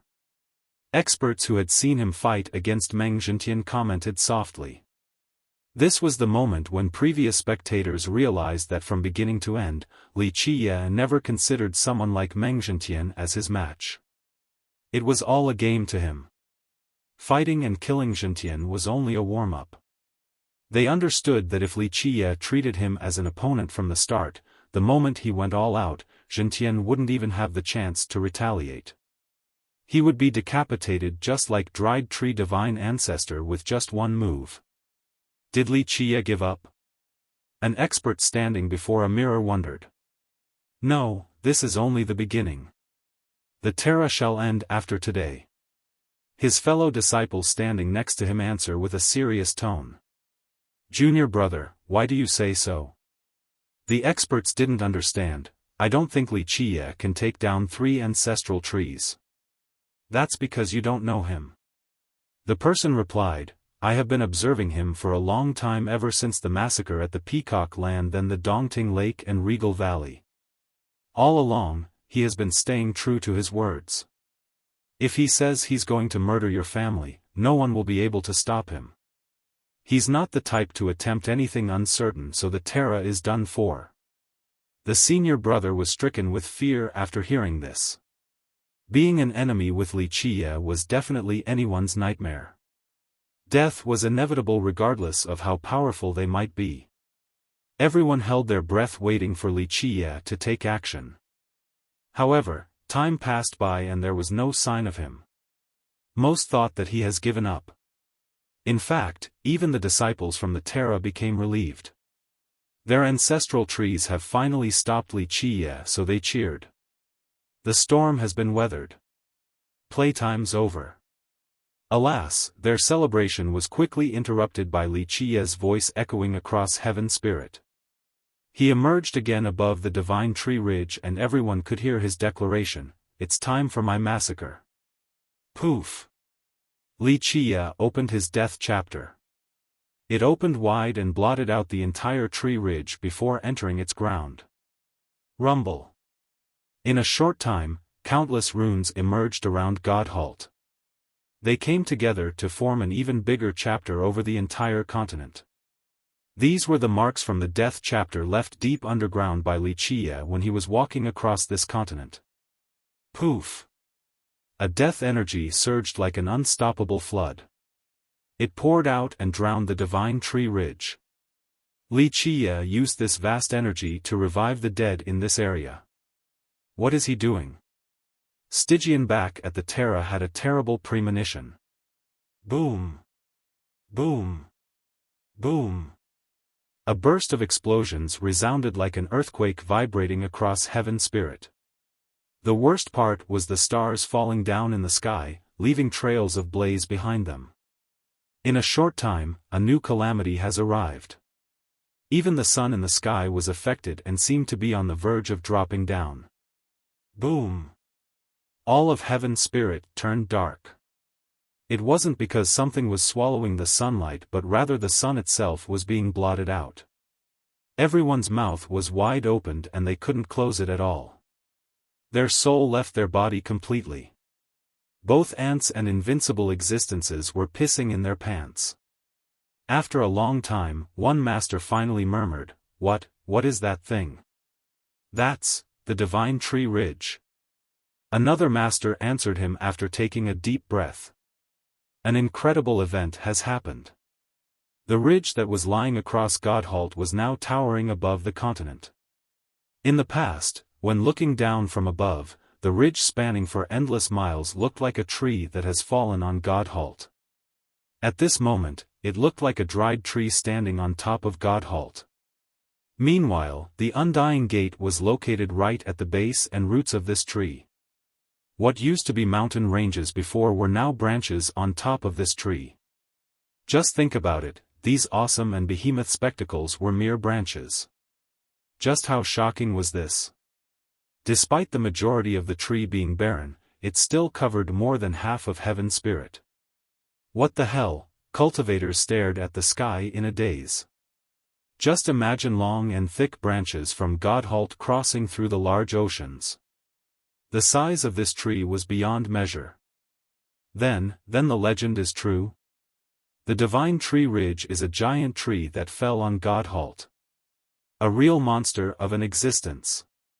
Even the masters were astounded and became pale with fright. No one believed this legend because they weren't willing to believe that there was such a large tree in this world. Boom! The entire world seemed to have exploded with this deafening blast. At this moment, the dead tree suddenly exuded a boundless green expanse like an ocean spewing out.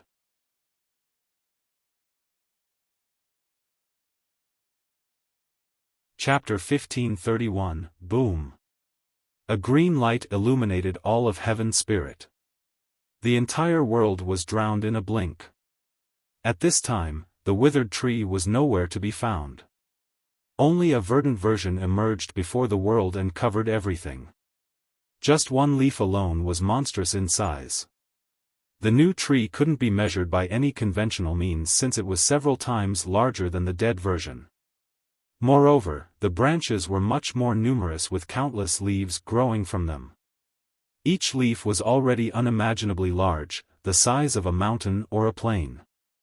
At this time, this boundless vitality pervaded heaven's spirit and bathed its inhabitants. Everyone felt relaxed as if they were several thousand years younger. Is it obtaining immortality?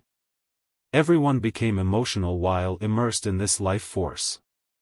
This was the tree returning to its peak form with the death chapter, not a type of rebirth. It was simply hearkening back to its past life. Time to end this. Li Qiye's voice echoed across the world. Rumble. Gigantic dragons rushed out from the spirit abyss right away and made their appearance clear by howling. Boom! They began to tear the abyss apart and pulled out the deepest location from this sect. Bang! This location filled with darkness was crushed into nothingness. All protection and seals were insignificant before these dragons. Those aren't dragons. Upon a closer inspection, the masters would see that they were thick branches coming out of the earth. Whoosh! A branch came down from the sky towards the primordial weapon floating above the abyss. This was an artifact engulfed in primordial chaos. Nevertheless, it still couldn't escape from the tree's suppression. The branch instantly coiled around this weapon and dragged it away from the abyss. After it was taken away, a series of explosions happened. The abyss began to crumble into pieces.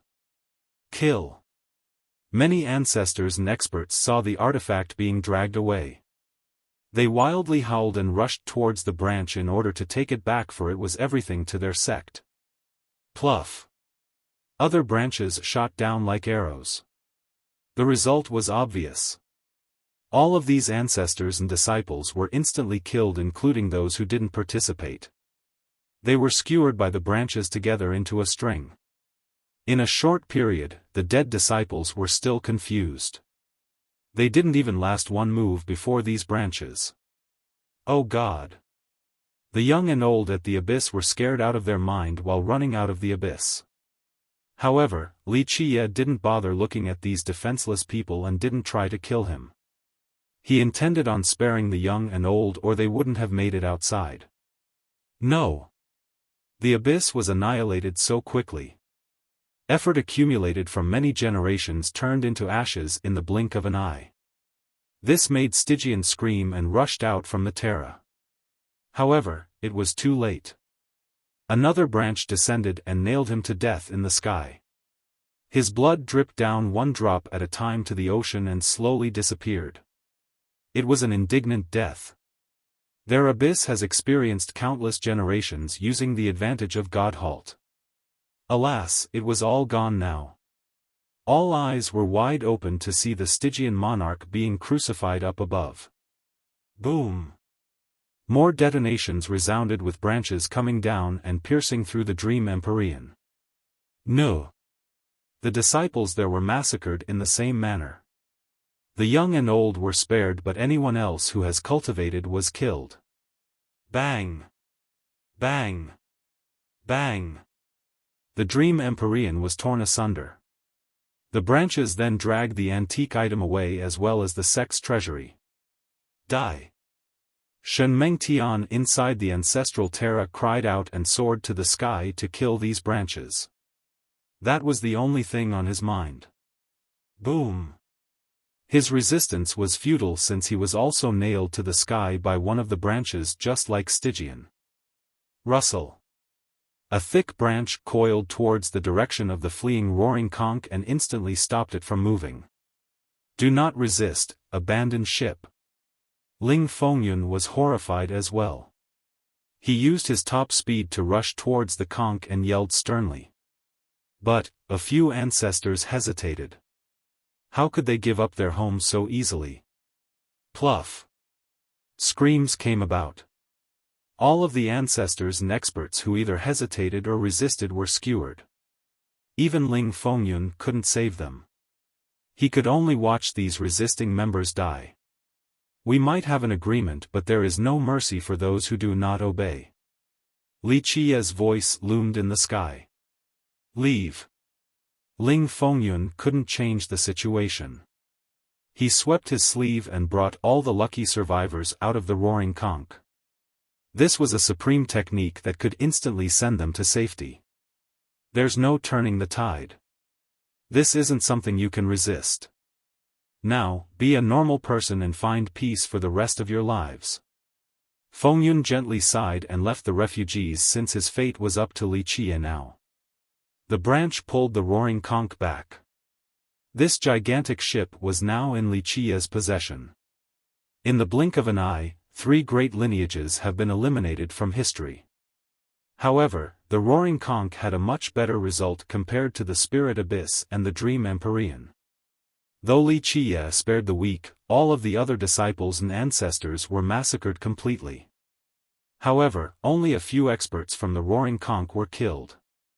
More than 90% of its disciples managed to stay alive. This was due to Ling Fengyun's wise decision.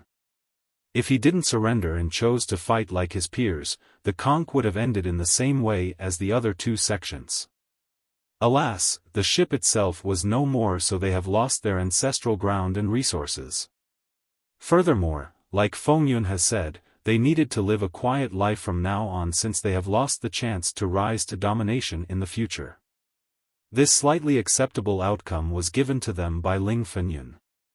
Otherwise, they would have opposed him, and that would end with their destruction. In a short time, all of Heaven's spirit became quiet. Not to mention ordinary ancestors, even god-kings pissed their pants. Their legs grew weak as they stared at the gigantic tree. Time to finish this. Wuxia chuckled while everyone else held their breath. After the destruction of these three sects, it was the ancestral Terra's turn. Ha! I'll take you on. Dualchild laughed and left the ancestral Terra. He understood that the three ancestral trees won't be able to protect even themselves, so he might as well die an early death instead of prolonging this. You shall get one move. Wuxia answered, when my tree is at its peak, even your father would have to take the long way around, let alone you. This verdant tree had an unbelievable power at its highest state. Even emperors would be apprehensive about fighting it. One move it is, I won't be begging for mercy. Dualchild crazily roared, die. He poured the rest of his vitality and longevity blood onto the true treasure. Boom! A heavenly annihilation came out. It shattered the sky vault and severed many branches with an unfathomable might. Alas, this annihilation still couldn't oppose the green tree. It instantly shattered this move and crucified Dualchild as well.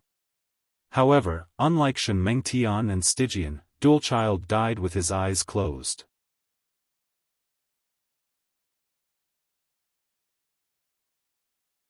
Chapter 1532. This was a quiet world stricken with a palpable pressure due to the corpses of Dualchild, Stygian, and Shenmengtian nailed to the sky.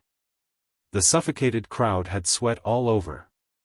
Remember that these three represented the top existences for Heaven Spirit. Even if they weren't Emperor assailants, there was only a little gap. Powerful characters like them could be counted on one's hands in Heaven Spirit. However, against that green tree, they were mere ants and were instantly slaughtered. Just how terrible was its power? Many people recalled what Wuxia has said earlier. Even if Dualchild's father was in this world, he would still have to take the long way around this tree. Remember that his father was an emperor. Just thinking about this terrified everyone. The power of this tree has exceeded their imagination. This prompted the question, what the heck was it? Even though after withering, it turned into the divine tree ridge. Then what about when it was alive? At this time, people held their breath while looking at the Terra. Their heartbeat became rapid because they knew that this was the end for this sect. Among the five, Shenmengtian, Stygian, and Dualchild were killed in battle. Ling Fengyun has surrendered. The only one left was Creek Bamboo. Furthermore, three great powers have been annihilated. The ancestral Terra most likely couldn't escape this fate either. It was very somber inside the sect. An air of despair ravaged this place. Just a while ago, the experts were celebrating and thought that the three ancestral trees could protect them from this disaster. Alas, it was inevitable. Let's do this. Wuxia's voice came from the nine heavens. Wuxia, no, young noble Li, I surrender. Our ancestral Terra will surrender. Creek Bamboo soared to the sky and raised the white flag. We will give up everything and surrender. From now on, the ancestral Terra is yours. He beseeched. It's too late. The faint voice responded, I have given you an opportunity but you didn't value it.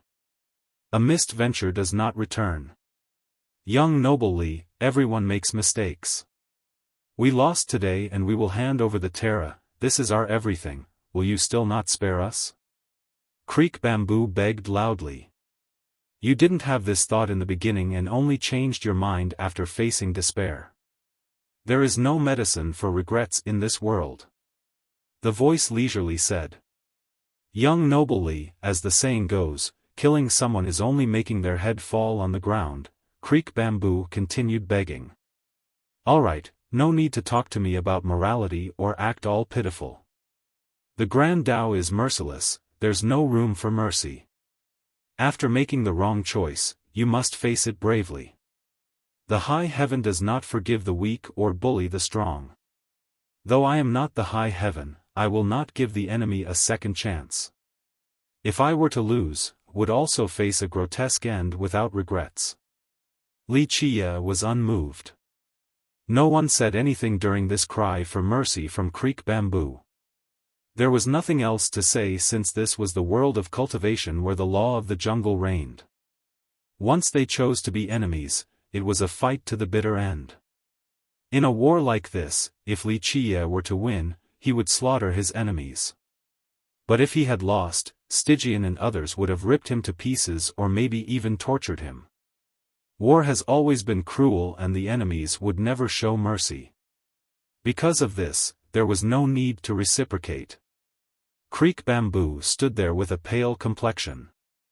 They were willing to give up everything to stay alive, but Li Qiye refused. He was overwhelmed with regrets since he was the one who brought this disaster upon the ancestral Terra. It wouldn't only end with an invasion, they would be destroyed just like the Empyrean and the Abyss. He regretted not picking the same choice as Ling Fengyun. At the very least, he would have been able to protect his descendants. But now, both the Terra and its disciples were about to turn into ashes. He was too confident at the start due to the protection of the ancestral trees. But then again, no one in the world would have expected such an outcome. Ultimately, he has become the sinner of the Terra for causing its demise. Are you ready? Doom is here. Li Qiye's faint voice descended. Branches drilled down from the sky straight for the Terra. They looked quite weak and fragile, but the reality was that nothing could stop them. Kill. Creek Bamboo had no other choice but to die in battle. He roared as his body exploded. His remaining vitality instantly unleashed the last attack. There was only a bloody shadow shooting to the sky containing all of his longevity blood. It was quite destructive in nature. Boom! It still couldn't change anything. The bloody shadow seemed weak against the piercing branches and was instantly killed. The branches continued onward for the ancestral Terra. The ancestral marks floating above exuded endless laws that turned into a gigantic shield. It covered all of the sect like the vault of the sky. Boom! The unbelievable happened. This shield actually managed to stop all the branches. The entire place shook like crazy. The ancestors and experts dropped to the ground from the vibration. The ocean outside had numerous tsunami as if the land here was about to sink. Wow! Many disciples there cheered after seeing the shield. They saw hope that the ancestral trees could stop the verdant trees' offense. Too bad, this is only the final death throes. Li Qiye's voice echoed across the world again. Rumble. In the blink of an eye, thick branches landed down around the sea surrounding the Terra. The sect itself lost connection with heaven spirit. Boom! Everyone could feel the world quake a little bit. It wasn't due to an overwhelming force but rather, the connection between the Terra and the Earth was severed. Sure enough, the initially radiant marks lost their light as if the ancestral trees' roots were cut down. The ancestral trees can't borrow the power of the world anymore. An invincible character understood what was going on and murmured. Everyone knew that returning to the earth allowed these trees to be one with the world, allowing them to use the strength of the countless earth veins. However, the verdant tree has severed this connection, so the three ancestral trees couldn't use these earth veins anymore. Bang! The branches pierced through the shield without hesitation. After breaching the area, they coiled around the three ancestral trees like spirit snakes. Shit, run away. The experts here lost all courage. In a short time, it was a scene of chaos. Even some ancestors turned and ran. No! Let the young and old escape, we shall stay. A high-ranking ancestor took charge and howled loudly to stop the fleeing party. In the next second, several ancestors brought a huge ship here and boarded all the young and old before sending them away. They understood that Li Qiye definitely wouldn't spare them even if they made it to the far horizons. However, he wouldn't pursue the truly helpless, so they sent this group away. In their eyes, even if their Terra was about to be destroyed, at the very least, some of their bloodlines could still continue.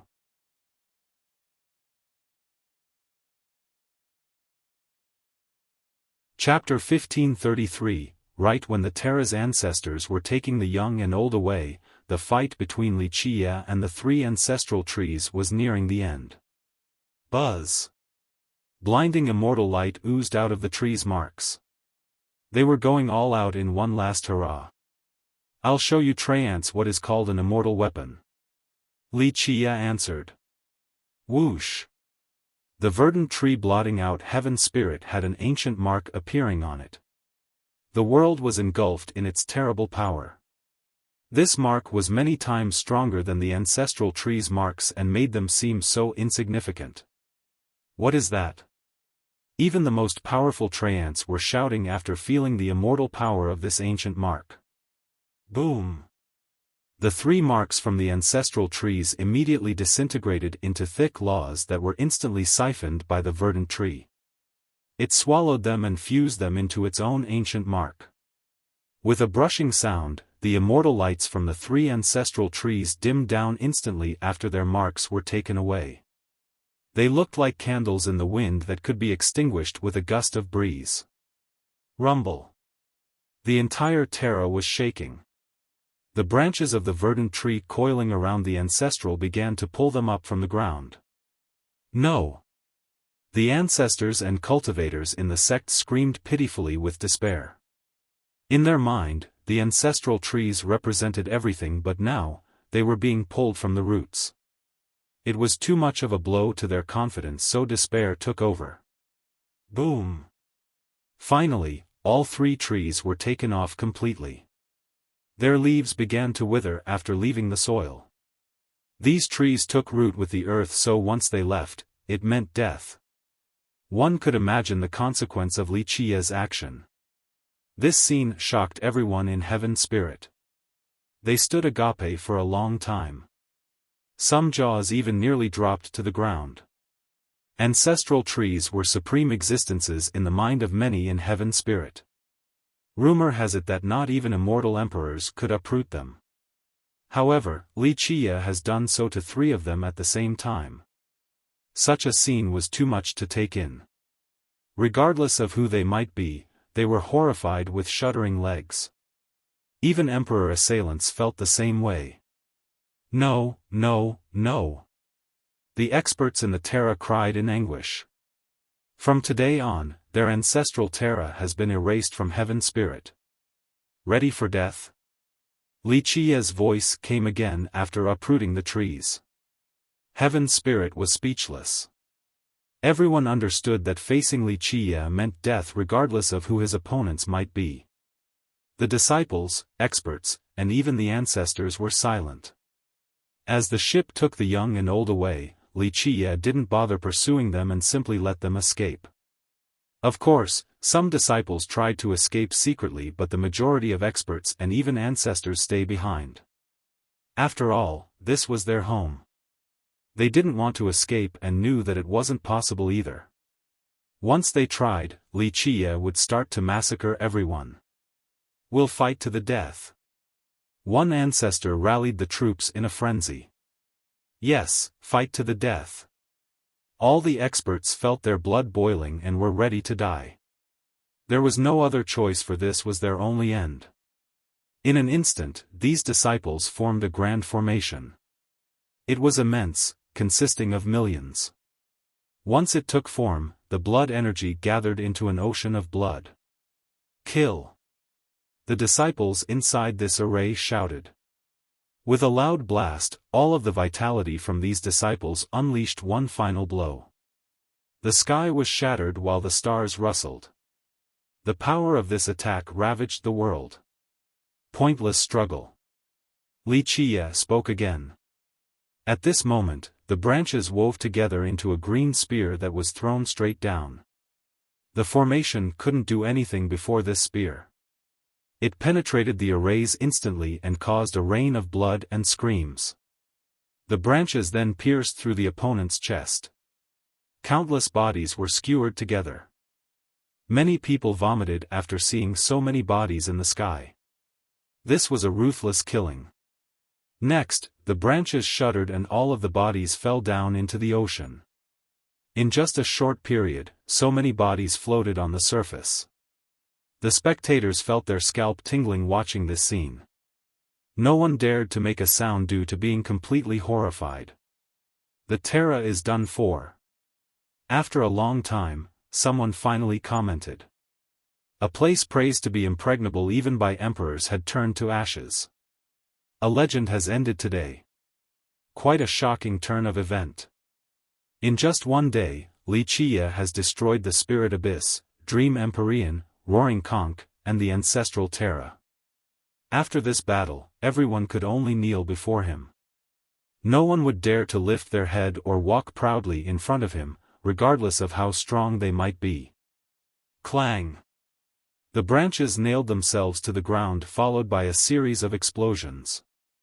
One could see their treasuries being dragged out.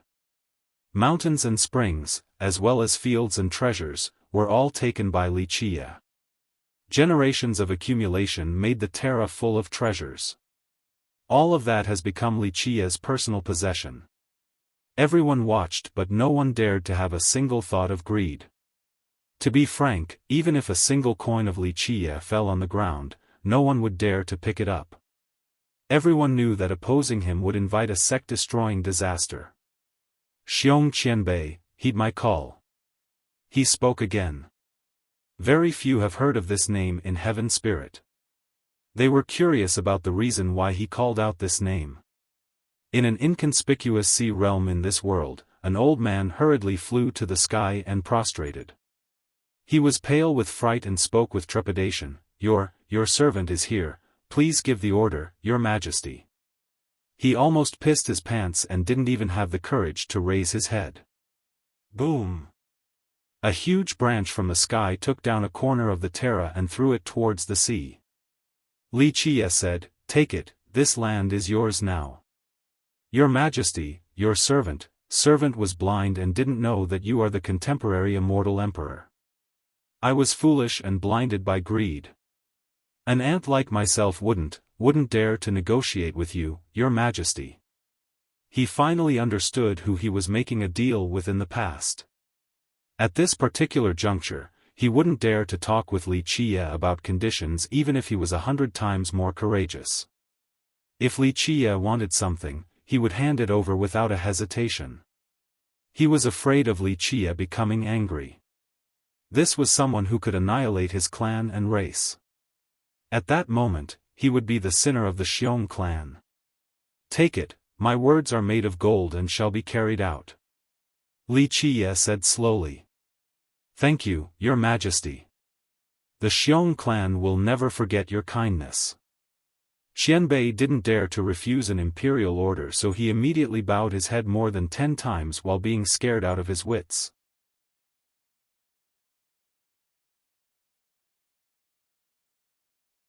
Chapter 1534. The verdant tree covered all of Heaven Spirit as if it was the real ruler.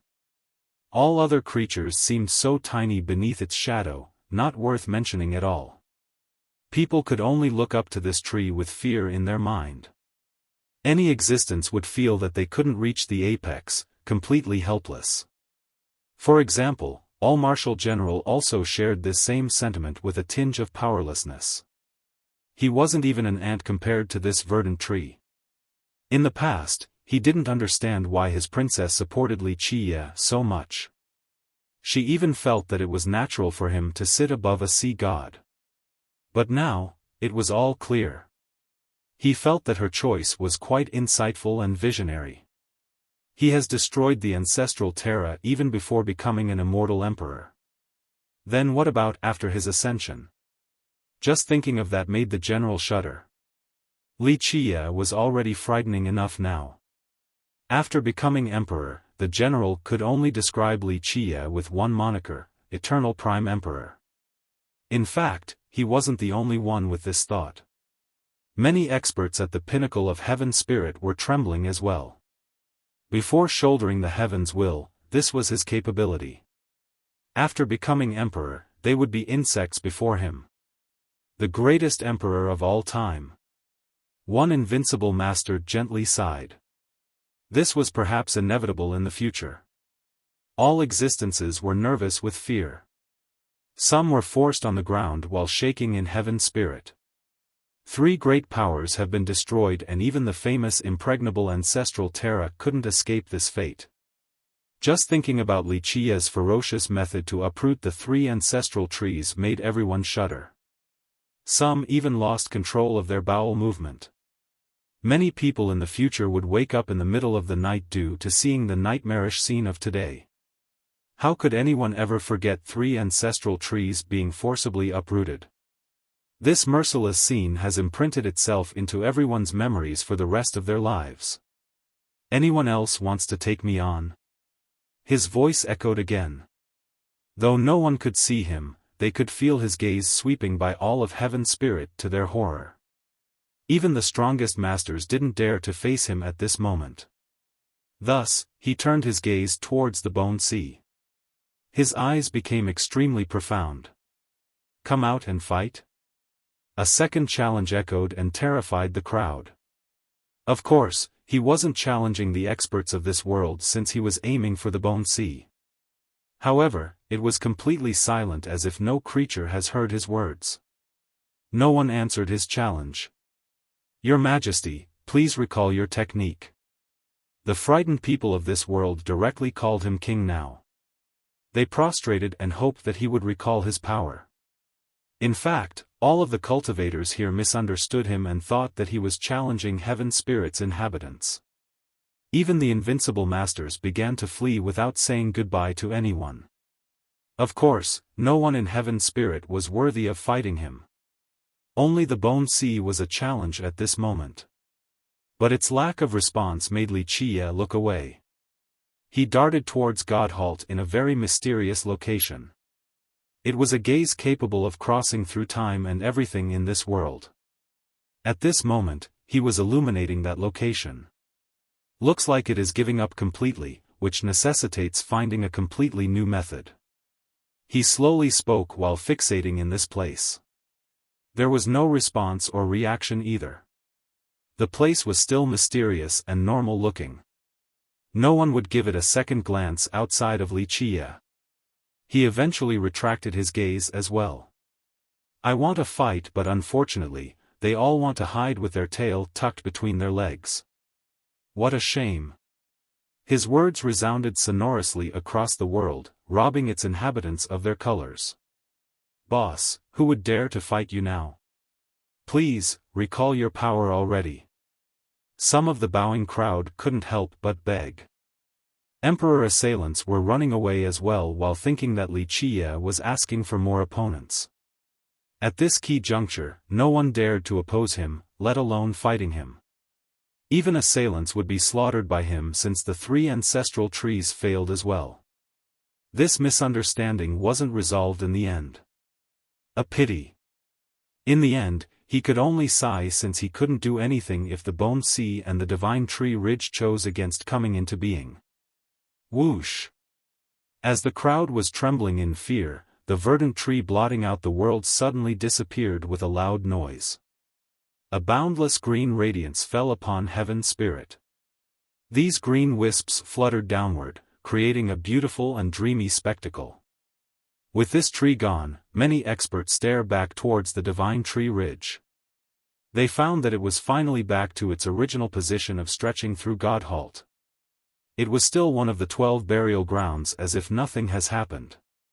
People rubbed their eyes and felt that this was only a dream. One expert even told the person next to him, "Hey, pinch my thigh." The pain told him that it wasn't a dream. Of course, this was obvious looking at the destroyed great powers as well. The ultimate massacre just now was indeed reality. Though it was over, a somber serenity overwhelmed heaven's spirit for a long while. Experts and lineages didn't dare to voice their opinion. To embellish the atmosphere a little, one could even say that no one dared to breathe loudly. The cultivators in this world chose to hide in their home instead of showing their face. The battle today has shattered their courage.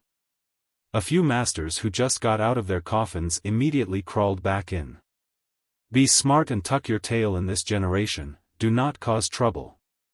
Some emperor assailants even warned their descendants before running back to their lairs.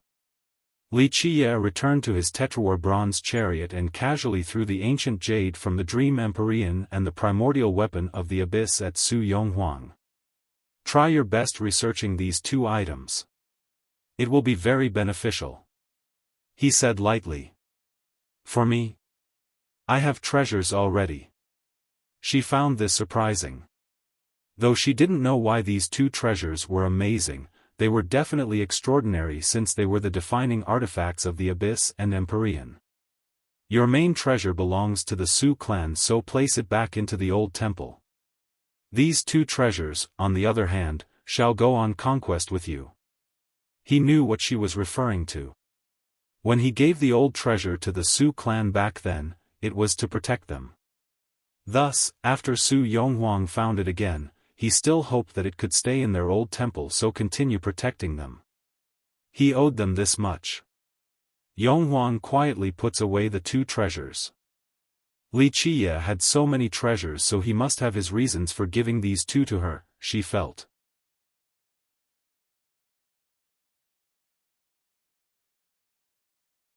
Chapter 1535. This was an unprecedented aftermath in Heaven Spirit. In the past, regardless of the victor after a great battle, it would become the topic of the streets and tea-houses. However, the abnormal part was the unwillingness to discuss this battle. The majority of the sects fell into silence with their members all in hiding. Moreover, these sects were under strict vigilance, not allowing anyone to cause trouble or leave the gate. It can be said that this quiet period was the most peaceful time in Heaven Spirit's history. In the past, even during the most prosperous and tranquil generation, there would always be conflicts and skirmishes between powers due to the sheer size of Heaven Spirit. However, in just virtually one night, everyone started playing nice like obedient children. Of course, docility wasn't the reason. It was because they were frightened out of their mind from yesterday. Some found themselves trembling with fear yesterday, and nightmare disturbed their sleep. Trepidation and prudence became the norm. Such deathly stillness made the reclusive old man residing about the clouds laughed. There hasn't been a massacre like this in a while now.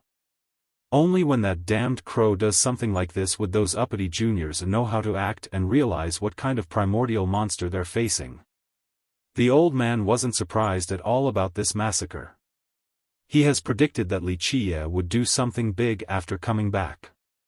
This was the reason why he didn't allow for the kids from his giant dragon kingdom to come out. Once they offended a character like the Dark Crow, even if Li Qiye were to give him some face, he would still peel their skin. A capital punishment could be forgiven, but he wouldn't let them live too easily. On True Marshall Island, the wind gently fluttered by creating a scenic charm. At this moment, Li Qiye and Tantai Runan were standing on a cliff to look at the open sea with their hands clasped together.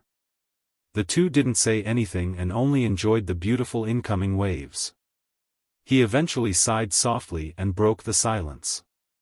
"This might be your last time watching the tides with me, young master," she said. Li Qiye had a slightly sad expression without responding. In fact, he didn't know when they will be able to meet again. Perhaps this would be their final meeting. This wasn't his first separation since people came and went in his millions of years. Some were resting underground, some chose to never come out again, others were eternally separated by distance. His stoic manner and emotionless heart were the results of these separations. It wasn't because of personality or cruelty, this stemmed from a helplessness of eternal life. He would continue to live on while those next to him left one by one. Moreover, his path was still long with many goals. There was no resting, halting, or looking back. He replied softly, "I am an irresponsible master. You have always accompanied as a friend, but I can't stay behind for you."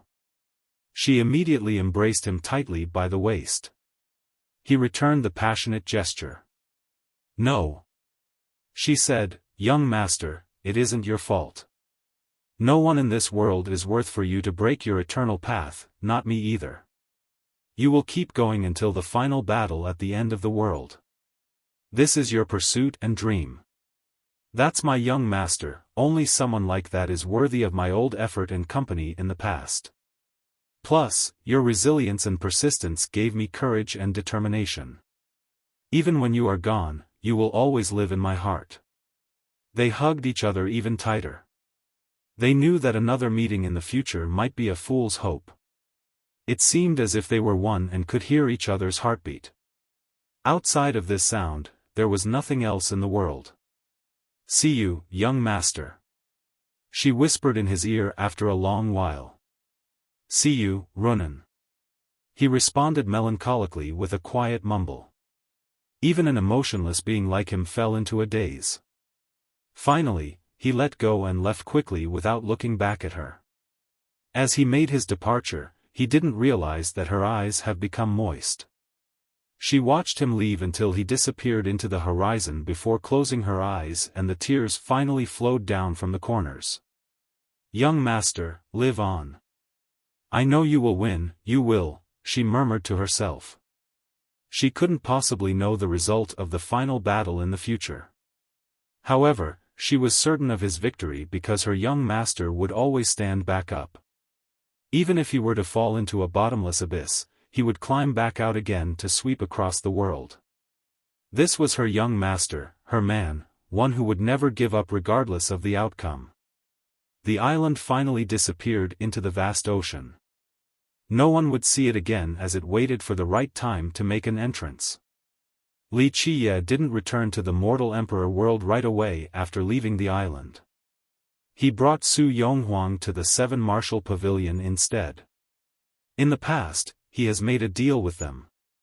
He would replenish the hallowed ancestors' life while they would take him to see the prime sea god. They traveled through the domains to reach the pavilion. This was the strongest lineage of the sea demon race, their beacon of light. It has produced 3 sea gods. All along, it had many geniuses and experts. People in Heaven Spirit didn't only love talking about the sea gods but also their wondrous technique, the 7 grand styles. Of course, their knowledge was limited to the legends. In fact, few have actually seen the styles themselves, including the disciples from the sect. This wasn't strange at all. For millions of years, the ones who have actually learned all 7 were very rare. Hallowed was one of them. The pavilion's territory was immense and prosperous. The architectures here were numerous and immersed in a faint mist. People would think that they have arrived at a reclusive paradise after seeing the visual phenomena found in this place, not one of the strongest powers of the sea demon race. The most distinguished member of the pavilion, the hallowed ancestor, personally greeted Li Qiye. His status wasn't only prestigious in the pavilion but throughout all of Heaven Spirit. However, this gray-haired man immediately kneeled after seeing Li Qiye and said respectfully, "Your Excellency, please forgive me for not being able to greet you earlier." Li Qiye smiled after seeing this scene. "Hallowed, you live up to your name, different from ordinary men. If you refer to me by this title, then you know of my identity." "Your Excellency." Even the Supreme Ancestor didn't dare to stand up at this moment. It wasn't because of his early destruction of those other lineages, more so because of his true identity. Others weren't aware but he has found out at this moment. Thus, how could he dare to show any slight at this moment?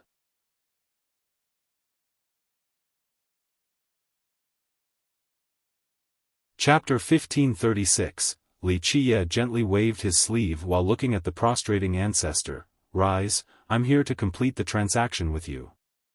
Hallowed was halfway up but after hearing the full sentence, his legs turned weak so he kneeled again and hurriedly said, "Your Excellency, this lowly one was blind before like a frog under the well. I didn't know that you have personally arrived in Heaven Spirit. Trying to make a deal with you was a momentary lapse of propriety. Please forgive this ignorant one. I don't dare to trouble you with this life replenishment matter." Since he didn't know about Li Qiye's identity before, he tried to negotiate with the guy. But now, with this knowledge in mind, who would dare to negotiate with the Eternal Dark Hand? Even emperors would have to take the long way around, others weren't qualified to do so. He was no exception either. I've always been a man of my words. Wuxia waved his sleeve again. If I have agreed to replenish your life, I shall do so. Your Excellency, I won't ever forget your grace.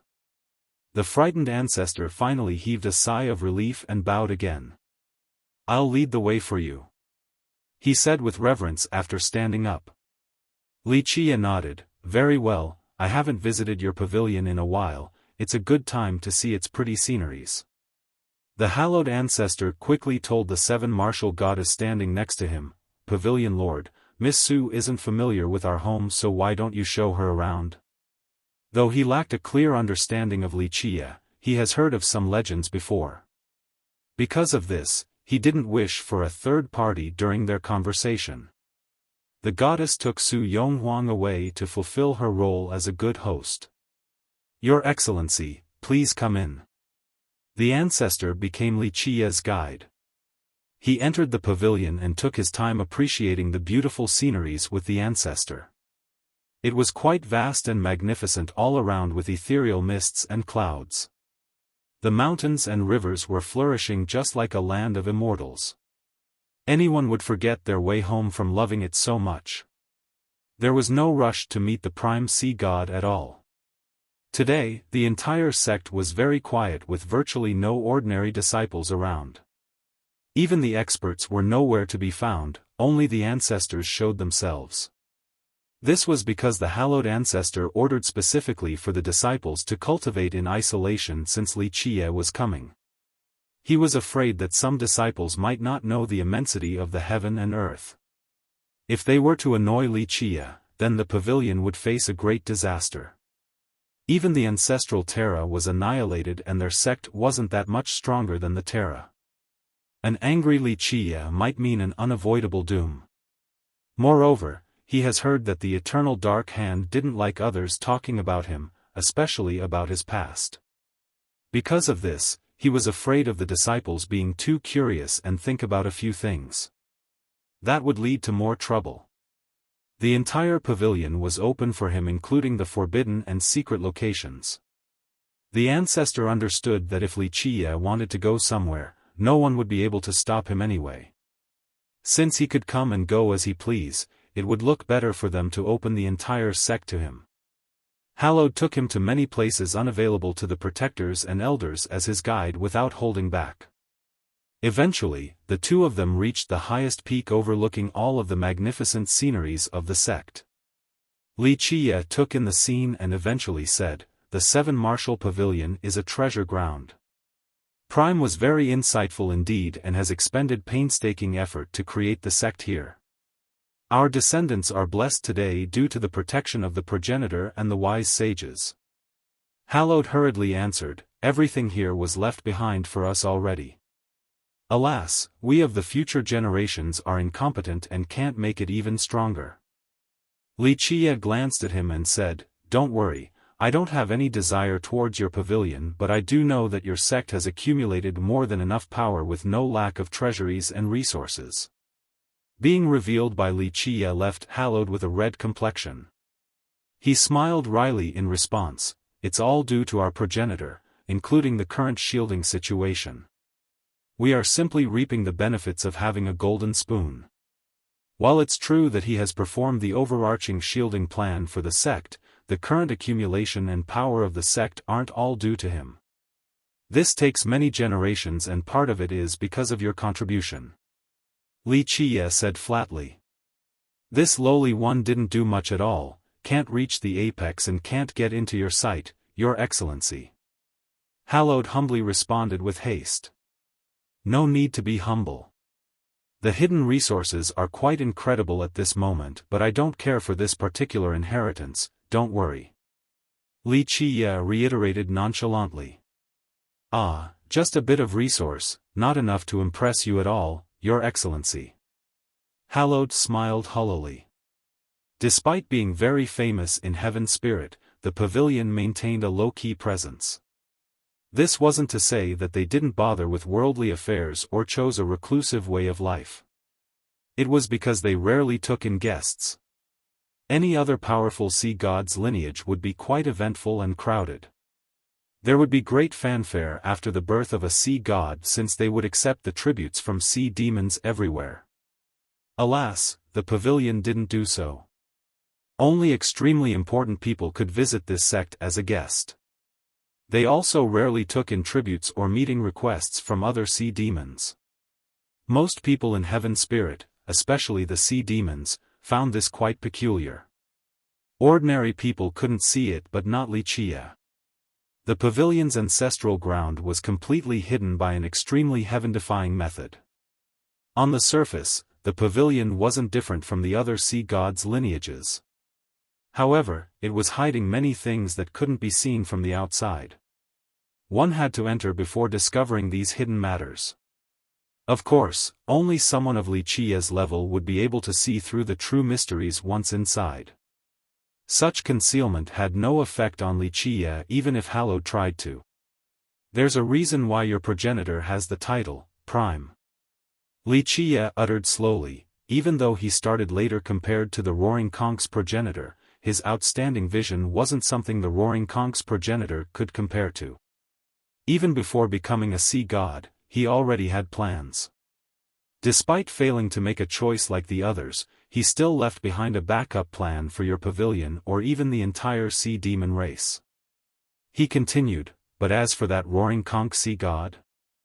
His choice might have added some advantages but it came from a self-serving intent. Well, Hallowed became frightened and whispered, "Your Excellency, is this the right place to discuss this?" With that, he secretly pointed up above.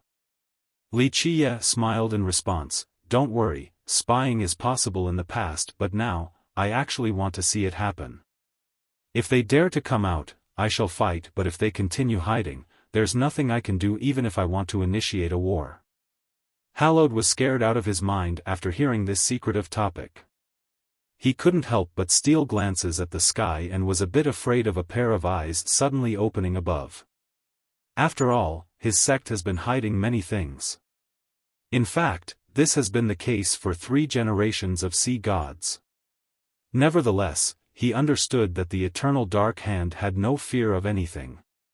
If someone actually dared to meet the challenge, a war will ensue to the bitter end. Hallowed wouldn't dare to conjecture on the final victor but Wuxia as the Dark Hand had absolute confidence. Of course, this would mean that the disaster would come early.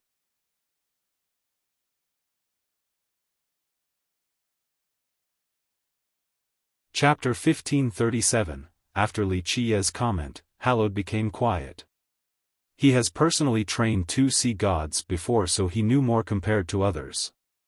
Alas, he preferred to not talk about certain topics. However, it was different for a character of Wuxia's level.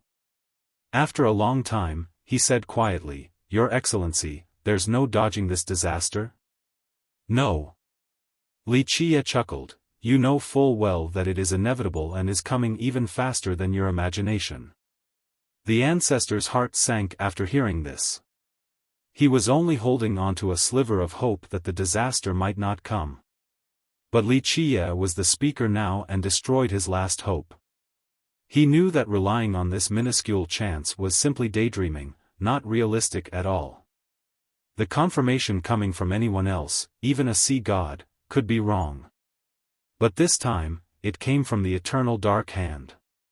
Thus, it was absolute with no room for error. Wuxia gazed far away and said slowly, "The chance is very low in this generation but it shall come in the next with an unprecedented swiftness." Next generation? Hallowed shuddered. In fact, he has not prepared well enough. Neither did his sect. As you can see, when I controlled the Divine Tree Ridge, there was no reaction from Heaven Spirit. The Bone Sea and the ridge itself didn't retaliate. Reviving the tree back to its peak form was a direct provocation towards them but they didn't do anything. He explained. Hallowed was aghast after realizing something, they're accumulating more power, biding for the right time. That's right. Wuxia replied, as the saying goes, one must endure the trivial things in order to carry out the grand scheme. They chose to keep quiet against my challenge because they are waiting instead of ruining their eternal plan from a momentary lapse of judgment. Hallowed began to panic. This disaster was coming too fast while his pavilion wasn't completely ready. How could the eggs be safe when the nest is broken? When that day comes, their pavilion won't be able to escape the same fate either. Hallowed pondered for a bit before asking, "Your Excellency, if you participate, how will the war go?" "What do you mean? Fighting against the Bone Sea?" He chuckled and said leisurely. "Well, yes." The old man smiled wryly and stared surreptitiously at the sky again. "With my state 2 days ago when I control the divine tree ridge at its highest power and with all of my methods, so what if the Bone Sea wants to fight? As long as the ridge itself doesn't interfere, I'll show the Bone Sea what a real heavy price is." He grinned and continued, "If I truly want to go to war, as long as I have enough time and not caring about the cost, I'll make the two of them submit right there." His gaze turned cold after this declaration. "But you see demons, treants, and even the charming spirits, are you worth my paying an immeasurable price?" He glanced over at the ancestor. "If this was me in the past, I wouldn't look twice even if you see demons are slaughtered and would give no shit to the death of the charming spirit race." Hallowed understood his intention. After all, the guy was a human. Moreover, even if humans were to stand in his way, the eternal dark hand would slay them mercilessly anyway. A human like him wouldn't care about the well-being of the sea demons. Moreover, this was a race who has opposed him repeatedly. To be frank, it would be a kind gesture from him to not applaud and cheer during their destruction. The Bone Sea and the Divine Tree Ridge are indeed capable of causing the 9 heavens and 10 earths to tremble. Even emperors can't do anything to them. But they have been very smart all of this time to never provoke me. Wuxia smiled faintly. "They aren't your enemies, Your Excellency. According to the rumors, you have a grand goal at the end of the world." The old man hesitated before finally revealing what was on his mind. "Deep Blue Sea God must have told you. If I'm not mistaken, he has asked emperors about the matters above the 9 heavens." Wuxia replied amusingly. "Yes." Hallowed nodded his head. Wuxia paused for a bit before accepting. "That's right, the end of the world awaits me since I shall wage my war there." Of course, he has left behind hidden plans. He didn't wish to use them because they are meant for the final war. Even when the Black Dragon King suggested that he use them on the immortal demon grotto, he still refused. In his eyes, the grotto wasn't his goal, at least not the ultimate one. There were many methods to deal with the grotto as long as he wanted to. However, there was only one way to take care of what lies at the end of the world, fighting to the very end. Once the war started, there was no turning back and he would only have one chance as well. Hallowed didn't blame Wuxia. After all, the 3 races' fate, as well as Heaven's spirit, had nothing to do with him. However, all of you still have a chance. Wuxia smiled. "Look, I am here to talk to your prime sea god. I shall make an exception this time and give the charming spirit a treasure." "The charming spirit?" Hallowed was surprised. Wuxia looked at him and said, "Who if not the charming spirit, you sea demons? What do you think carries a higher worth, the maelstrom or the Bone Sea?" "The maelstrom," he inadvertently blurted. Despite being a sea demon, he knew more after listening to the sea gods. "If I was a betting man, I would bet on the charming spirit as well." Hallowed smiled wryly after his wits returned. "The rest is up to the Divine Tree Ridge. If it is willing to break the balance and be on the same side as the maelstrom, then the disaster will end early. But if not, then there is still a 60 to 70% chance of Heaven's spirit surviving. This is all I can do for this world." He smiled faintly. He then stared over towards Godhalt. After making such a big commotion and even controlling the tree itself, there was no reaction from the ridge itself. This made his plan fail since he simply wanted to talk with it. After hearing him, Hallowed became jolted and quickly prostrated again and bowed his head fiercely. "Your Excellency, you are the savior of our world, of our sea demon race, of all existences.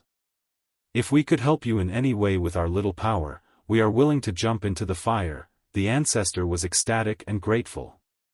The world might not know that their destiny could possibly be changed with a single thought from Wuxia. He knew that this could save the entire world, allowing them to survive this disaster.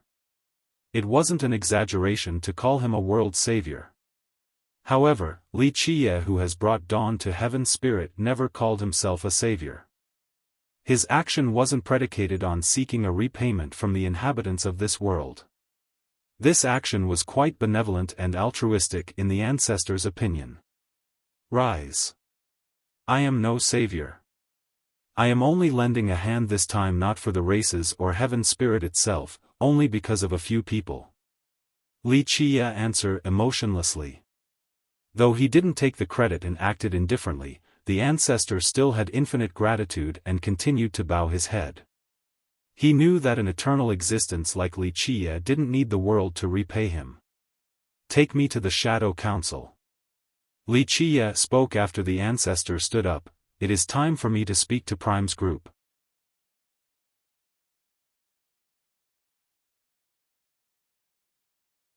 Chapter 1538. There was an extremely hidden area of the pavilion with many sealing laws and empowerments. This made it impregnable like a fortress. Moreover, all of these spells came from sea gods and not just 3 or 5 of them. Few disciples knew about this place. For example, ordinary ancestors weren't qualified to be aware of this place. Furthermore, because it was classified as a top-secret location, only hallowed was allowed to enter.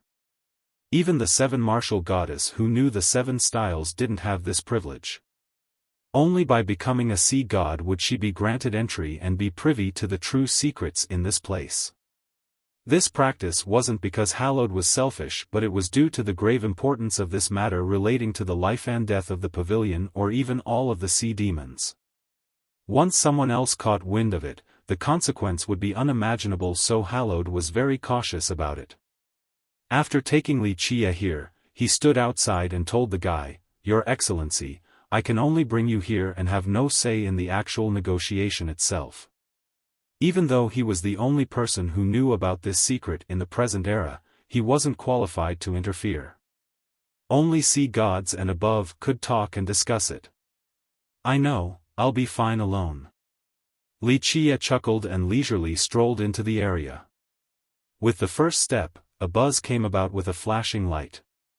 He disappeared in the next moment without a trace. This type of disappearance didn't look like a teleportation at all. In the next second, he appeared in an exceedingly mysterious area. No one could spy or enter without permission. Its coordinates were cryptic as well, unbeknownst to outsiders. One would find a river of twinkling stars in the sky. It looked quite beautiful, as if jewels were embedded up above. There were also strange gravels everywhere to make up the river on top of astral vortexes. A platform floated in this space with a round table. There were shades sitting there with their aura converged. However, their style and posture alone showed that when these shades were still in the world, they were supreme existences capable of sweeping through the land. Wuxia chuckled and said casually, "The Shadow Council, quite secretive indeed. Looks like many sea gods have joined now." The shades turned to look at him. Despite not being the true body of sea gods, their glare was still quite frightening. A 9 worlds god king would find their legs becoming soft being the center of so many eyes. However, Wuxia was still as nonchalant as ever. He dragged a chair over and sat down coolly. "Your Excellency, I have been a fan of you long ago." Eventually, one of the shades spoke. His voice was imposing despite the low volume. Nevertheless, it also soothed the soul and gave a safe feeling. "Yes, it's me." Wuxia looked at the shade and smiled. "It looks like there was a meeting here as well before wanting to meet me, Prime." The speaker was the Prime Sea God. Of course, his true body was no longer in this world. This was the case for all the sea gods. Nevertheless, many sea gods still participated at this shadow council all along. It was considered the highest secret of the sea demon race. Because of its importance, its formation and goals were carefully guarded. Not all new sea gods were eligible to learn of this secret. We had to be cautious before knowing that it was you, Your Excellency Dark Crow. After being reported by Hallowed, we had a deliberation and True Marshal confirmed it. That's how we figured out your identity. Prime slowly explained. In fact, Hallowed couldn't decide a meeting with Prime and the Council. However, he reported the stories to them, so the Council decided to meet with Wuxia. Your Excellency, long time no see. Our real bodies aren't in the world anymore, so we can't greet you in full. Another heavyweight at the table slightly bowed towards Wuxia and spoke. I didn't think you would be interested in our council. In the past, you have never intervened. Of course, this speaker was True Marshal Sea God. Wuxia glanced at him and smiled while shaking his head. No, I'm not interested in your council at all. I'm simply here to make a deal.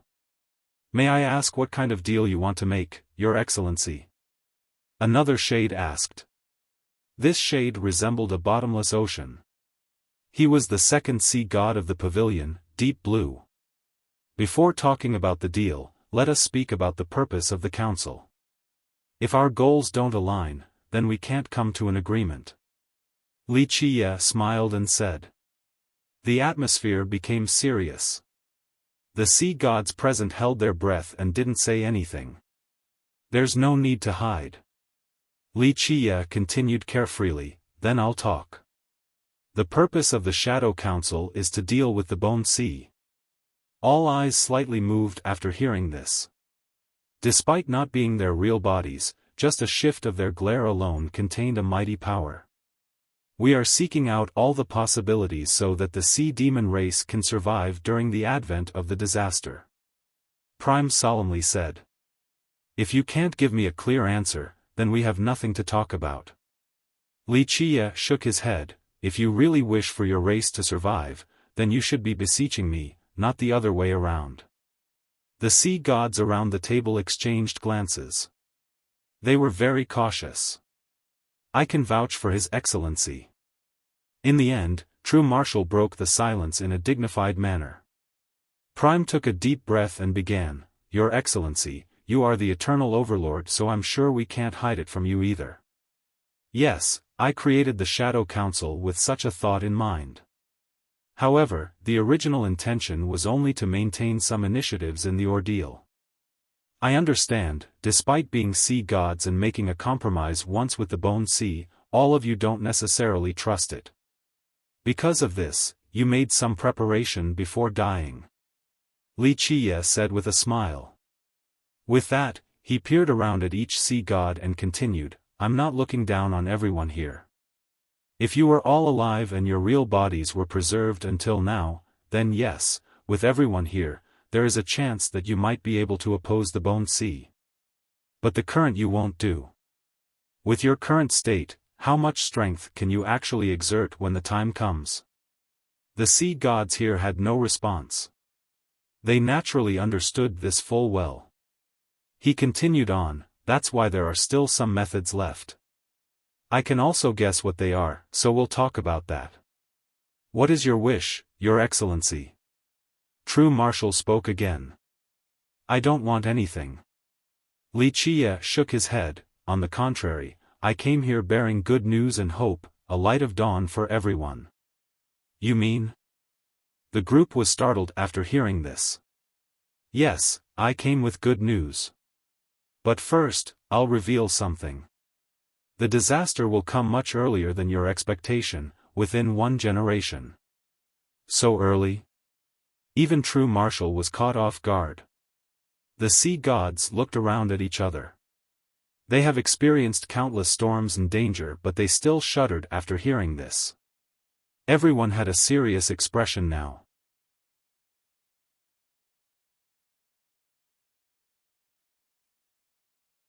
Chapter 1539, Prime's group knew more information and understood what the disaster would entailed.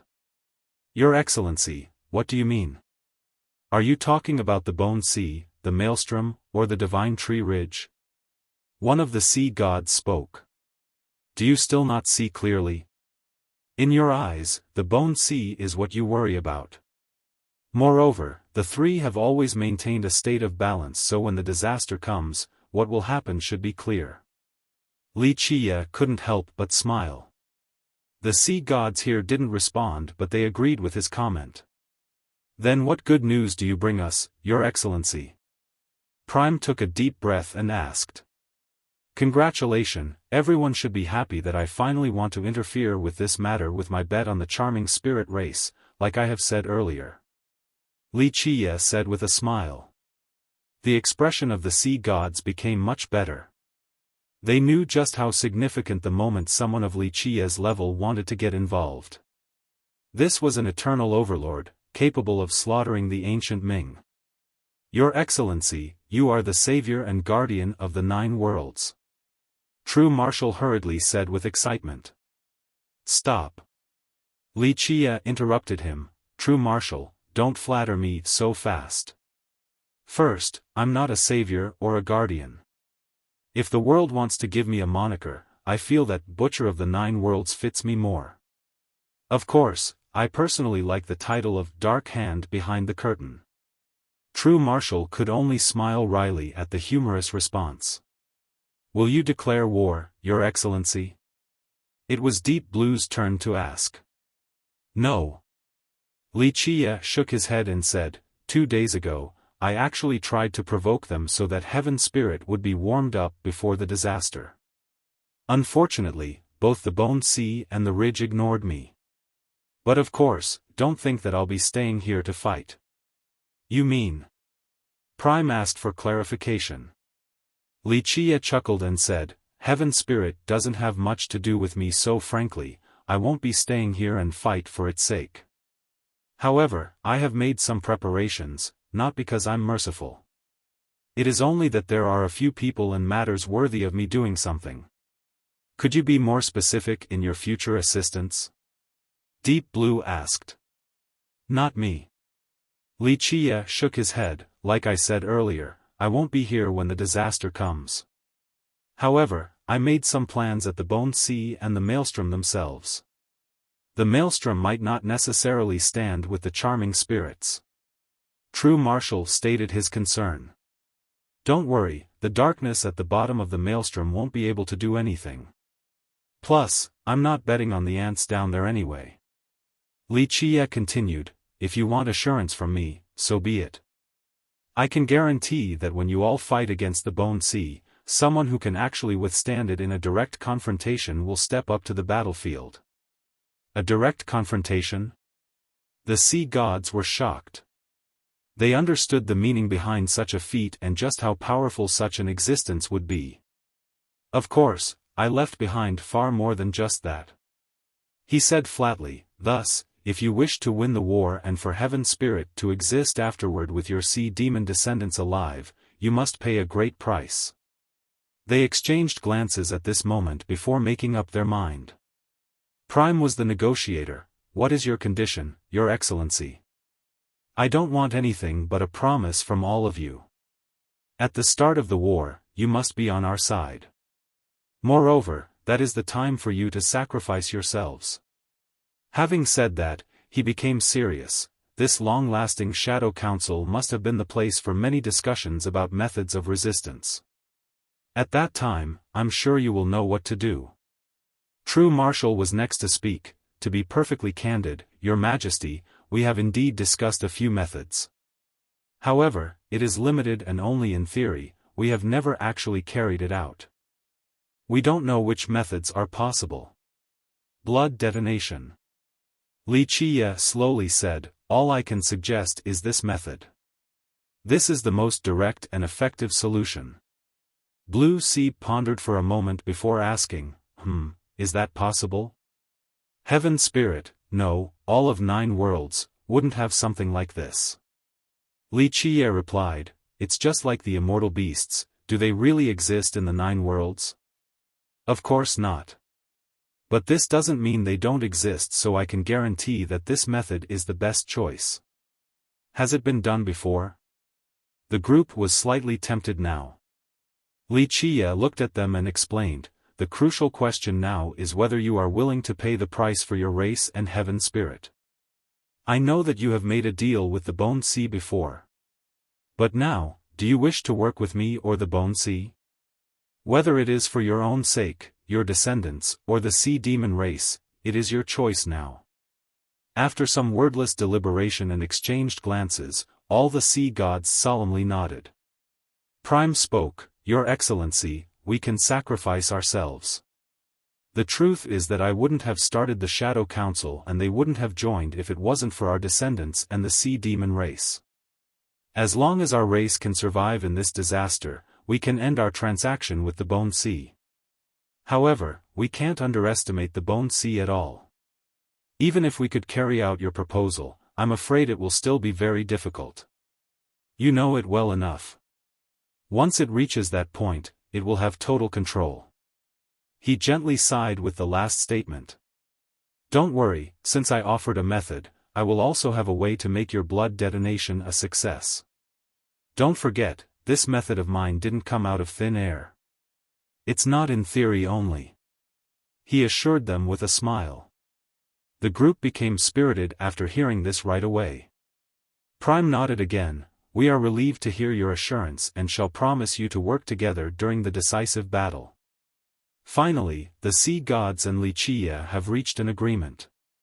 Just like Wuxia has said, this choice of theirs meant personal sacrifices.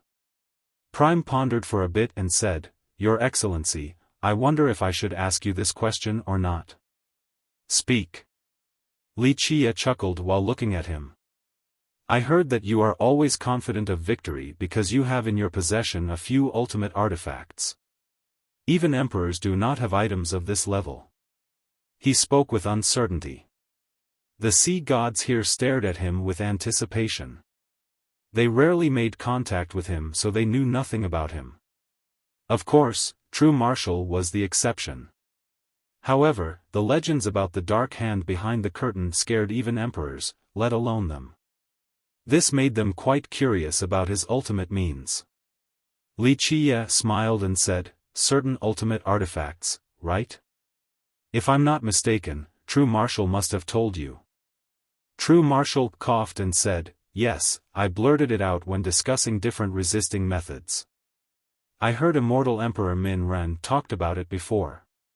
He said that you still have a few extremely terrifying items, some that could destroy everything. He even went as far as to say that if they existed, only you would have them. He felt a bit awkward about it. After all, not everyone was qualified to know these secrets.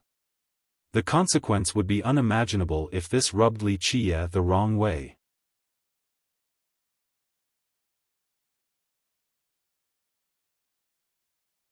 Chapter 1540, Wuxia smiled and said after hearing True Marshal, Minren really has a big mouth, but he's right. Prime and the others were shaken as they glanced at each other. Wuxia took note of their expression and said, that's right, I do have a few terrorizing items and enough resources to slay gods and emperors. This is my power, thus, those who want to oppose me must weight their own worth first and see if they are ready to be annihilated by me. He uttered such words so casually, but when the rest of the group heard the words, slay gods and emperors, they became quite tense. As sea gods, they knew that the dark hand behind the curtain wasn't all talk.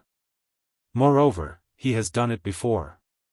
I'm sure no wise soul would oppose you, Your Excellency. True Marshal spoke. Wuxia continued on, for me, the disaster isn't much. If I am willing, I can destroy the Bone Sea and the Divine Tree Ridge due to my ample resources. The trident is amazing, right? I can easily take out 3 or 5 treasures at the same level. He paused for a moment before continuing, and yes, Immortal Emperor Min Ren is right about something else. There is one ultimate artifact in the world capable of annihilating all things. Its power is far beyond your imagination. I don't mind letting you guys know that I do have it in my possession right now. The rest was shaken again. Deep Blue had to ask, how powerful is it, exactly? I can tell you that using it to massacre an immortal emperor is too wasteful. In my eyes, even using it to kill the emperors and gods above the 9 heavens is still squandering it away. Li Qie took his time making this statement. Few people knew that he was saving these resources for the final battle. Even emperors weren't worthy of touching this particular arsenal. The sea gods felt something they haven't felt a long time before, a shuddering chill emanating through their mind. They understood that he was telling the truth. There was no reason for the ruler of the universe and the master of the 9 worlds to lie at all.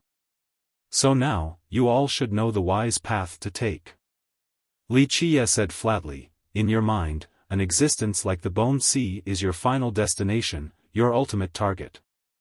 But for me, the Bone Sea and Divine Tree Ridge, as well as the rest of the burial grounds, are only part of my journey, mountains along the way. If I'm willing to pay a great price, they'll be crushed beneath my feet. What are they compared to the end of the world? The sea gods were silent. They have only heard stories about the end of the world from a few emperors. Alas, they didn't have a chance to actually see it. Even one of the greatest sea gods, True Marshal, didn't have this opportunity, but he did hear immortal Emperor Min Ren talk about it.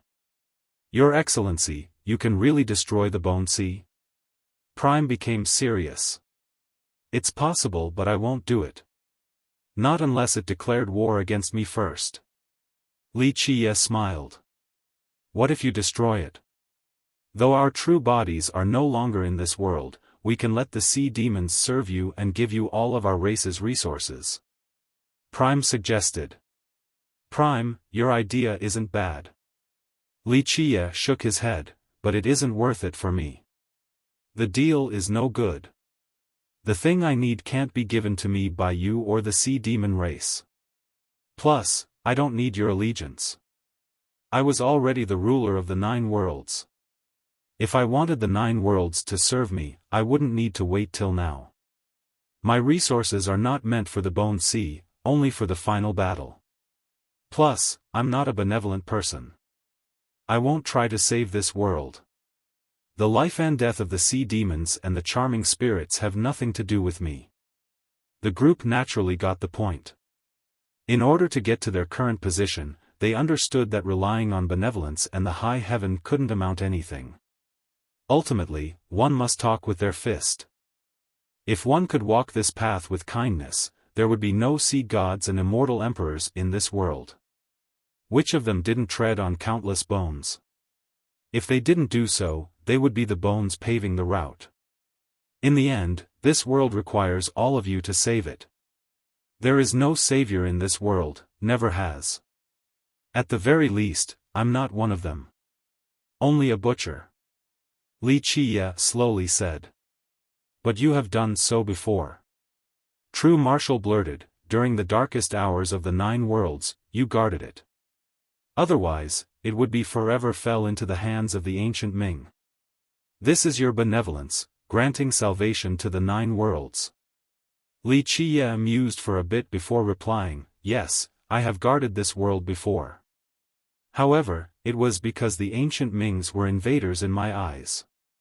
They didn't belong to this world and they shouldn't have brought the darkness along with them. But worst of all, they shouldn't have opposed me, that's why I annihilated them. With that, he spoke to the entire table, but, all of you know what the Bone Sea, Maelstrom and Divine Tree Ridge are. These are your 3 races' business, so you must be the one taking care of them. He spoke coldly, just like the ancient Ming in their darkness, that's why our 9 worlds took care of them. During their reign, did immortals above the high heaven come to save the 9 worlds? Did the emperors and gods above come? Did the high heaven itself save the 9 worlds? No. Li Qie's eyes became deep as he continued on, to the high heaven and what lies above the 9 heavens, we are nothing, only a bunch of ants. They gave no shit about the well-being of the 9 worlds. Because of this, we had to be the one protecting and saving the 9 worlds. That's how simple it is. No savior and no guardian. The weak and insignificant existences of the 9 worlds must work for their own destiny. They must be the one fighting instead of praying for a savior. If they don't try to save themselves, why should anyone else save them?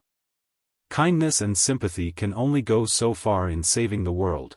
The rest is done by soldiers giving up their lives, wise sages exchanging with their blood. His words became resoundingly powerful during the speech, to which the sea gods didn't respond at all for a long time.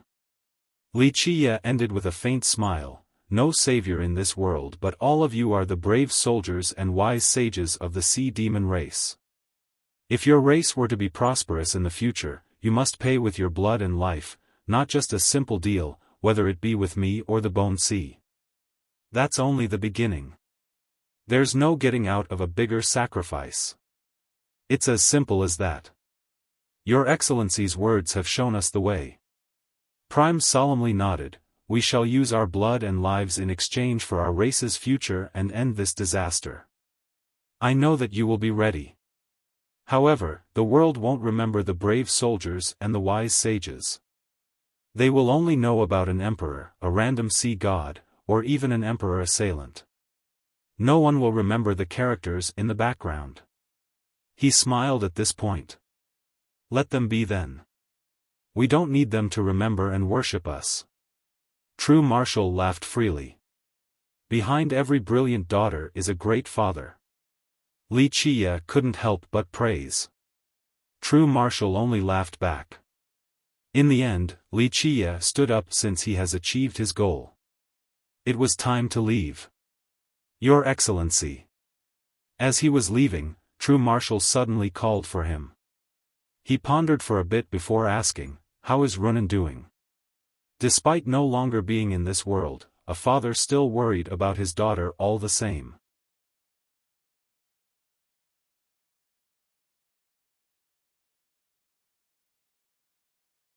Chapter 1541. Wuxia didn't turn back and chuckled. She's doing well and is very happy. Like father, like daughter, she is just as great as you, so you should feel proud. He left with that. He didn't tell her the truth because he spent everything to sever her bloodline back then so that she could fly away, far from Heaven's spirit to the edge of the worlds.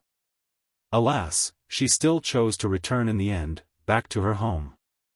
After a full circle, she eventually came back to the beginning. This might not be the result True Marshal wanted, but Wuxia still respected her choice. After all, she had many paths to take, including one that would make her an emperor. Nevertheless, she still came back because she loved this land and her father. Thus, she must embark on his unfinished path. He might not know of his daughter's choice, but as Wuxia has said, he should feel proud of her. She has never faltered before difficult choices and chose to face them head-on, so she should be his pride. Behind every brilliant daughter is a great father. This comment was perfectly apparent. He returned to the pavilion afterward and stayed there in order to replenish Hallowed's life. Fortunately, the pavilion has prepared all the necessary alchemy ingredients for the process. This made Wuxia's life much easier. During the process, many visual phenomena occurred in this sect, such as lightning waves all over the sky with rambunctious detonations as if a heavenly tribulation was descending. This terrible period lasted several days before finally dispersing. The disciples here could finally rest easy. The ancestors were ecstatic. They understood the significance behind this, a successful life replenishment of their hallowed ancestor. A character like Hallowed was too important to the pavilion. It meant that he could protect them for several more generations. Wuxia has done everything he needed after this life replenishment, so it was time for him to leave. However, he met the 7 martial goddess alone before leaving. He looked at her and eventually said, "In a short time, your hallowed ancestor will tell you something. This means that it won't be long until you become a sea god and the trident will show up again." Really? The goddess spoke with skepticism. The trident didn't appear in the last generation. Will it show up this time? That's the last generation. Li Qiye said with a smile, there was a reason for its disappearance, but it shall arrive in this one. Why are you so certain? The goddess curiously asked. The need for protection. Li Qiye said with a smile, this is a very critical period, so the Bone Sea requires a sea god to protect it until the next generation. Because of my provocation, both the Bone Sea and the Divine Tree Ridge feel threatened. So, if they had a sea god or a tree father, they could have one more option. Thus, I won't assume anything about a tree father, but the trident will show itself, and that is when you show your skills. Li Qiye said solemnly. She pondered a bit before answering, rumor has it that the trident picks its master, I might not be chosen. Aren't you always confident? Why did you lose it all of a sudden? Li Qiye couldn't help but chuckle. The goddess smiled wryly back. In the past, she was indeed very confident. She even thought she could defeat Li Qiye before he truly showed his might and gotten to know him. After all, she has mastered the 7 styles. This was why she had immense confidence in her strength in the future. But now, she had no hope of defeating Li Qiye. Her confidence was not worth mentioning. She understood that she wouldn't have the chance to challenge him in this lifetime. She has once said that she would challenge him after becoming a sea god. However, she knew that even after becoming one, it was far from enough to defeat him. Be confident in yourself. Li Qiye stated, not being able to beat me is not something to be ashamed about. In the 9 heavens and 10 earths, you won't be the only one who is afraid of me either. Remember, you are one of the few people in the history of the pavilion who have mastered the 7 styles. Your future will be brilliant, your achievements could even be on the same level as the Prime Sea God. I understand. She took a deep breath and stood proudly with her eyes lighting up. The confident goddess has returned again. The trident will pick you. Li Qiye smiled and said, even if it doesn't, no big deal, just seize it then. It's not like your pavilion hasn't done this before. Once you could wield it, you will become sea god regardless of whether it picks you or not. She solemnly nodded since Li Qiye was right regarding this matter. Their pavilion has done this before. In the past, Deep Blue Sea God actually seized the trident by force. Moreover, the hallowed ancestor was still around in case she needed assistance. I have faith in you. He looked at her and said, just work hard and you'll be a sea god. The important part is whether you will be ready after becoming one. She calmly met his gaze with her own that seemed to be illuminating into his mind. After a long time, she nodded, don't worry, I'll remember you well. If I have made a choice, I shall do it without letting you down. Very good. One day, you will be a hero of the sea demon race, the greatest sea god of them all. Li Qiye smiled and said while getting ready to leave. She stopped him, young noble Li. Li Qiye slowly replied, there's something else? I heard the hallowed ancestor said that you're not just leaving heaven spirit. She hesitated for a moment before speaking. Li Qiye confirmed, yes, when I leave, it won't just be leaving heaven spirit since I'll be off to a faraway place. Will I be able to say goodbye before you leave? She eventually stared deeply at him. Yes.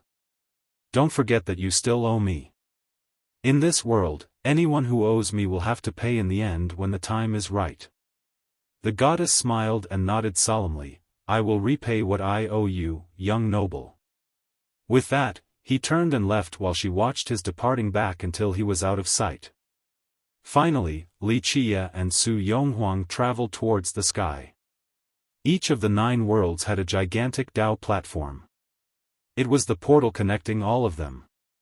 However, it was sealed after the Black Dragon King tore apart the heaven's will. He was thinking of using this Dao platform to return to the mortal Emperor world. However, there was someone quietly waiting for him there. It was a woman with a cold expression, Sima Yujian, who has left several days ago.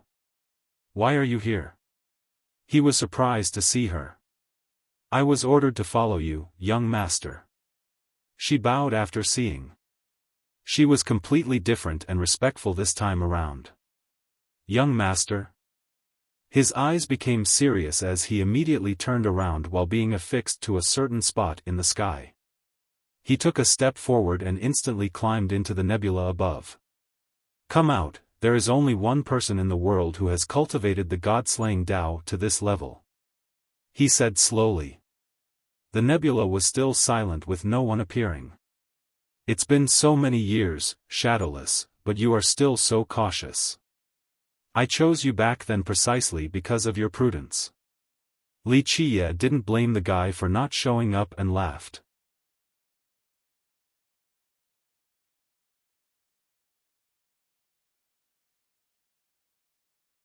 Chapter 1542, a person appeared in this space and kneeled down after hearing Li Qiye. Your Excellency, it is really you. It was a grey old man with muddled eyes just like a mortal. He wore a hemp robe and had an ordinary appearance. No one would take a second look at him in a crowd of people as if he was an old farmer. Li Qiye smiled and personally helped him up. Rise, no need for formality. After being helped by Li Qiye, the old man carefully stared at Li Qiye with his arms shaking. Tears flowed down from his muddled eyes. Your Excellency, I didn't think I could see you one last time. He emotionally grabbed Li Qiye's hands. I also didn't think I could see you again. After the Night Corps disbanded and the elders went their separate ways, I never heard anything from you guys again. Li Qiye also became sentimental. The old man was shadowless. Not only did he have an ordinary appearance, no one knew his name either. In fact, Li Qiye was the only one who would refer to him as shadowless in this world. But who would have thought that this ordinary old man was a terrifying existence during the ancient Ming era? Even that ferocious race shuddered when talking about Shadowless. He was the leader of the god-slaying Night Corps, an assassin under the banner of the Dark Crow, a devil in the guise of the night. He directly reported to Li Qiye while being the supreme leader of his corps. He carried out Li Qiye's will, including training and maintaining the orders and rules of the corps. Of course, assassination was included. As long as Li Qiye wanted to kill a big shot from the ancient Ming, Shadowless would bring the guy's head to Li Qiye. After the end of that era, his mission was complete and the corps disbanded. From then on, all the assassins disappeared along with Shadowless into the sea of people. We have done our job, the 9 worlds no longer need the god-slaying Night Corps. Shadowless quietly said, seeing you again, Your Excellency, after so many years of being buried is making me emotional, just like seeing my family again. He was an orphan taken in by the Dark Crow and was taught the god-slaying Tao. This resulted in his supreme achievements, allowing him to work as a harbinger of light for the 9 worlds. It's been so long but none of you have shown up again. Li Qiye lamented. The Night Corps was his capable assistants during the darkest time of the world. Though its inhabitants didn't know of their merits, each assassin in the corps had an indelible contribution in bringing about the Emperor's era. Unfortunately, Li Qiye never met them again after the disbandment. It was because their missions have been finished. After experiencing the murky and perilous hell, they deserved peace and rest. This was why Li Qiye didn't try to find them. Our brothers have disappeared in the river of time, only my old bones are left now. Shadowless found himself unbecoming of an assassin due to his current rampaging emotions. I have mistreated all of you who should be basking in all the glory and fame. Li Qiye gently sighed. Your Excellency, you have never chased after vanity and fame, so why should we? Shadowless replied, you have blocked the tides and saved the 9 worlds.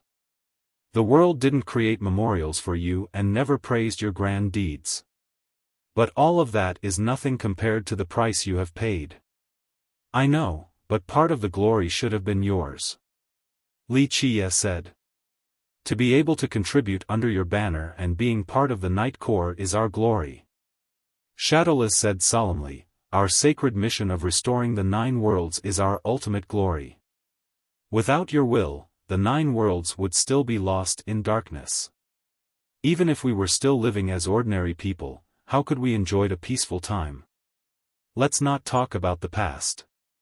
In the end, Wuxia sighed again and gently fixed Shadowless' gray hair. Back when he saw Shadowless for the first time, the guy was only a child with a childish yet unyielding nature.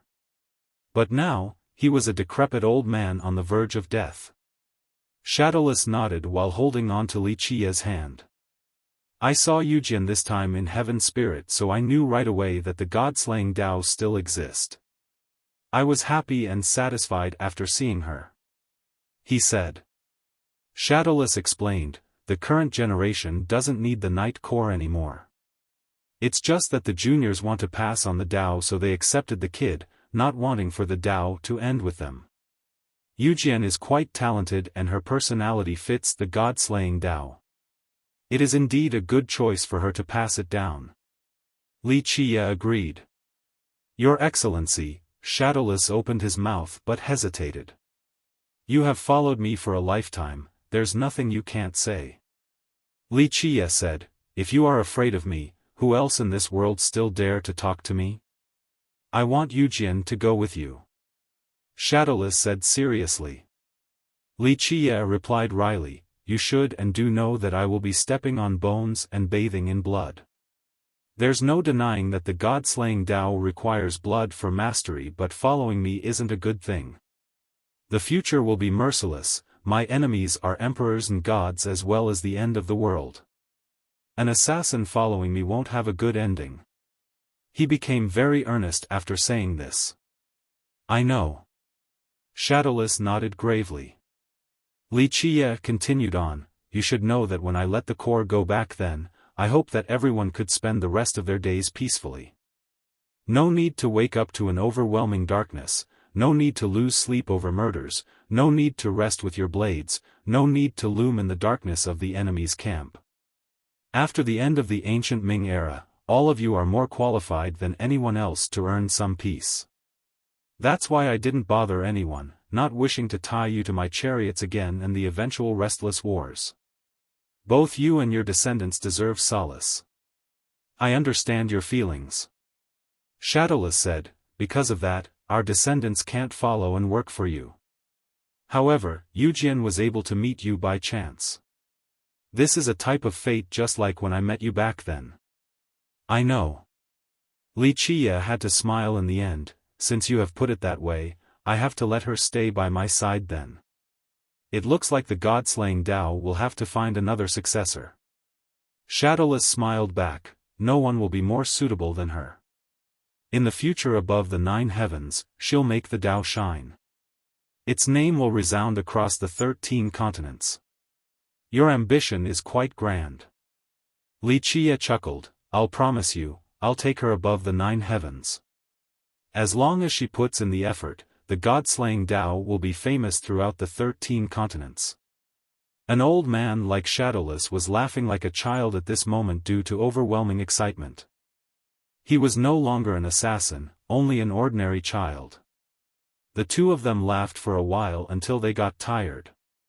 Go, it's time for me to leave too. No need to see me off, you're too old now, take better care of yourself. Wuxia told Shadowless. Your Excellency. Shadowless had trouble expressing himself again. Speak. Wuxia replied. I was only an orphan back then, straying across the wildlands like a dog, victim to the harsh weathers and fear. I didn't know when I would be able to find a home. You gave me food and shelter, peace, and a home. Though the training at the Corps was the toughest, not to mention the life and death examinations, the Corps was our home, our big family. We never gave up on each other and you never gave up on us. As we trod through the darkness, you have always managed to guide us back. You were quite harsh on us, but everyone knew that as long as you were around, we still had hope and our big family would never collapse.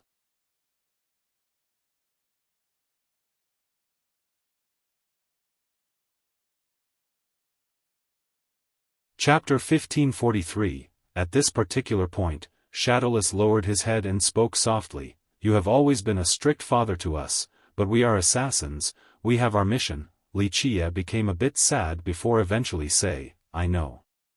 You may kneel, I shall allow this since we might not be able to meet again after this. It would be a separation between heavens and men after this goodbye, so Li Qie agreed. Thump. Shadowless immediately kneeled solemnly there and bowed his head 3 times, Father. Li Qie's mind shuddered a bit as he closed his eyes and accepted the grand gesture from Shadowless. Before Shadowless knew it, his eyes were already wet. He also knew that this would be the last time in his life when he could call Li Qie's father. Finally, his body flashed into nothingness. For him, the hardest thing in life was saying goodbye. After a long time, Li Qie also opened his eyes that were glistening as well. Even his numb heart shuddered a bit. In the past, when he started the God-slaying corps, Shadowless Group was only a group of teenage orphans with no home. He took them in and trained them under the harshest regiment for the highest effect. This was him being responsible for their lives. Otherwise, they could have died at any time during the war. Under his guidance, the innocent children became remarkable killers and eventually, white-haired old men. During the retirement of the corps, he has personally sent them off. He was the one who turned children into assassins, so he needed to send them away from war. In his mind, he hoped that they could find peace and rest for the remainder of their lives. Because of this, he didn't try to find them at all lest he would disturb their serenity. Today, he met Shadowless again. The child was on the verge of death now. He felt his emotionless heart quivering when saying goodbye to Shadowless again. It was as if he was saying farewell to a junior, to his own son. In the future, they would all be buried in the soil. He finally sighed and his calm gaze returned. He was now his old self, shrouded in indifference again. He was once again the Dark Crow. No need for emotions and sorrow. The Grand Dao was long and he needed to continue on.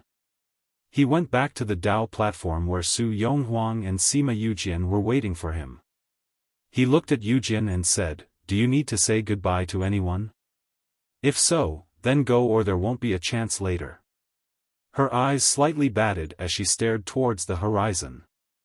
In the end, she took a deep breath and said, I have said my goodbyes and am ready for this. She knew that she was about to leave Heaven's spirit completely, so she had made ample preparation. Very well.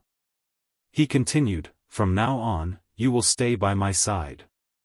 The world in the future will be vast and cruel.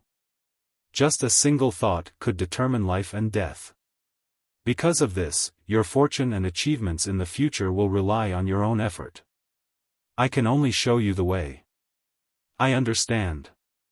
She nodded solemnly. Though she didn't know what Li Qie had to do with her god-slaying corps, her ancestor has entrusted her to him. So from now on, she would give him her all. All right. Li Qie told Su Yonghuang, I'm opening the Dao portal to bring the 2 of you to the Grand Middle Territory. You take her to the Cleansing Incense Ancient Sect. What about you? Su Yonghuang was surprised. He responded, I need to go to the Grand Sea to personally end a few things. Plus, I still have some items there.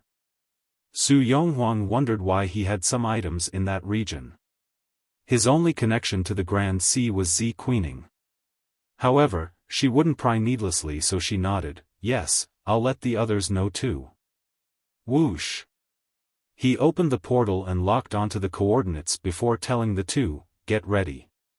Once you arrive, keep on cultivating hard. The 2 nodded their head and entered the portal. The 9 worlds were sealed, so these portals were not connected at all. It was exceedingly difficult to travel between worlds under these circumstances. An ordinary God King wouldn't be able to do it with their own strength. Some could do so, but an unstable Dao portal had many uncertainties and risks. However, it was too easy for Li Qie since he cultivated the space scripture. After sending the 2 girls away, he changed the coordinates and also stepped into the portal for the Grand Sea. The Northern Grand Sea was one of the 5 domains in the Mortal Emperor world. It was vast and extremely prosperous. The place was indeed full of oceans of an incalculable size. However, it was different from Heaven's spirit. There were many islands in this place and they formed chains together on top of the many continents. The continents floated on this ocean like eternally unsinkable ships. While standing in the sky of this place, the islands and continents scattered like jewels and gems. Its beauty was beyond description and made people forget their way back home. After entering this region, Wuxia was full of thoughts with memories emerging. He came this time to end a few things. In fact, to be more specific, he came to collect some debts and eliminate a few people from this world. Most importantly, there were a few extremely important items he needed to take. One of them could decide the outcome of the ultimate war in the future. He left a great number of treasures in this place, his largest treasury, in fact. People would never be able to squander the number of resources in this treasury for many lifetimes. The resources were accumulated by him in preparation for the apocalypse. The treasures within were heaven-defying. Even emperors would crave them, but of course, none of them would dare to have any thoughts about it. They knew who this treasury belonged to. However, there was one unrepentant soul who has always been eyeing this treasury. His name was Gu Zun. For Wuxia, he could eradicate the guy easily regardless of how strong he was. In fact, he didn't even need to do it himself. If it wasn't for the Black Dragon King's beseech moving Wuxia, Gu Zun would have been removed from this world long ago. Though Gu Zun claimed to be reformed and has changed his heart to become a good person, Wuxia knew full well that a dog would never stop eating shit. He only acted in this manner back then to win the Black Dragon King's sympathy and would never actually give up. Of course, both Wuxia and the Dragon King knew that Gu Zun wouldn't change even in face of death. Alas, the king promised someone, which was why Gu Zun could live till now. Otherwise, he would have personally crippled him and forced him to be immortal. In Wuxia's eyes, Gu Zun was only an ant. It didn't matter whether the guy was repenting or not. If Gu Zun continued to be a fool standing on his path, he would crush him like an ant. Though he didn't want to massacre the Heaven Suppression City, he wouldn't show any mercy if it had to be done, even if it meant slaughtering the city. Thus, for this trip to the Grand Sea, blood was on his mind.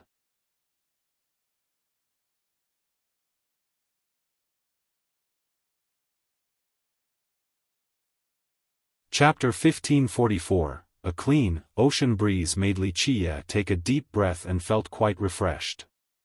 Despite their aquatic nature, Heaven Spirit and the Grand Sea were distinctly different. Heaven Spirit was a marsh full of abundant moisture or a grand mist with the smell of the ocean. The Grand Sea, on the other hand, had a pure and refreshing aura with a slight fragrance of soil and vegetation. Wuxia landed on a series of islands. The large ones were 10,000s of miles while the small ones were around 100-mile wide.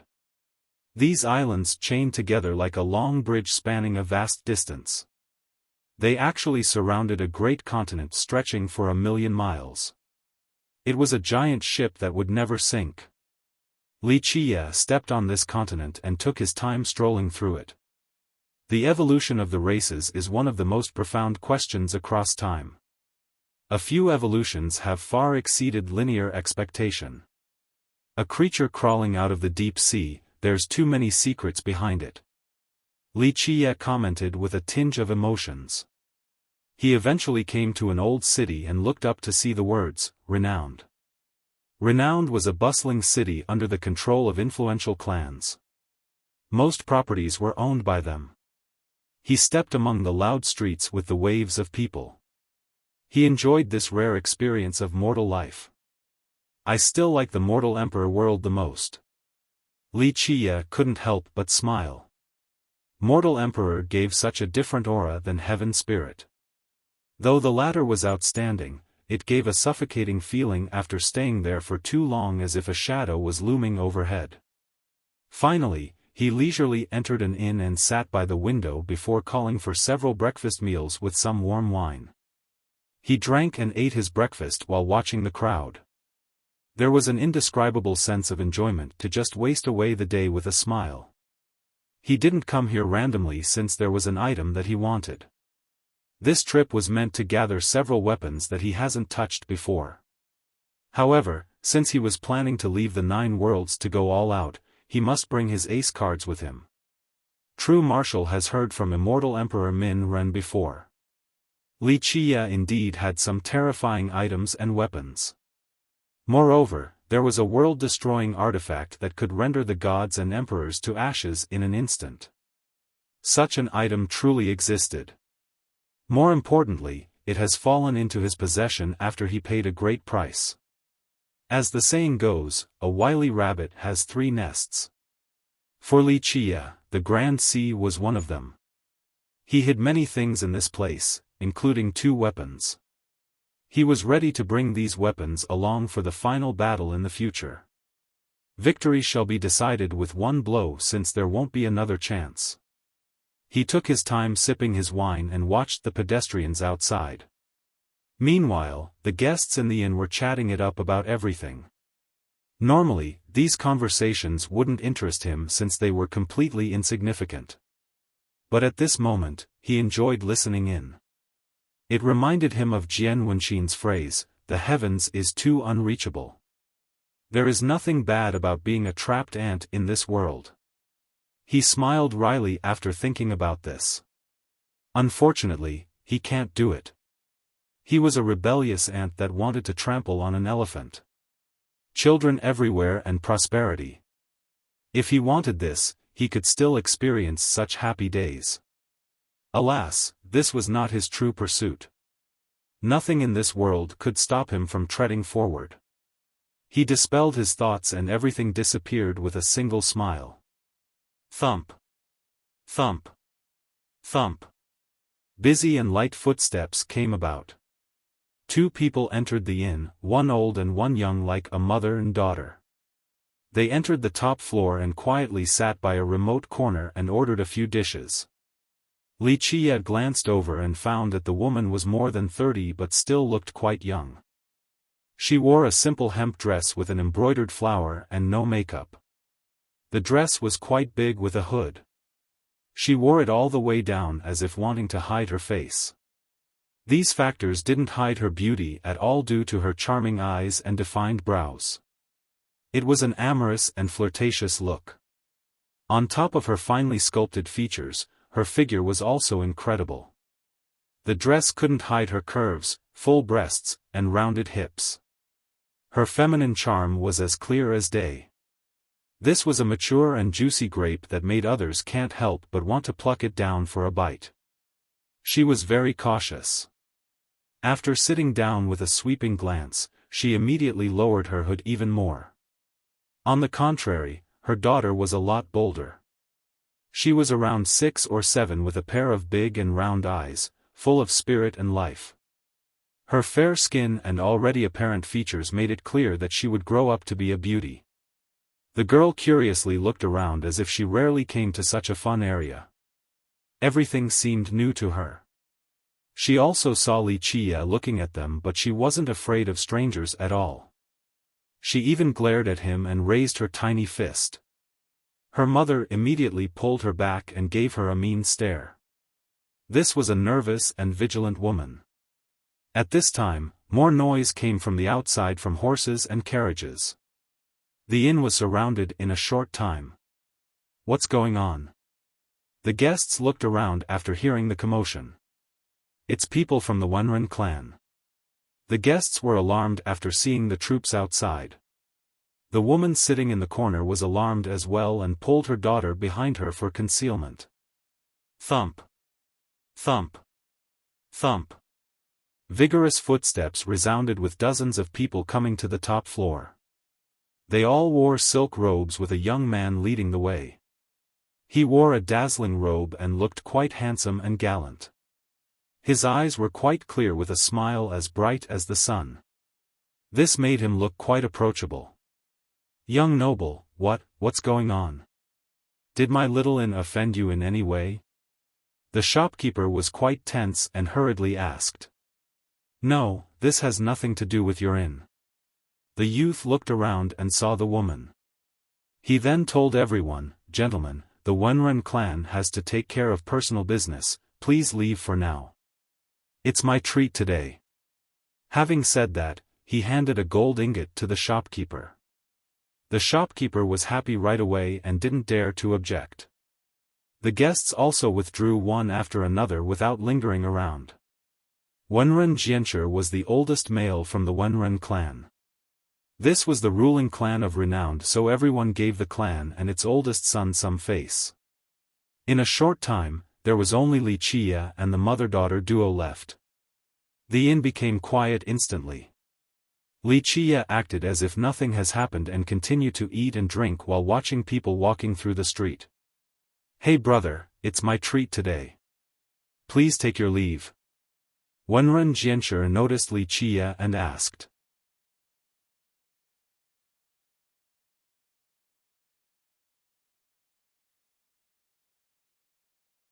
Chapter 1545. Wuxia slowly turned around to look at Wenren Jianshi and chuckled, "I don't need you to treat me since not just anyone is qualified to do so." Having said that, he casually threw a refined jade piece on the table as the payment. The shopkeeper was salivating after seeing the refined jade, but he didn't dare to get it since Wenren Jianshi was still around. Jianshi's followers' expressions sank after hearing this. Some experts wanted to step up but were stopped by Jianshi. He stared at Wuxia for a moment and raised his brows. He couldn't see through this man ahead at all. The guy looked very ordinary but was completely unperturbed in the face of danger. "Excuse us then."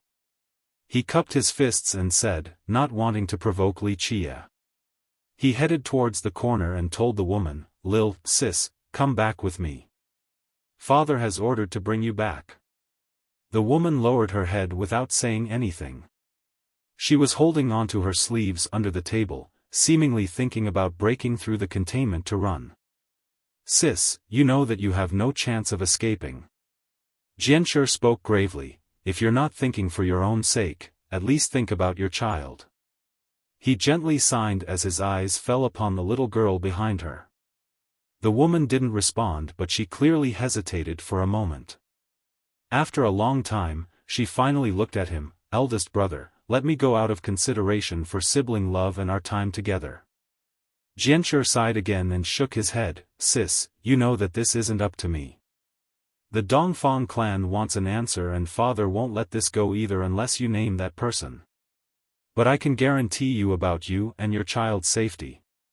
That's all I can do." She pinched her sleeves again before answering, "I won't return and won't go to the Dongfang clan either. That's already a thing of the past." "It is indeed in the past, but someone must answer for this. The relationship between the two clans isn't a joke. Sis, must you force my hand?" Jianshi said sternly. She was dazed at this moment and didn't know what to do. "Invite the miss home. Do not hurt her," Jianshi ordered. At this time, the 10 experts behind him slowly stood up. The leader cupped his fists towards the woman, "Miss, please, forgive us for our action." In the blink of an eye, the 10 experts surrounded the mother and daughter. There was no way for them to escape. "Don't hurt my mother." The daughter stepped in front and shouted. "Don't worry, we won't hurt your mother, but the two of you need to come back with us," Wenren Jianshi slowly told the girl. "You're a bad person. You're all bad," she shouted at Jianshi. Jianshi was startled for a moment before smiling and didn't really mind her. At this time, the experts slowly headed for the two of them. The woman pulled her daughter back behind her, but she was stuck in a hard situation. At this key moment, the little girl hiding behind looked around for a bit before her eyes flashed and shouted at Wuxia, "Papa, quick, help mommy." Ugh! Wuxia froze a bit while sipping his wine and almost spat some out.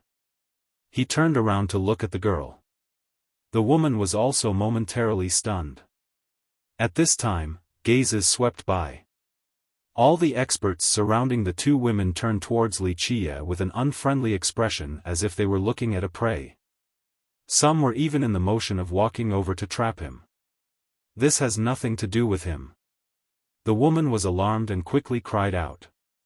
She wanted to absolve Wuxia of any involvement, but this only made it worse. In a short time, the experts glaring at Wuxia had an even more fierce gaze and were surrounding him. Brother, this is a misunderstanding. It has nothing to do with him. The woman hurriedly told Jianshi. Jianshi was surprised initially before smiling wryly and looking at Wuxia. I want to hear an explanation from the gentleman. Papa. The daughter came out of nowhere and latched onto Wuxia's thigh while pointing at the experts. Beat down these bad guys, all of them. The woman grimaced and shouted again, Huayu, stop messing around, come back. No, I won't. The naughty girl hollered back, Papa is unstoppable and can take down these bad guys in just 3 or 5 moves. The woman was speechless after hearing this despite wanting to correct this weird situation. Papa, you're the strongest in this world, take them down already. The girl looked like a bully right now, as if Wuxia was really about to give the experts a beating. Wuxia couldn't help but smile while looking at the slyness evident in the girl's eyes. You are wrong. Even if I was your father, I would be a defenseless scholar, not the strongest in the world. Having said that, he raised both hands and smiled amicably at the experts. Gentlemen, we're all educated people here that use their words instead of fists. Let's take our time talking. I rely on my handsome face to eat, so please, don't hit the face or I'll go hungry. The girl glared at Wuxia after not getting her imagined result and scoffed, coward. Wuxia didn't mind at all and smirked, I've never been courageous before because the bold always die relatively early. I'm still so young and don't want to go down the grave so soon. You. She stared at him for half a day but couldn't say anything. The girl was a bit cunning, but the disparity was too great compared to Wuxia. Plus, he only wanted to tease her. If you are my brother-in-law, then you should visit our clan. A groom should see your in-laws. Wenren Jianshi said slowly. No, brother, he's an outsider. This is all a misunderstanding, the child was only speaking nonsense. The woman became anxious and spoke loudly. Jianshi's eyes remained fixated at Wuxia. I want to hear him say that this is a misunderstanding or not. The girl also looked up at Wuxia. Despite her naughty nature, her bright eyes were calling for hope. Wuxia noticed this and chuckled, then I'll visit the Wenren clan for a bit. Being a guest isn't bad at all. Plus, everything can be solved with words. I'm a scholar who isn't very good at other things, but I'm sure I can reason any problems just fine. The girl smiled after hearing this. You don't know what you're involving yourself in. The woman urgently spoke. Wuxia cheerfully smiled, I might not be sure, but as the adage goes, as long as reason is on your side, you can travel all around the world. I'm a reasonable person, so there's no place I can't go. I'm certain that the Wenren clan is a place that adheres to reason as well. Of course, even if they don't, I am a very persuasive person. She was completely stunned and didn't know whether this man was really stupid or pretending. She couldn't see through him at all. Really? Then we'll go back to the Wenren clan. The girl excitedly jumped up and clapped. In that case, please follow us then. Wenren Jianshi said with a smile. The woman had no other choice. She couldn't break away under these circumstances, and now, a stranger has become involved as well. Without any other ideas, she had to go with the flow. Under the escort of the experts, the 3 of them left the inn. Of course, it was more apt to call it a forceful transport. The woman whispered to him, you don't know what kind of trouble you're getting yourself in. If you are actually capable, it's not too late to run or you'll be courting death.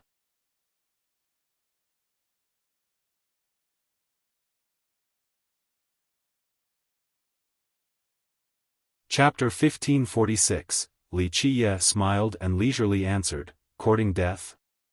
No, no. I always reason first, and I'm confident that I can convince just about anyone. Reason? The woman still couldn't guess whether Wuxia was a master in disguise or a foolish scholar. She continued, my father doesn't reason if it stands in the way of his goals. This applies to his family members as well, let alone an outsider. Wuxia chuckled, when I reason, no one can refuse to listen. She became speechless again, having no idea what kind of guy this was. Meanwhile, the girl was not worried at all as she looked around curiously. It was as if this was her first time at Renowned. Wuxia saw this and spoke to her, looks like she rarely came to the city. She must have grown up in a remote place. The woman stared at her daughter with eyes full of affection and love. There was a deep regret as well. She's a good seed. Further delays would only ruin her future, he said with a smile. The woman had no good response for this. The experts escorted the group forward with great caution. They kept their eyes on the group, especially the woman, lest she were to run. After a long time, a huge mansion appeared. It was covered in clouds and looked very transcending in this old city. The girl's eyes turned bright and pointed at the mansion. Mom, this is Grandpa's house? The renowned mansion you talked about? The woman only sighed in response. Yes. Wenren Jianshi answered instead, this is your grandpa's house, your mother's, and yours as well. She looked back at Jianshi and said, really? Grandpa is a bad guy and you are too. Watch your words. The woman scolded her right away. But it's true. She pouted indignantly, if they're not bad people, then why do they want to separate you and Papa? Only bad guys will do something like that. The woman swallowed her words after seeing her daughter's reddening eyes. Jianshi didn't scold her and only smiled. It's hard to gauge good and bad when it comes to adults. When you grow up, you'll understand. A good person is good and a bad person is bad, how is it difficult? She angrily pouted. Wuxia enjoyed her cute appearance and rubbed her head. However, the girl full of personality shook her head in order to dodge his hand. Am I not your papa? Wuxia wanted to tease her again, in that case, I'll be leaving then. You're a bad guy too. Her eyes became watery and acted as if she was wronged. Wuxia only smiled and didn't respond. Meanwhile, the woman was sighing with a dejected and sad appearance. Her pretty brows were shrouded in a gloomy air. They entered Renowned and found themselves in a new world. The serene scene here immediately isolated the lively city outside. An earthly scent pervaded the mansion like the mist. A mortal would find himself thinking that this was a land of immortals. Breathing in this aura was too comfortable. Feels nice, what is this? The girl clearly reacted after entering. Jianshi took note and told the woman, sis, she's a good seed. If she were to stay here, her future will be bright. The woman continued her silent act. Wuxia was just smiling like always. The earthly scene and energy might seem like a transcending realm for mortals, but in his eyes, this was only a minor abode. Wenren Jianshi let the rest stay outside while he came in alone. The woman quietly told Wuxia, before actually entering the mansion, you should escape now. This is your last chance. Why? To which he responded, getting a beautiful wife and a cute daughter on top of an influential father-in-law out of thin air, that's a good thing, like a pie falling down from the sky. People would kill for this luck, so how could I refuse it? She stared at Wuxia, wondering about his true intention. In the end, she coldly said, you should know what kind of existence the Wenren clan is. No idea. He bluntly answered. In fact, he really didn't know and didn't need to know at all. It wasn't necessary to investigate a little clan. After some time, Wenren Jianshi came back and told the woman, father wishes to see you. She took a deep breath and took the girl's arm. However, Jianshi stopped her and said seriously, sis, it's not wise to let father see her right now, that's fanning the fire. Don't worry, I'll make sure nothing happens to her. After hesitating for a bit, she eventually nodded and left the girl to enter alone. The girl wasn't afraid of people. She looked at Jianshi and asked, "Does Grandpa have horns and wings and a long neck like a bad guy?" The experts here had black lines running through their forehead. Wenren Jianshi didn't know whether to laugh or cry either. He squatted down and told the girl earnestly, "Grandpa isn't a bad guy. It's just that he doesn't have a choice in some matters. If he's not a bad guy, why does he want to separate Mama and Papa?" The girl hastily complained. "You will understand when you grow up." Jianshi rubbed her head and smiled. "Your father and mother also understand his predicament." Having said that, Jianshi continued, "Tell your uncle, what's your father's name?" The girl blinked and circled back to hold on to Li Qiye's thigh. "This is my papa." Li Qiye said with a faint smile, "It's not that easy to trick this girl." Jianshi rubbed her head more and smiled wryly, "A clever child, like her mother." "Unfortunately, clever people sometimes do foolish things." Li Qiye said casually, "I'm tired. There must be an area for guests to rest." Jianshi gave him a strange stare and was full of curiosity at his leisure attitude. This guy was acting as if this was his own home. "Accommodate the young noble, do not be impolite to our guest," Jianshi told one of the experts nearby. Li Qiye smiled casually and followed the expert without commenting. They prepared a place for him. Of course, he was separated from the mother and daughter. Despite being a guest, he wasn't that far off from being a prisoner and always had people following him. They did follow Jianshi's order and didn't make it difficult for him. After settling down, he treated this place as his own home and took his time relaxing. He seemed very comfortable taking a stroll everywhere. The clan's disciples followed him but didn't stop him from wandering since they didn't see any intent on escaping from him. Not long later, Wenren Jianshi came by and saw Li Qiye in the garden. He smiled wryly at this guy appearing out of nowhere and acting as if he was the boss. "Looks like you are used to this place now. I am relieved." He came forward and said with a smile.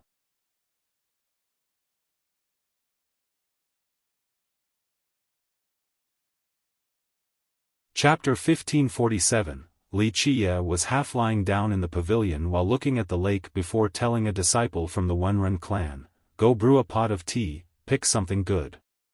The disciple's expression shifted after hearing and seeing his attitude. They were important characters in the clan but now, a fake son-in-law was actually treating them as servants. "Don't be unhappy." Li Qiye didn't bother looking at them and said flatly, "To be able to wait on me is your fortune. Go." Their expression turned for the worst. They have seen arrogant people before but never to this level. "Go brew some for him. I still have a good one here." Wenren Jianshi's attitude was much better as he ordered these disciples. Though the annoyed disciples ignored Li Qiye, they didn't dare to not listen to the elder young noble's instruction, so they went to make some tea. After they left, Jianshi looked over at Li Qiye and asked, "May I ask where you are from and your name?" "Last name's Li, just a wandering vagabond." Li Qiye casually answered. This attitude of his was very unreasonable. Keep in mind that the Wenren clan was very influential in this region. Jianshi, in particular, had a prestigious status as well. No cultivators in these parts would dare to act so pompously in front of him. He didn't become angry and replied, "Brotherly, you can't become the Wenren clan's son-in-law with these answers." Li Qiye chuckled in response, "You got it wrong.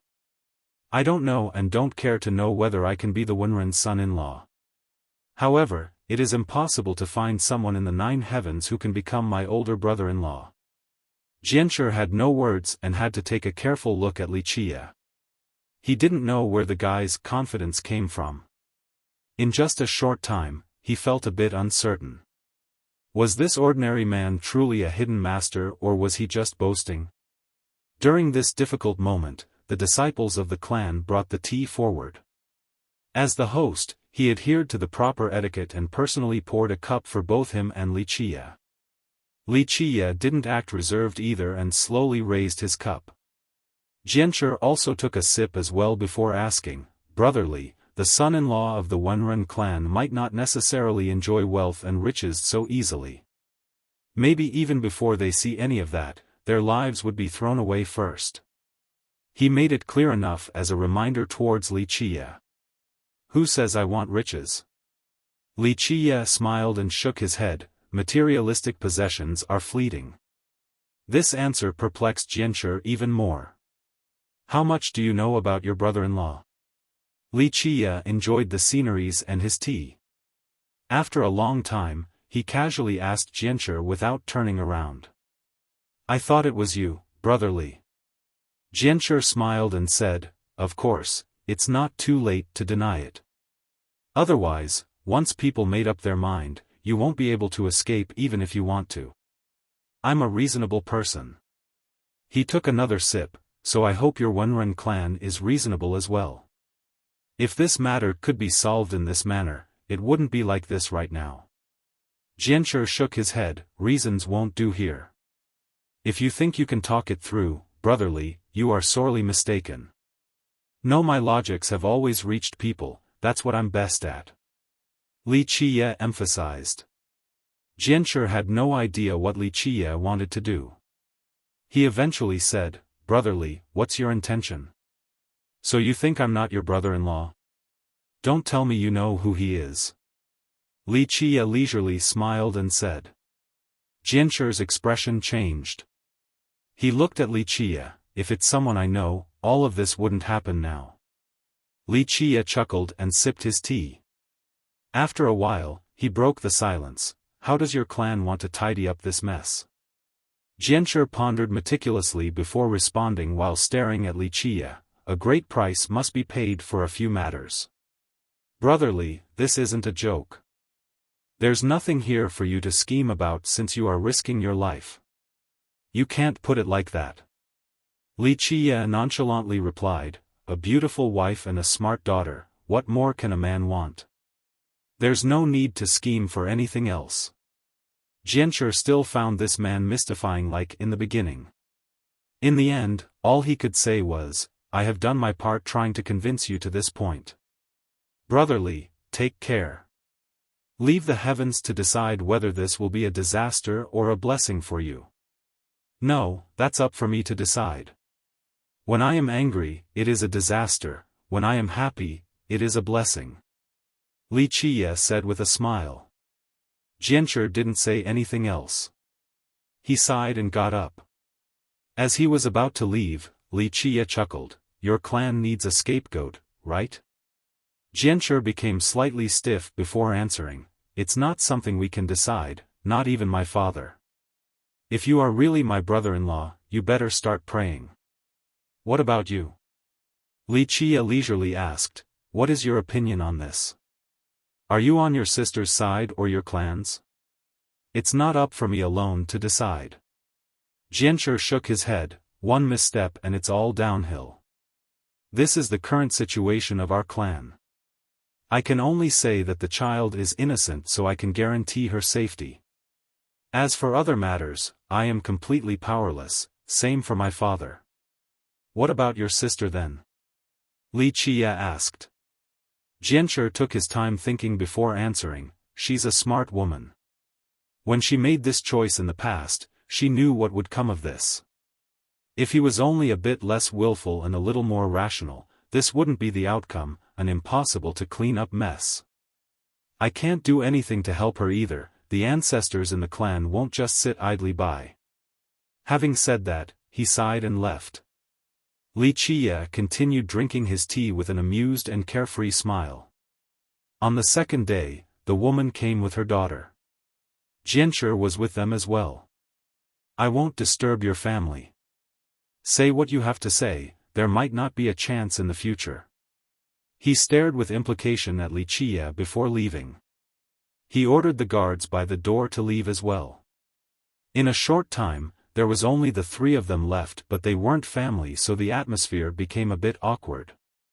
Li Qiye looked at the plump and seductive woman before asking, "What's your name?" The woman took a deep breath and bowed down. She didn't lose the elegant demeanor of a noble. "My name is Wenren Lurue." "What is your name, young noble?" "Last name, Li." Li Qiye didn't reveal too much. His eyes then fell on the little girl. "This is my daughter, her name is Huayu. Same last name as me," she hurriedly said. "Her mother's surname, I see." Li Qiye smiled. Meanwhile, Wenren Huayu stared at Li Qiye for a bit, then back at her mother before smiling cutely. "Mother, you two do look like a pair of husband and wife." "Less nonsense." Lurue instantly scolded her with her face turning red. Li Qiye didn't mind and looked at the girl. "Why did you do that back in the inn? Are you not my father then?" She blinked and said with some slyness. "Huayu.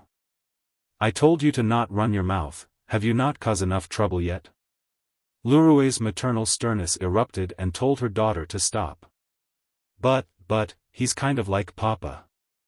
Huayu pouted in response. "You always told me that Papa is an indomitable and fearless man who never panic in any situation. Plus, because he's so powerful, he can face any danger without a problem."